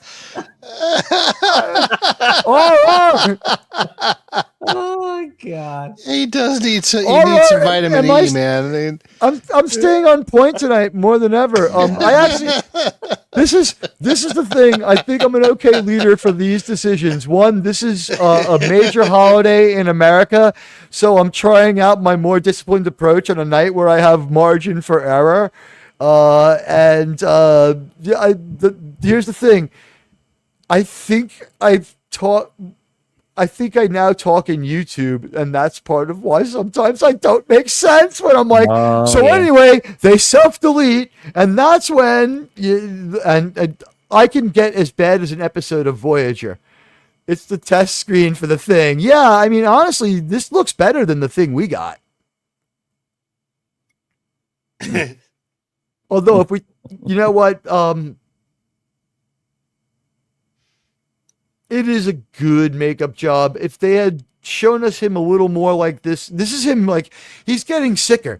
I wish he had just default looked like this, because he now looks much less like a Suliban, and we would have been spared that moment where we're like, oh, come on, because he was a little fleshier earlier. Well, he comes from the race that built the spheres, who are trying to invade our dimension. So that's not the Suliban, then, right? Right. But aesthetically, they looked almost exactly the same. It was just he was a caucasoidal flesh-colored Zindi. That was the only. A caucasoidal flesh-colored Suliban. And even Sean was saying, oh, come on, he's a Suliban. Yeah. I don't get why, like, if it was supposed to be a different kind of Suliban or something like that, they would have said it. So I'm guessing, like, they just want us to forget all about the Suliban until they need Silic to come back. I think they're trying to walk away from the temporal Cold War. I just don't know. So as Sean said, this guy gets sicker, and I'll get you the image. And by the way, we're going to touch and feel each other for a while. Then this real jerk of an alien, he really starts to turn into kitty litter, and I hate him so much that it's great. kitty litter. Kitty litter. He does. He looks like kitty litter, and I hate him so much. It's great because he's a jerk, and the most immoral doctor of the original continuity. I don't want to hear about it. I mean, name me an original continuity doctor that's on one of the ships or on a station that's less moral than this guy. Come on, just because he's cheerful when he does it, like. He protests when Archer says that you should. Archer goes, wake him up. He's like, that would be cruel and unethical. He's like, do it. He's like, okay, I have a person. Yeah. It's not like, Yep. he's like, I will be taught. Like Bev would have been like, I'm noting this in my log, but I understand. You know what I mean? It's like he trusts him too, but he's too eager. Like it was a mistake in the direction, or they're just dwelling on keeping him from having too much humanity. They want him to stay alien. Well, Phlox would have fit in well in a certain 1930s country, to go along to get along. Yeah. So yes. Sean, any thoughts on the second iteration of our bad guy turning into kitty litter, who's being a dick? He's a real dick. He really is. I mean, he pleads for help, and then he goes, "Oh, thank you, doctor." And then he goes, "I'm going to go on a rampage and stick my hand in the warp core." Right. So this is what happens in the sick bay. during the little bedside talk where Phlox is like, I'm keeping you awake even though it's immoral. How do you feel? Oh, painkillers? I couldn't bother with those. Fucking crazy stuff. So the alien phases out and starts running through the walls. Think Section 31, except not stupid, with consistent rules of transit. It doesn't stop when the plot needs it. No. That is where I have a problem. If he can just put his hand through a wall and walk through it, how is he standing on the floor? He would fall right through his shit. Yeah, he can control it. That's a common trouble with walking through walls in this show. Well, in any track. I had a bigger problem with him walking through walls. He doesn't know the design of the ship. He can walk out into fucking space. Out into space. I thought the same thing. Yeah. He's not even like, let me just take the door for now. Like, I've got this great ace in the hole if someone comes after me, but so he walks to the whole ship, and he just does it. He with no fucks to give, strides straight to the warp core, and while this is happening, to the sound of the Bee Gees, for lack of another term, it's like I'm hearing Night Fever in the back of my head with the way Malcolm is looking Hayes in the eyes. It's like, come on, guys, that everyone experiments in college. Just take the mushrooms and do whatever it is you have to do, and then you can tell your wife in 30 years that you're not intolerant. Okay? What? Yeah. Just put your head in a pillow and think. No, I've tried it. Exactly. Yeah. So what happens is, they're arguing over the scheduling of the sparring and the way to spar and the whole sparring thing, and it comes down to, I'm a better soldier. No, I'm a better soldier. I'll beat you up to prove that I have more self-control. No, I'll beat you up because I'm more under control than you'll ever be. And so they both go it's not quite man baby. They keep their dignity, but long story short, this turns into a pretty good brawl. And the action is decent, and the actors are doubled well. It is much better than most fights. It's better than anything we see today. It is better than the fights in most tentpole MCU shows. It's as good as a Daredevil fight for sure.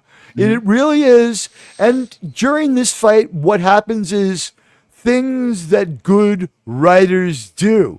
Their fighting styles and the few words they exchange show and tell at the same time without hitting both twice traits of these characters that either are reinforced or emerging.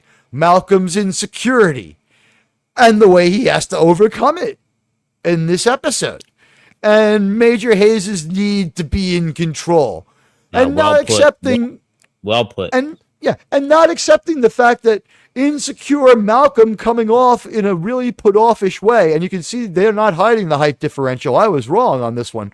They're inconsistent on that in this episode. When they go to fight, they want to show you that Hayes is bigger. This is really showing you how psycho Malcolm has gotten. Malcolm doesn't want to share with the Makos. He doesn't like the concept of Makos. And he seems to have forgotten the history of the British Navy, which had Royal Marines that had axes and went onto the other ship and just attacked the hell out of the other crew and were a brutal bunch of pub drunks. I mean, we're talking soccer hooligans. Just let's launch them across to the other ship, and if they don't make it, they're prisoners anyway. This guy wants it, and they start fighting like crazy. The fight spills out into the hallway, and we get this great moment. One of the few background actors to really distinguish himself in this show, because the other background actors are stuntmen because they're all throwing and tossing. The one guy who's just a background actor, he walks down the hallway. He sees this fight going on. They both look at him, and Malcolm just as you were, and the guy just walks away. It's great. And the fight continues, and they're flirty fighting. And we keep cutting back and forth very effectively to what's going on with this alien going crazy. And Archer, I guess, does he get on the PA and say, everybody grab a weapon and stop this crazy asshole. He's going to try to destroy our ship. Yeah. And so they stop fighting. They arm themselves. Trip is blasting away at this guy, and we're again suffering from the fact that they didn't decide what color the beams should be. So we don't know, like, are they shooting to kill at this alien who's on top of their warp core? It doesn't seem to be damaging their ship. It must be stunned. Who knows? They're shooting at the warp core. They're managing not to hit it. They're trying to hit this alien, and he just like jumps up on top, runs over to where the control surfaces are, and sticks his arm in there and starts just messing around, doing whatever he can to fuck stuff up. And you can see that he doesn't anti-Spock. Like this is like, you don't need to know anything about the engine to do it. He knows it's their warp core. He knows that's their engine, and he knows what we know. If I just go up to your car and throw a brick at the engine, it's not going to work. Something bad will come of it. So he's going to, and he doesn't get, and he has no F's to give. We don't know if he's going to die or phase when they kill him. He doesn't know either. He doesn't care. And he hates this. And he's like, he signed up for a one-way mission anyway. He didn't care. He's just a sociopath. So, yeah, they solve their problems like men. Exactly. No crying, no hair pulling. It's beautiful. Yeah, Captain Kirk would have silently approved, although he would have told them off. Bad blood now cleared. Archer doesn't have time to do the mentoring way that Kirk would have approached it. Like, and that's when you punch the Klingon. No, sir. They can't do that. This episode's gonna have a great moment. Garbage scow. Yeah, this I really like. We're going back to that fight. I really like that they have an honorable fight. They're not doing cheap shots. They're not, kicking each other in the nuts or anything. Like one guy falls down, he waits for him to get up. All right, let's keep going. And they cheap shot when they train. That's the thing. We already showed you that it's part of their fighting style to cheap shot. Both sides are doing it, and they're arguing about how to implement the cheap shots. That's how petty it is. When you're in a real fight, you're in a real fight. Anything goes. This is a pretty real fight, but these two guys are both Starfleet, and they're not going to kill each other. And they are, but they might put each other in the sick bay. Well, it's also. Sorry, Wes, go ahead. No, you go, Sean. Go. Well, what I was thinking was like this real fight that they have is, they're both like, okay, I'm going to win this fair and square. That I mean, it's part of their personal honor. I'm going to beat this guy straight. I'm not going to kick him in the nuts or hit him in the knee. And they're having an honorable fight. Squash his skull with like a freaking wing lariat, fucking drop. Even though the cheap shots are in training, you're supposed to do that if it's a real enemy. But these guys are just working it out. Right. And you notice when one of them does something and gets the better of the other, they're like, oh, god damn, that was a good move. Where did that come from? Oh, yeah, the Klingon movie picked up. I learned this from here or whatever. They give each other the props when they get bested. Oh, he's gone again. I'm gonna turn it down a bit. Good night, John, the Beagle Dad. Good night, John the Beagle Dad. Take care of that puppers. Hope he's doing okay. Yes. Yeah, but it's a good fight. I really like it because it's they're being men, like RT and Z said. Yep. And I actually like the fact that they respect each other, and they're like, oh, that was good. That was amazing. You got the best of me here. They're not petty about the fact that they got bested.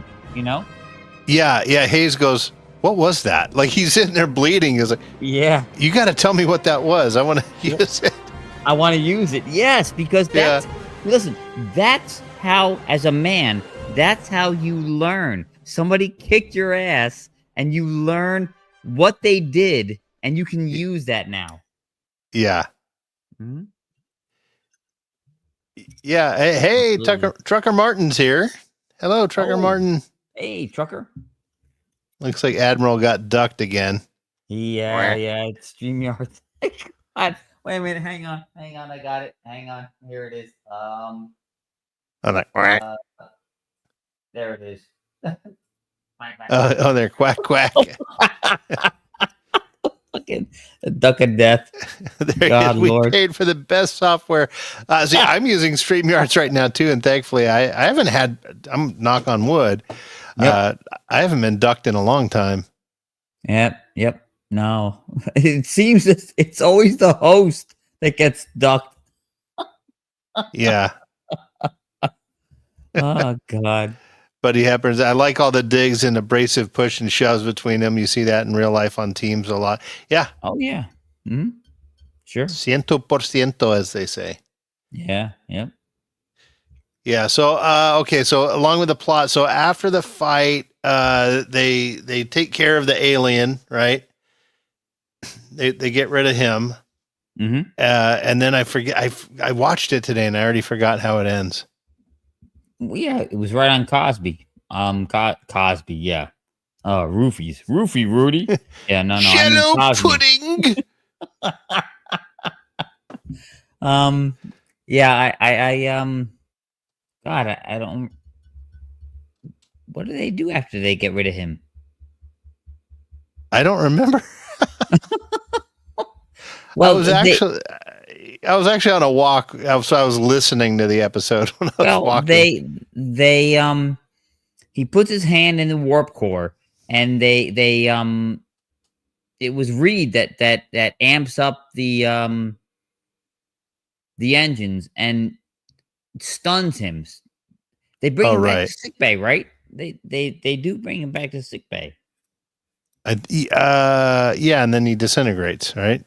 Yeah, and Archer is talking to him for a little bit, but he doesn't. That's where you realize at that point that he's not an unwitting, test subject. He's part of the entire plan because so his story about being a prisoner was not. No. Yeah, he tells Archer, we're gonna kill you guys. Basically, I'm paraphrasing, but he basically says, we're gonna come in here and we're gonna get rid of you guys. Right. Yeah. He basically gives up the ghost when he's gonna go. So.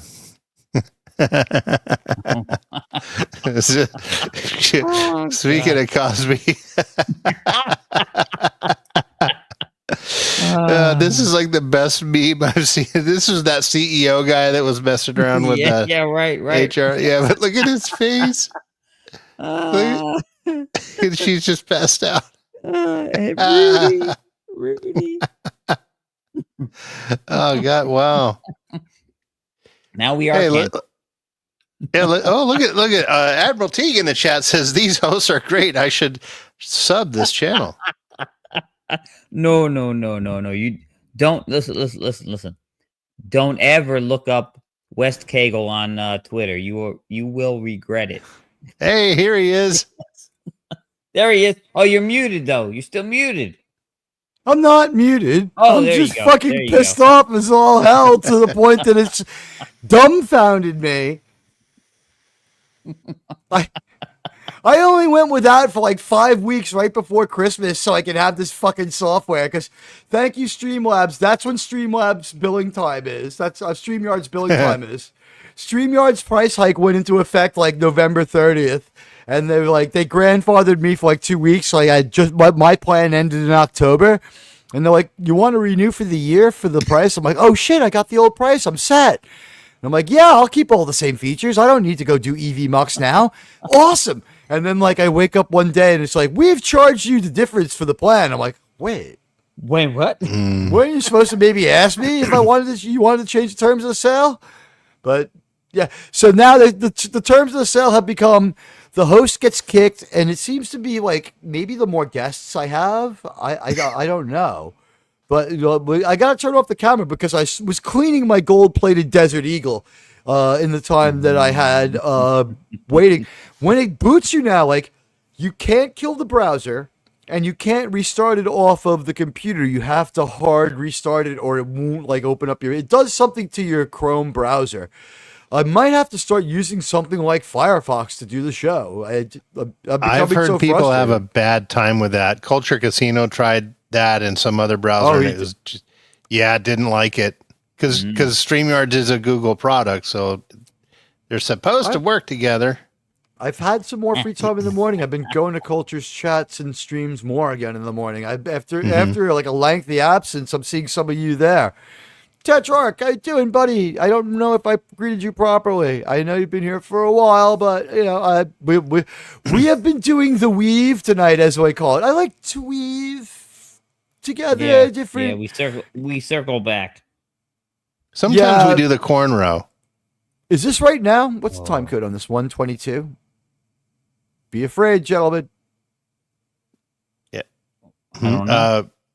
Was that when I was out of there? Oh no, that was when Wes thought you were muted too. Oh, but you were okay. just doing the look like, huh? Yeah. That. Yeah. Oh yeah. Okay. He was giving. Thanks. He was giving us the fuck look. Yeah. Yeah. Okay. Thank you, Tetrarch. The thing is, like I said, ever since we changed the format on this one, it's like 2 more hours because I have to get there earlier. But also, like it's a lot more writing and a lot more like, I didn't have time to commission someone. We didn't have time to have a conversation, to have someone do the second slideshow, and I just didn't have time to make 2. The fortunate thing is the first episode wasn't visual at all, and the second episode, not that visual either. Although we fire like 40 or 50 phaser shots in this like wild romp around the Enterprise. Like it's not affecting him, but that doesn't like Florida Man's just like, I didn't buy this high capacity phase pistol for nothing, Captain. Yeah. Oh, and by the way, buddy, don't use Edge. They steal all of your data. Everybody steals all of your data. Yeah, but Chrome is better. Edge will spy on you. I think Chrome is better at convincing us that they won't spy on us. It's more like Edge will embed stuff onto your computer. So Wes Cagle does not like to be edged. No, Noted. no, I'm yeah, not a fan of edging is not one of your things. No. I want to go all out and do the map of Hawaii right away. So I got to tell you, like, I feel like edging is like all that's left to me at this point in the dating pool that I have available to me being so fucking old. It's like, didn't anyone else listen? Like, don't do a lot of drugs, don't be drunk all the time, don't smoke a ton of cigarettes. I don't understand. No. Like, I look around me at people my age and everybody looks like hell.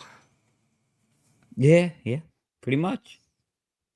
And I'm not exactly Tom Cruise, but I mean, come on. All right, so let's sum it up. This episode finally ends with this alien dying, and then T'Pol and Trip have their final conversation of the episode. I'm not opening Paramount up again. That seems to have a problem. That seems to be like intimately involved in it too. I'm not opening Paramount Plus up again right now.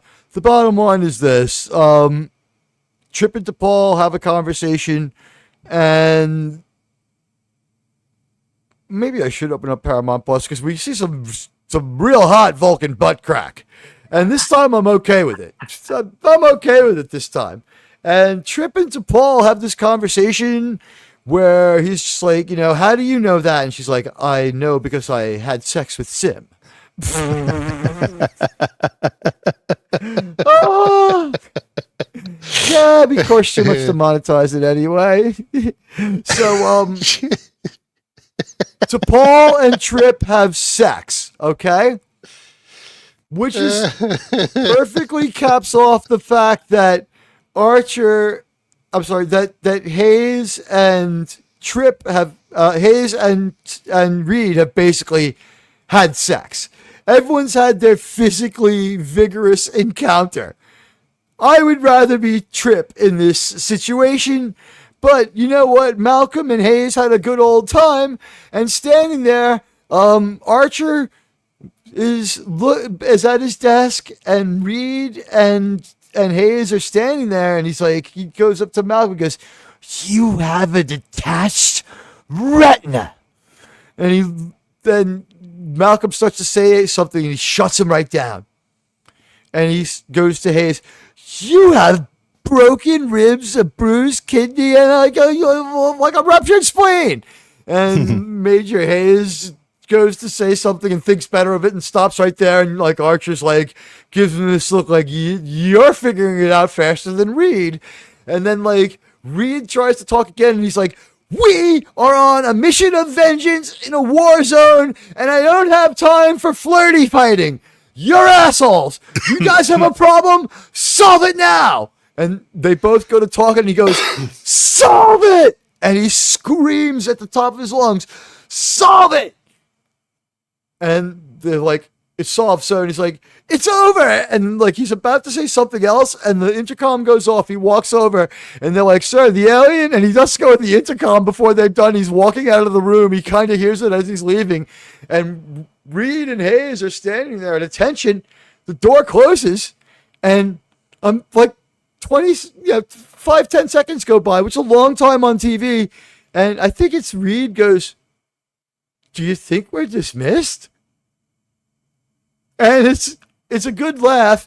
And then the alien's like, fuck you, my pretty, and your little dog too. And he dies because he's a piece of shit. And that's our resolution. We see Archer has grown through this. He has become a better captain, in my opinion, and a more experienced captain. Reed has grown through this. He has learned about the sharing of power. Hayes, I think his name was Hayes because, and the detached retina he gave Malcolm is because he's got a vision problem. It's a vision thing. It's hazy, Major Haze. He's in a major fog. He's in a major haze. I'm telling you. And they had general chaos because of it.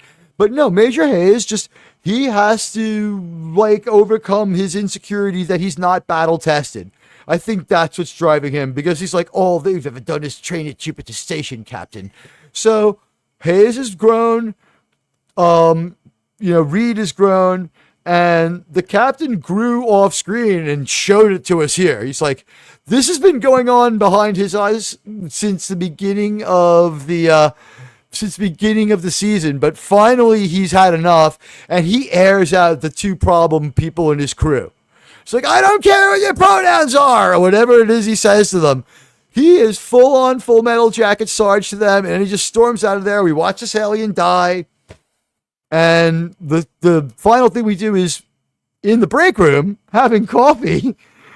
Trip's like, well, hell of a night last night, baby. And she's like, don't call me that and don't look at me like that in public, kind of a thing. And he's like, I'm getting kind of a funny vibe. I'm with you. We shouldn't let on in public. He's just like, let on about what? And he's like, huh? And that's it. She has dumped him. It's over. He thinks. And she's like, she does the Indiana Jones, doesn't she, Wes Cagle? He's like, wasn't that something? Didn't it mean anything to you? And she's like, I'm a scientist. Thank you for helping me understand human primitive mating rituals. Correct? Right? She's trying to play it off like she's a scientist.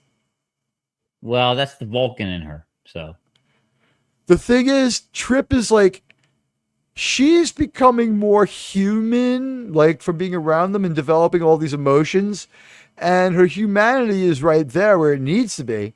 And then with this scene, she's recovered her Vulcan composure and she's acting like a Vulcan, right? And Trip, he's like Florida man. He's like all id and he's kind of over the top and crazy. So he slows it down. He takes an uncrazy pill. And instead of like getting upset or after a couple of like insecure lines where he's like, what, well, you're talking about me like I'm a disease? And it's like a little bit like Who Mourns for Adonias from TOS. He realizes what every guy realizes. We all get dumped the next morning. It's not permanent. She's going to change her mind back by dinner time. He knows she's going to get, like, basically, like, he swallows his pride, lets her either think she won the argument or he basically accepts that she's going to have to be the boss on this. And then he's like, well, yeah, but I will be needing some more of that Vulcan acupressure that we do almost naked together. And she's like, fine. So Yeah. it The was look she gives him. clever. Yeah, the look she gives him at that point. There's her mind, Tetrarch. They have double entendres going too. I did my best to do that though. Yeah, that occurred to me and I crafted it on the fly. Thank you if that's a compliment. I did my best on that one. Okay. Oh, I didn't Oh, change my you're avatar Good. back. Yeah, I'm glad that you're not gone because I don't want to stretch any longer. I was like, I was ignoring you and trying to pretend you weren't there. I was like, you know what? I call that mentality. It's like when I get ducked or when Sean puts up the be right back. It's like we're a bunch of goldfish, and one goldfish, like we just noticed, there's one floating at the top, belly up, and it's like, oh shit, that guy's dead.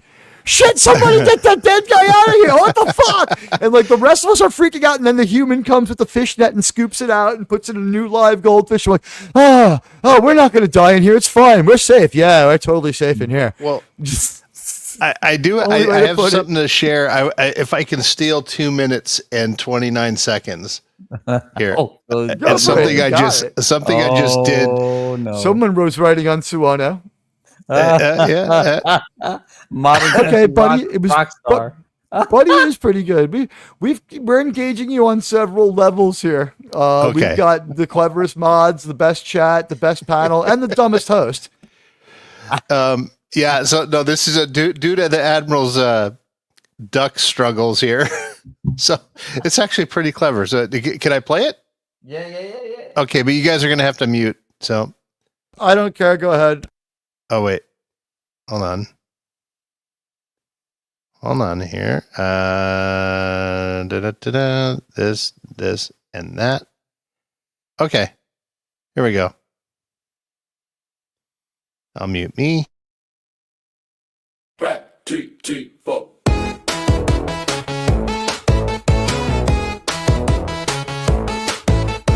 Admiral Teag in his captain's chair.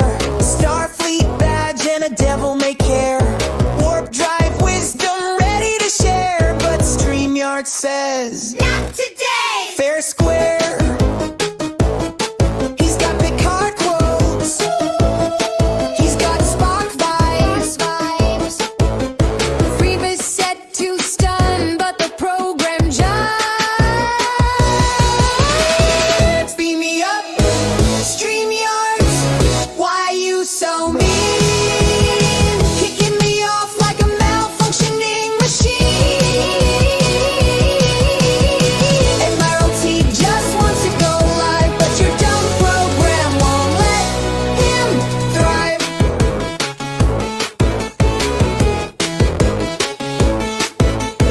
Weekly streams, he's the Trekker king. Romulan debates and Klingon bling. But mid-monologue, he hears that ping. Error message cuts through everything. He's boldly going, but not for long. StreamYard says no to a Star Trek song. Beam me up, StreamYards. Why you so mean? Kicking me off like a malfunctioning machine. Admiral Teag just wants to go live, but your dumb program won't let him thrive.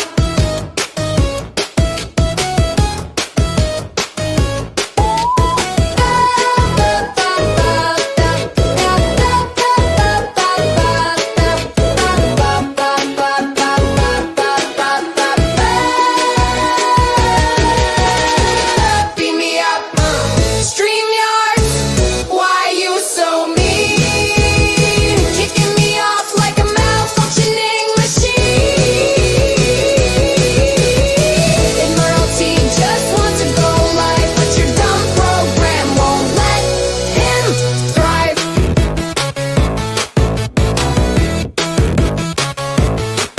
Won't let him.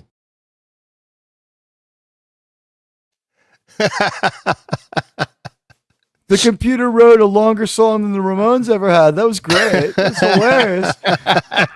And here's something else hilarious, sirs and madams. This is how pathetic and ridiculous my life is. I have to smoke pot with this. Yeah, Oh, here we go.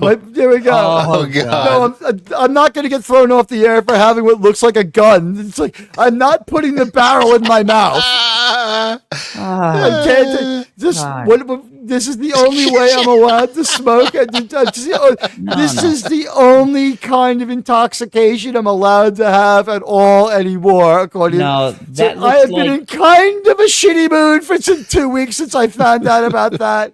No, that looks like the still from MASH. No, it looks like something I got in the Adam and Eve store once. Yeah, I mean,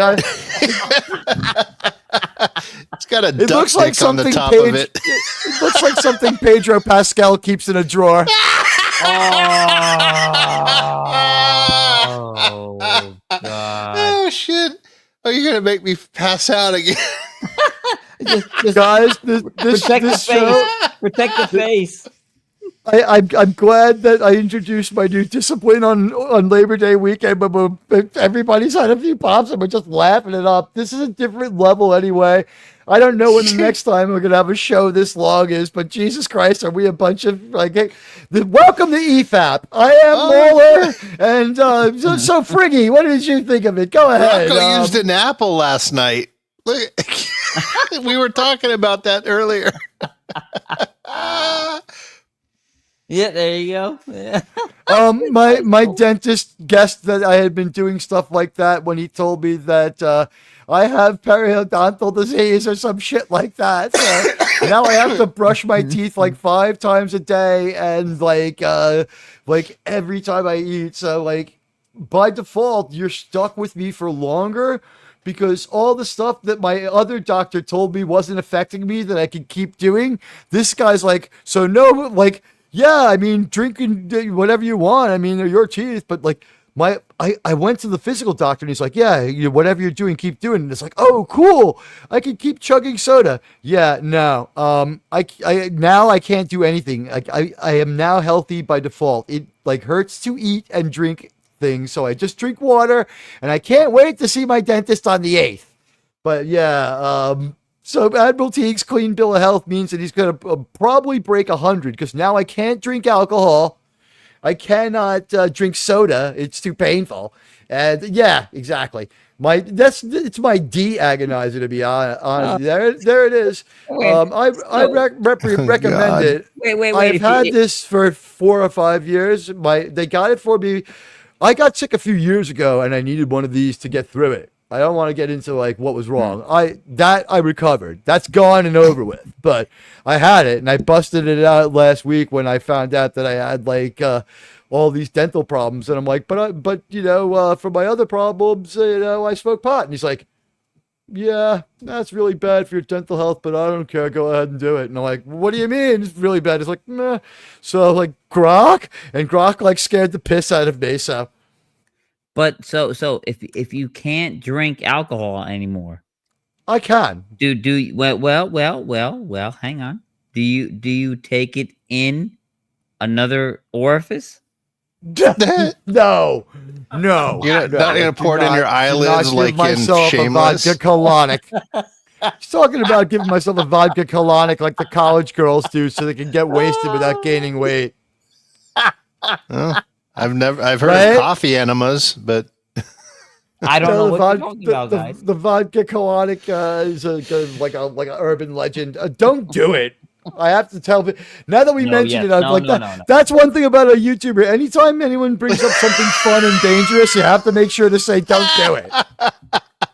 Yeah, right in the V'ger orifice. This show has the most creative slang. The chat is just contributing to it. Thank you, Gavin. That V'ger orifice has the universe's largest hemorrhoid, by the way.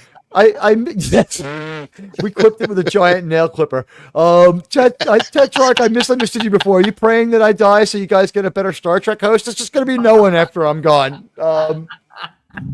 I'm sorry, guys. It's not happening. I'm gonna live. It's just I'm gonna be in pain and I'm gonna be grumpy and I'm gonna be yelling because my teeth are all fucked up. I guess we found out that I'm also British. Anyway, Gavin Blackburn says the Teag unit. The Teag unit. The Teag 3000. I'm the Teag 3000 disciplinary unit from Red Dwarf. Never grab a bottle by the neck at Kegel's place. It was messed up. This guy's life is so unfair. I was like, I had a bunch of problems. I went to the doctor. I had like a cancer screening and everything else. This was weeks and weeks ago. And I go there and the guy's like, my doctor is really angry. And I'm like, oh shit, it's bad news. And I'm like, well, and he's like, I don't understand these numbers. And I'm like, oh shit. And he's like, they're fine for a man of 40. And I'm like, he's like, I know. And he's like, I don't understand it. And I'm like, I drink like a half a liter of Coca-Cola a day. He's like, whatever it is, it doesn't seem to be affecting. You can just keep doing whatever your routine is. And I'm like, that's incredibly insane. And he's like, I don't understand. You're some kind of freak. And he's like, and then like I had a couple other problems. He's like, this seems to have gone into remission. This seems to have gone into remission. And the only thing I can say is I've stopped drinking more or less on my own volition when I got monetized. So the reason you're stuck with me is because of YouTube. When I got monetized, I stopped keeping alcohol in the house because I said, I now work at my home and I don't want alcohol in a place of business. And I never want to get trashed and turn on the YouTube machine when I'm feeling upset. So if you've noticed, I have decent trigger discipline with that one. X, not so much. I'm going to put a breathalyzer app on my phone. But we just watched the Star Trek Enterprise episode Harbinger. And we're going to go around the horn. And we're going to start with Wes Kegel. Wes Kegel, what did you think of Harbinger? And our audience is taking the poll now, too. And like I said, guys, you Pedro Pascals out there, no smoking it. It's rainbow colored. We have a fantastic poll. It is so. Sean, does our poll have just massive structural integrity? We're swinging a mighty poll. Yeah. We're swinging a mighty poll. All right, so take the poll. Let us know what you think. Yep. Right now, the audience is the leading is B. So anyway, go ahead, Wes Kegel. Yeah, no, that's a great line from The Great Escape. No smoking while you're drinking. Yes, but no. This is I would say I give this one, maybe a B plus. I liked the episode. I thought it was good, but there are better. So I'm kind of stingy with my rankings. But DJ, it was good. DJ Play Nice is here.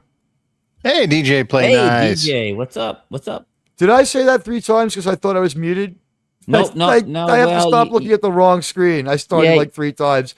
Yeah, it's late for me too. It's like 7 hours of streaming today. I feel like Tony. I was on with Northern English Bastard earlier today. It was great though.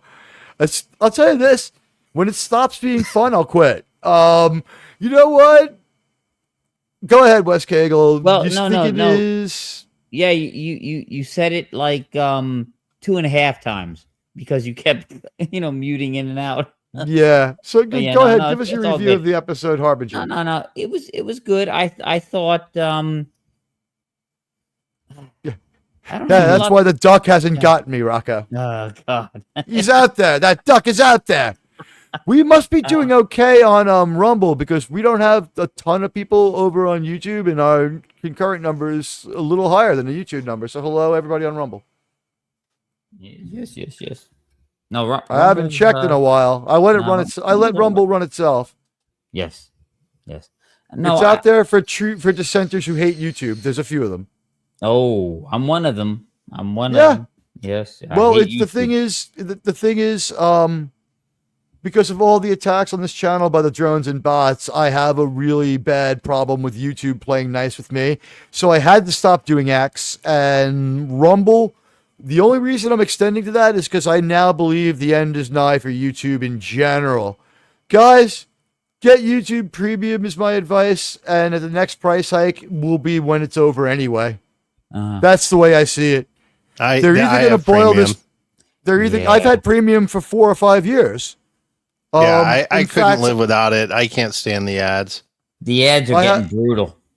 I actually, I was a beta tester of YouTube. I was a beta tester of YouTube Music, so I have a locked-in YouTube Premium deal that they took away last year.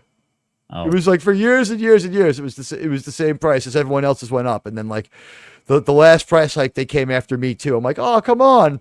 I beta tested this music app. It sounds like shit for you. You never got it right. It doesn't sound anywhere near as good as iTunes. Yeah, but the same thing happened to me, Admiral. Because I never really paid much attention to the ad placement in my model stuff. I went and looked at a 20-minute video. There were like 12 ads in there. Yeah. So I'm right now in the process of scrubbing every video on my channel because I don't want to. I mean, I appreciate the couple cents I get out of it, but I don't want to do that to the people watching. No, I have an ad pop. Let's talk. We're going to tell you guys, welcome to This Week in YouTube. Inside YouTube, here's the deal. I leave the monetization on my streams before, right? Because they won't turn on the light for me if I don't. During the stream, I leave it on my option to run commercials, so I don't. If there is a commercial, that means YouTube has yet another policy. And by the way, there was like 4,000 characters of tiny font that I did not read about a new ad policy yet again coming out. So YouTube keeps pitching me as much as they advertise to you, they're advertising to me. Like, do you want to like rake your audience over the coals a few more times? Do you want to go with like this new kind of side-loaded ad? Do you want to burn an ad, the QVC code right through most of your video? And I'm like, no, I don't. And so this is the ad policy of this channel in general.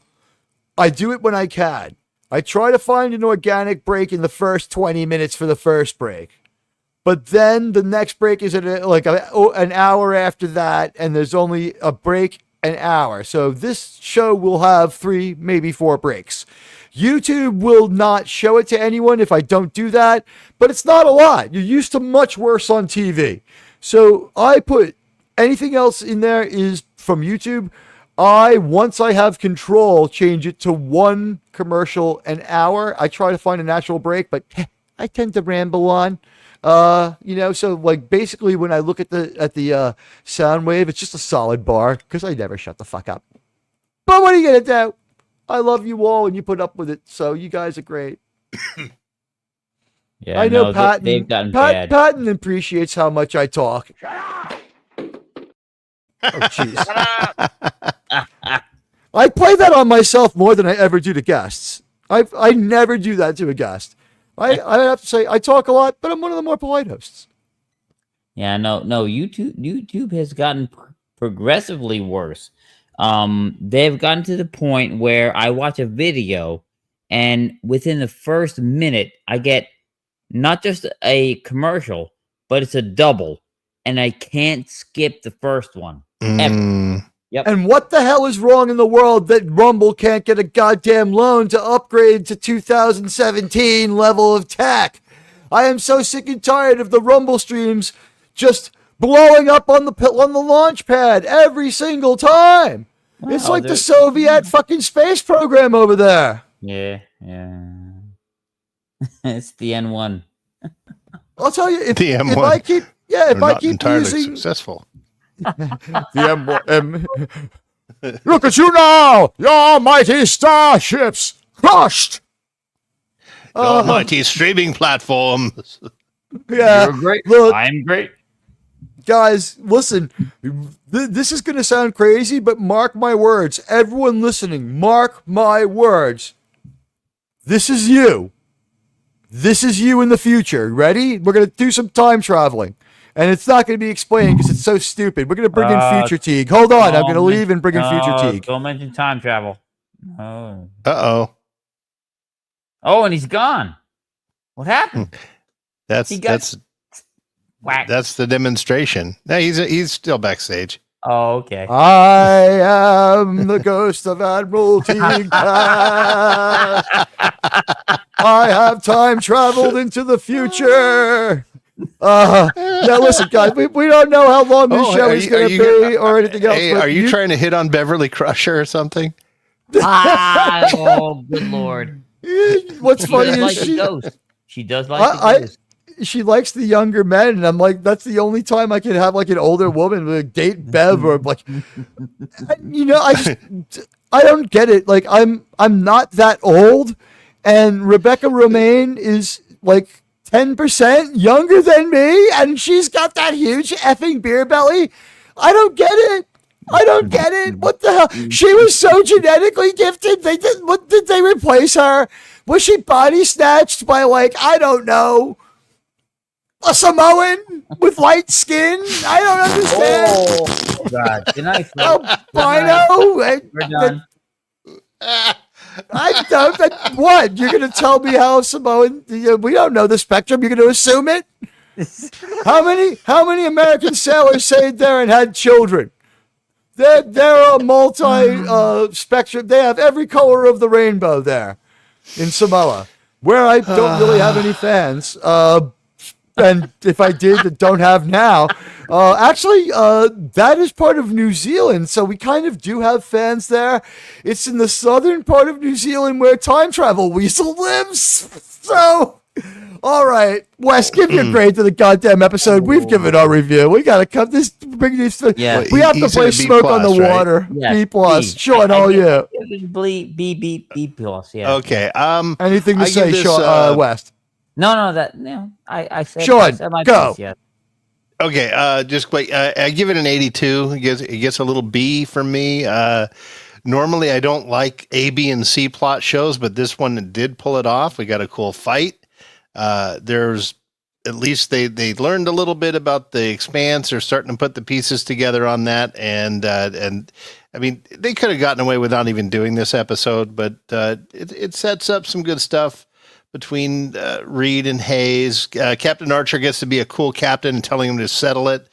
I did like that. You know, I loved Captain it. Archer being a great captain. And when they get military, it does something for my belief that they can get things done. Yeah. It's like they had a real problem. They were going to act like 7th grade girls for the rest of the trip. And he was just like, fuck you. Yeah. You stay on your side of the back seat. You stay on your side of the back seat. I'm going to pull this spaceship over and turn around. If you kids don't behave, I'm going to take you to the rebranded Cracker Barrel. Yeah. So, Wes Cagle, what's your number? Sean gave it an 82. I put you down gave as it an a B plus. 88. No, we're not grading anything. Here's the thing: we grade from 0 to 100, but no one is allowed to grade between.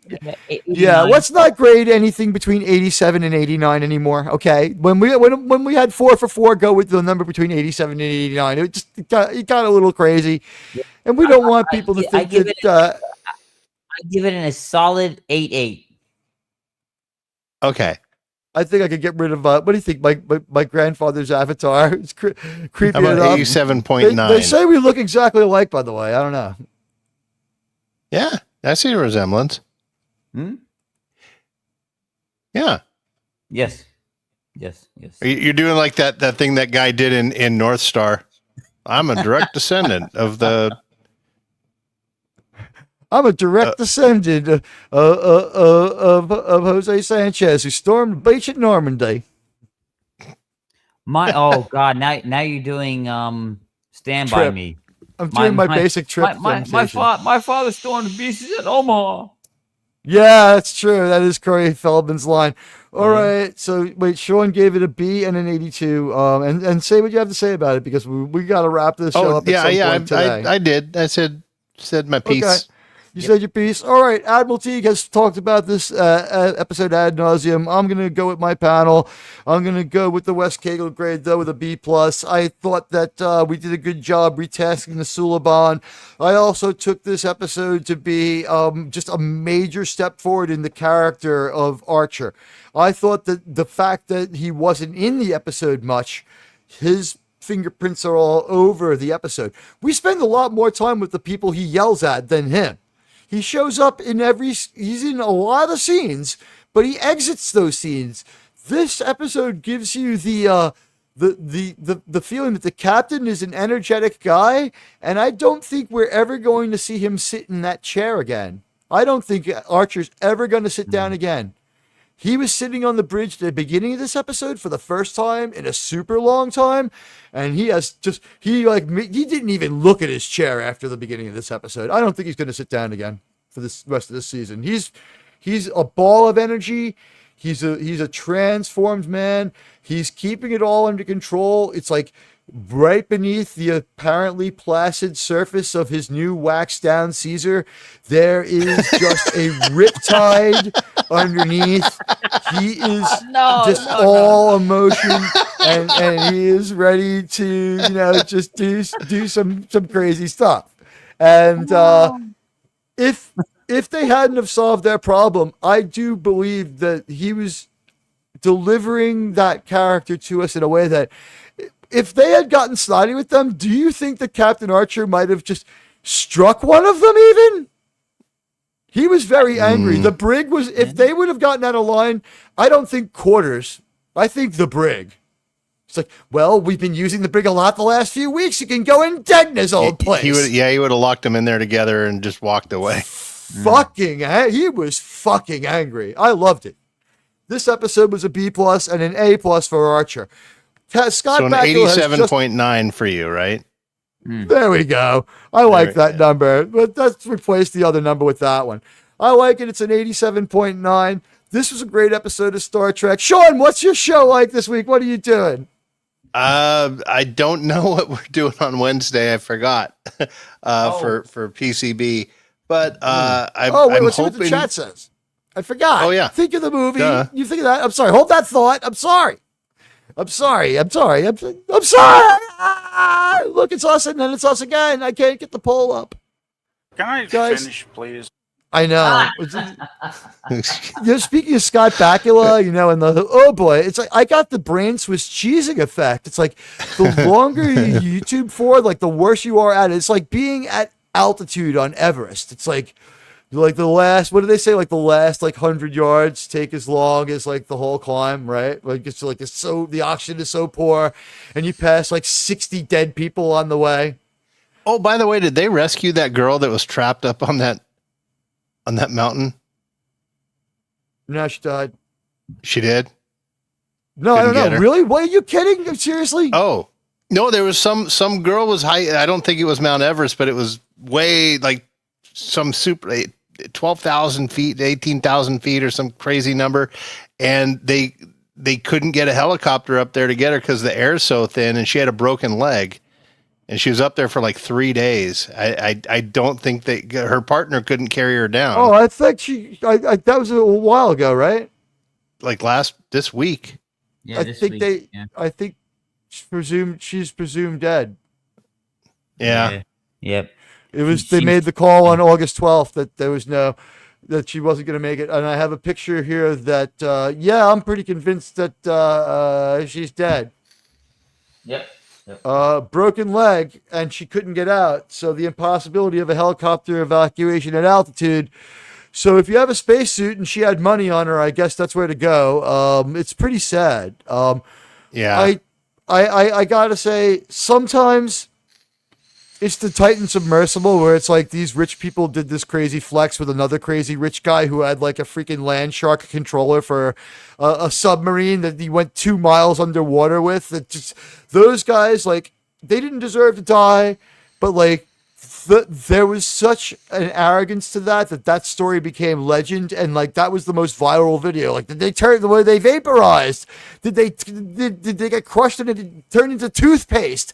It's I saw so many theories on what happened to them, and did they feel it? People speculated forever. So it's sometimes when you see some of these things, you're crazy rich person, like that woman who wanted to get the better look at the volcano and walked past where they told her to go, and stuck her head over the crater and got a face full of volcano fumes and passed out like they told her not to, and fell into the crater, and they're like, well, we can't get her.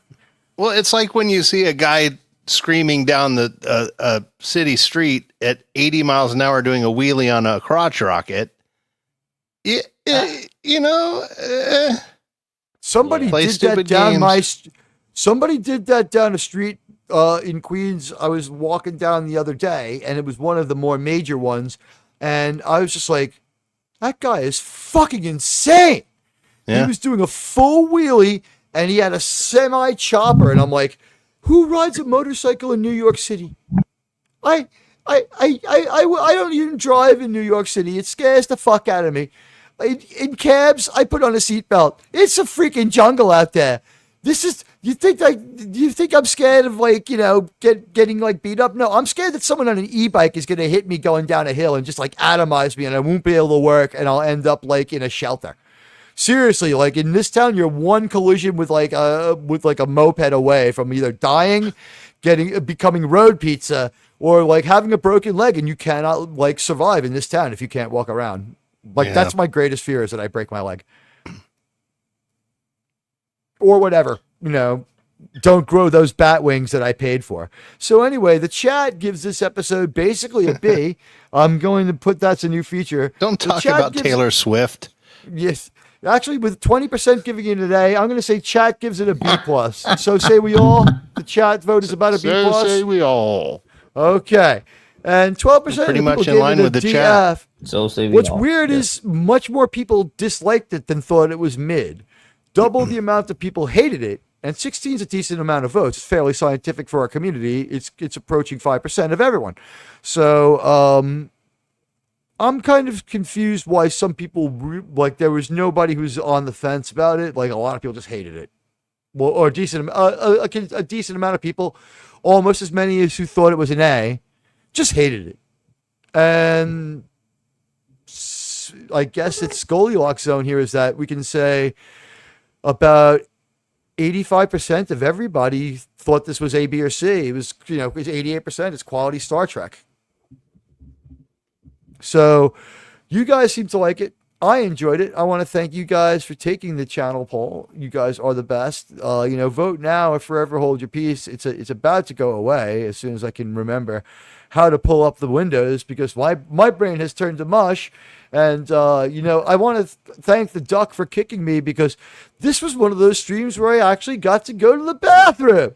So, so you got to do 2 streams. I got to stream while I was streaming. Don't cross the streams. No. I got to stream while I was streaming though. And because I've been so good and I can't drink soda or do anything else, I can drink beer, and that's the one thing that's not bad for my teeth. Guess what I don't enjoy anymore is alcohol. I'm going to go have some just because I'm bored. I love you guys, and you're the best. Happy Labor Day. Be careful. Let's start with Sean. What's going on with the models? What's the new model? Well, I just finished, I mostly finished JT's Enterprise, and that came out pretty nice. And we're finishing a smaller Enterprise that I'll have done in a week. I'm probably going to post a video tomorrow, I think. Other than that, I would ask the chat, send me some good vibes, or send some good vibes to my wife.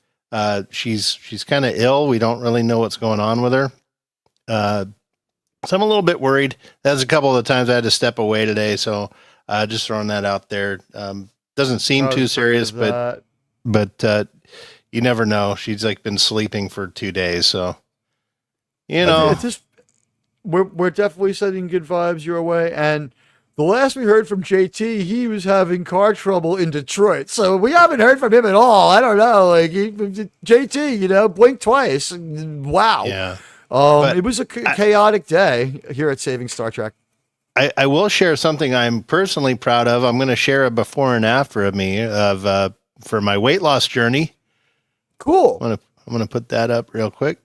So there's me 6 weeks ago, and then me today. So I haven't stepped on a scale, but I definitely lost a ton of weight. So when you're trying to slim down, they say don't step on the scale. Yeah. It doesn't matter, because I'm doing all the right things, and eventually it'll happen. But thank you, Gavin, for the comment, and Tetrarch as well. So there you guys saw. Yeah, Sean's making progress. We're all sending positive vibes to his wife. We vicariously love her too. And we hope that JT's car isn't too messed up, and we hope that we see him soon. JT, sir, we hope you're all right, and we'll be looking forward to hearing from him when he checks in and shows up on the radar. RRTNZ, the only person listening from New Zealand. I have no clue what Rocco the Brave is talking about. He's in Detroit. Poor guy is walking home. His car is on bricks. Detroit is... Like, let me put it this way, RRTNZ. Orlando is the Detroit of the East Coast. All right? So Detroit is the Detroit of the Midwest. It is a shithole. It is our most dangerous city. And it is kind of the city that you have the hardest case, like saying, why does anyone want to live in Detroit? Summer is 15 minutes long. The land, it's kind of swampy. There's a lot of bugs. So summer, buggy and short, and it's swampy and humid. Battle Creek's nice. It's a beautiful place. Don't get me wrong. We saw the gorgeous mountains outside Detroit in Carpenter Street in the episode. We saw Detroit in Carpenter Street. That's really what JT's doing. He's making more notes about that episode. Just walking through those beautiful hills. I'm sure he'll be fine. It's very scenic in the San Fernando Valley of Detroit where he is. And, that's where they grow the best wine in America. And and I'm in New York. My apartment's the size of a fucking postage stamp. And there you heard it. Sean and I were doing better, but we have all sorts of little problems, so we're miserable and crazy. So we'll be back to watch New Trek on Thursday and complain and go crazy like the insane old men we are, sirs and madams. You know what? This is the thing that the people in the chat need to know, and I guess Sean and West and JT already know this one, and Jerem figured it out before he even met me. Guys, I went crazy a long time ago, all right? It's just the way it is. All right, I went crazy a long time ago. I don't fucking care.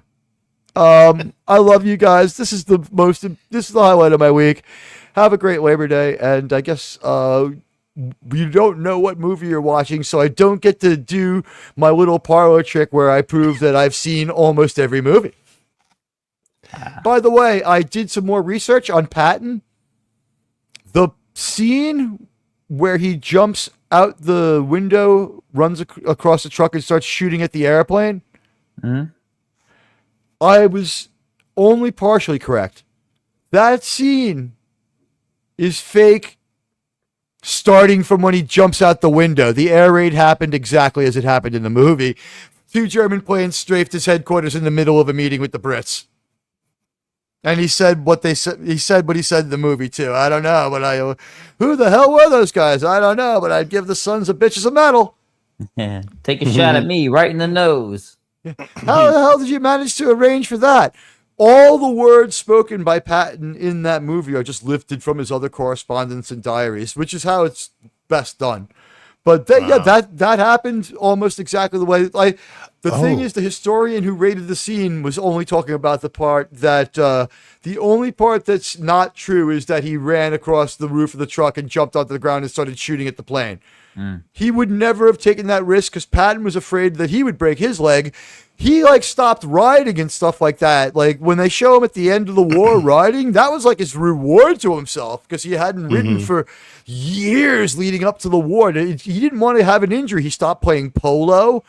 And that was probably a good thing because he played polo so badly that he got written up in the army for stuff he did when he wasn't at work, for beating the fuck out of other officers and poloing the hell out of valuable army guys. And he ended up having to make a lot of apologies for how he acted as a polo player. Oh, that's true. But it's not like he wouldn't have taken a shot at that plane because if you remember, he was. It's a fact that he saw some men trying to force a girl into a carriage. He pulled his gun and at gunpoint forced them to relinquish her. And it turned out they were helping her in because she was the bride to one of the the guys. Yeah, no, this is It's at the beginning of the movie Patton in the German part, the German the German intelligence guy, and the Germans were the first ones to have military intelligence, dedicated military intel, and they were the ones who developed profiling. Like, we were doing it too, but like they also had like a version of it. So they had a psych profile, a patent. They really did. And so to start them, like after we see the horrors that are going on the American side, we cut away to the Germans. And like when the Germans are talking, like one of the titles I've taken as Admiral Teag is one of the things that the German intelligence officer says. He goes, "The pure warrior." Yep. And he goes, like, what do you mean? He goes, in 1920, he swears like a sailor, but hits his knees and prays like a churchman. He's prone to fits of fancy. He writes poetry and believes in reincarnation. In 1926, he saw 3 men attacking a woman in New York City. He pulled a pistol and held them at gunpoint, forcing them to release the man. He was later arrested and released a short time later when it was revealed that he was detained by the police and released a short time later when it was revealed the woman was drunk and one of the men was her husband and they were helping her into the car. Yep. Also, he like MacArthur, both of them won high decorations during World War One. So they're not MacArthur. Well, yeah, it was a high decoration. The Medal of Honors for World War II. You're right. He had a high decoration from World War One. Yes, I think so, both of them won the Silver Star in World War One. So Patton got wounded for. The thing is, he got made fun of for it. He got wounded in his ass. But he got wounded in his ass because he was laying on top of a tank in no man's land with binoculars and on the telephone to the guy in the tank, like, no, turn right and kill that piece of shit. Well, and it he could was have a been worse. crazy bastard. So Could I have mean, been worse. Could have been worse. He could have got the Purple Heart for getting a shell fragment in his eye, an eggshell fragment. Isn't that how Archie Bunker got it? No, that's how John Kerry or something got it. That's Frank Burns from MASH. Frank Burns from MASH. Yeah. All right, guys. It's been a great show. It's 4 hours. Jeez, what do you think of that? You want Star Trek? We'll give you 240 minutes of fucking Star Trek, all right? We love you and we love talking about it. We'll be back next week with 2 more episodes of Enterprise. I'll be back on Tuesday with my absolutely insane Tuesday talk show where maybe I'll have Northern English Bastard on and come on in the middle of the afternoon because I've heard that there actually is in England and there is a time. I've heard that time exists. It doesn't exist when we turn on the show. I don't know why, but time exists. We love you all. It's been a really long show, so we haven't talked to the chat half as much as we should. I'll be hanging out and doing that on Tuesday. I love you all. And, hey, you've earned Sydney Sweeney, right? It's time for Sydney, right? They've earned Sydney. Yes, sir. First, I have to. Good night, everybody. You know what? Huh? I feel like everyone needs to know this first. Before I go, I want to thank the audience for this. We have... RTN says rolling his eyes. We have the best numbers. I just looked this Labor Day stream. Now I think I know if his analytics are like mine, why it's so important for Doomcock to do streams on days like this. We have half the normal amount of people watch the show. We have 3 times the normal amount of hang time. These 13 people have watched the entire show. I want to thank all of you for being the most incredible viewing audience in the world.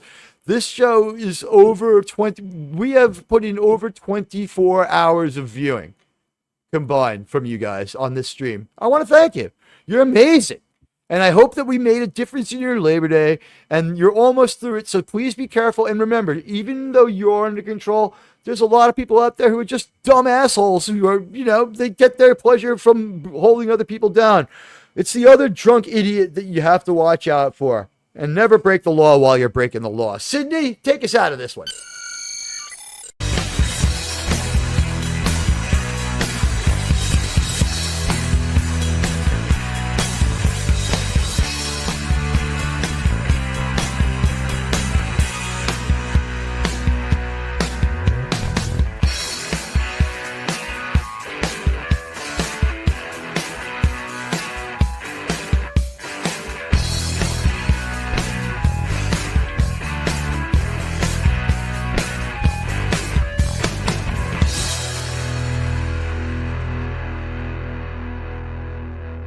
Can I finish, please?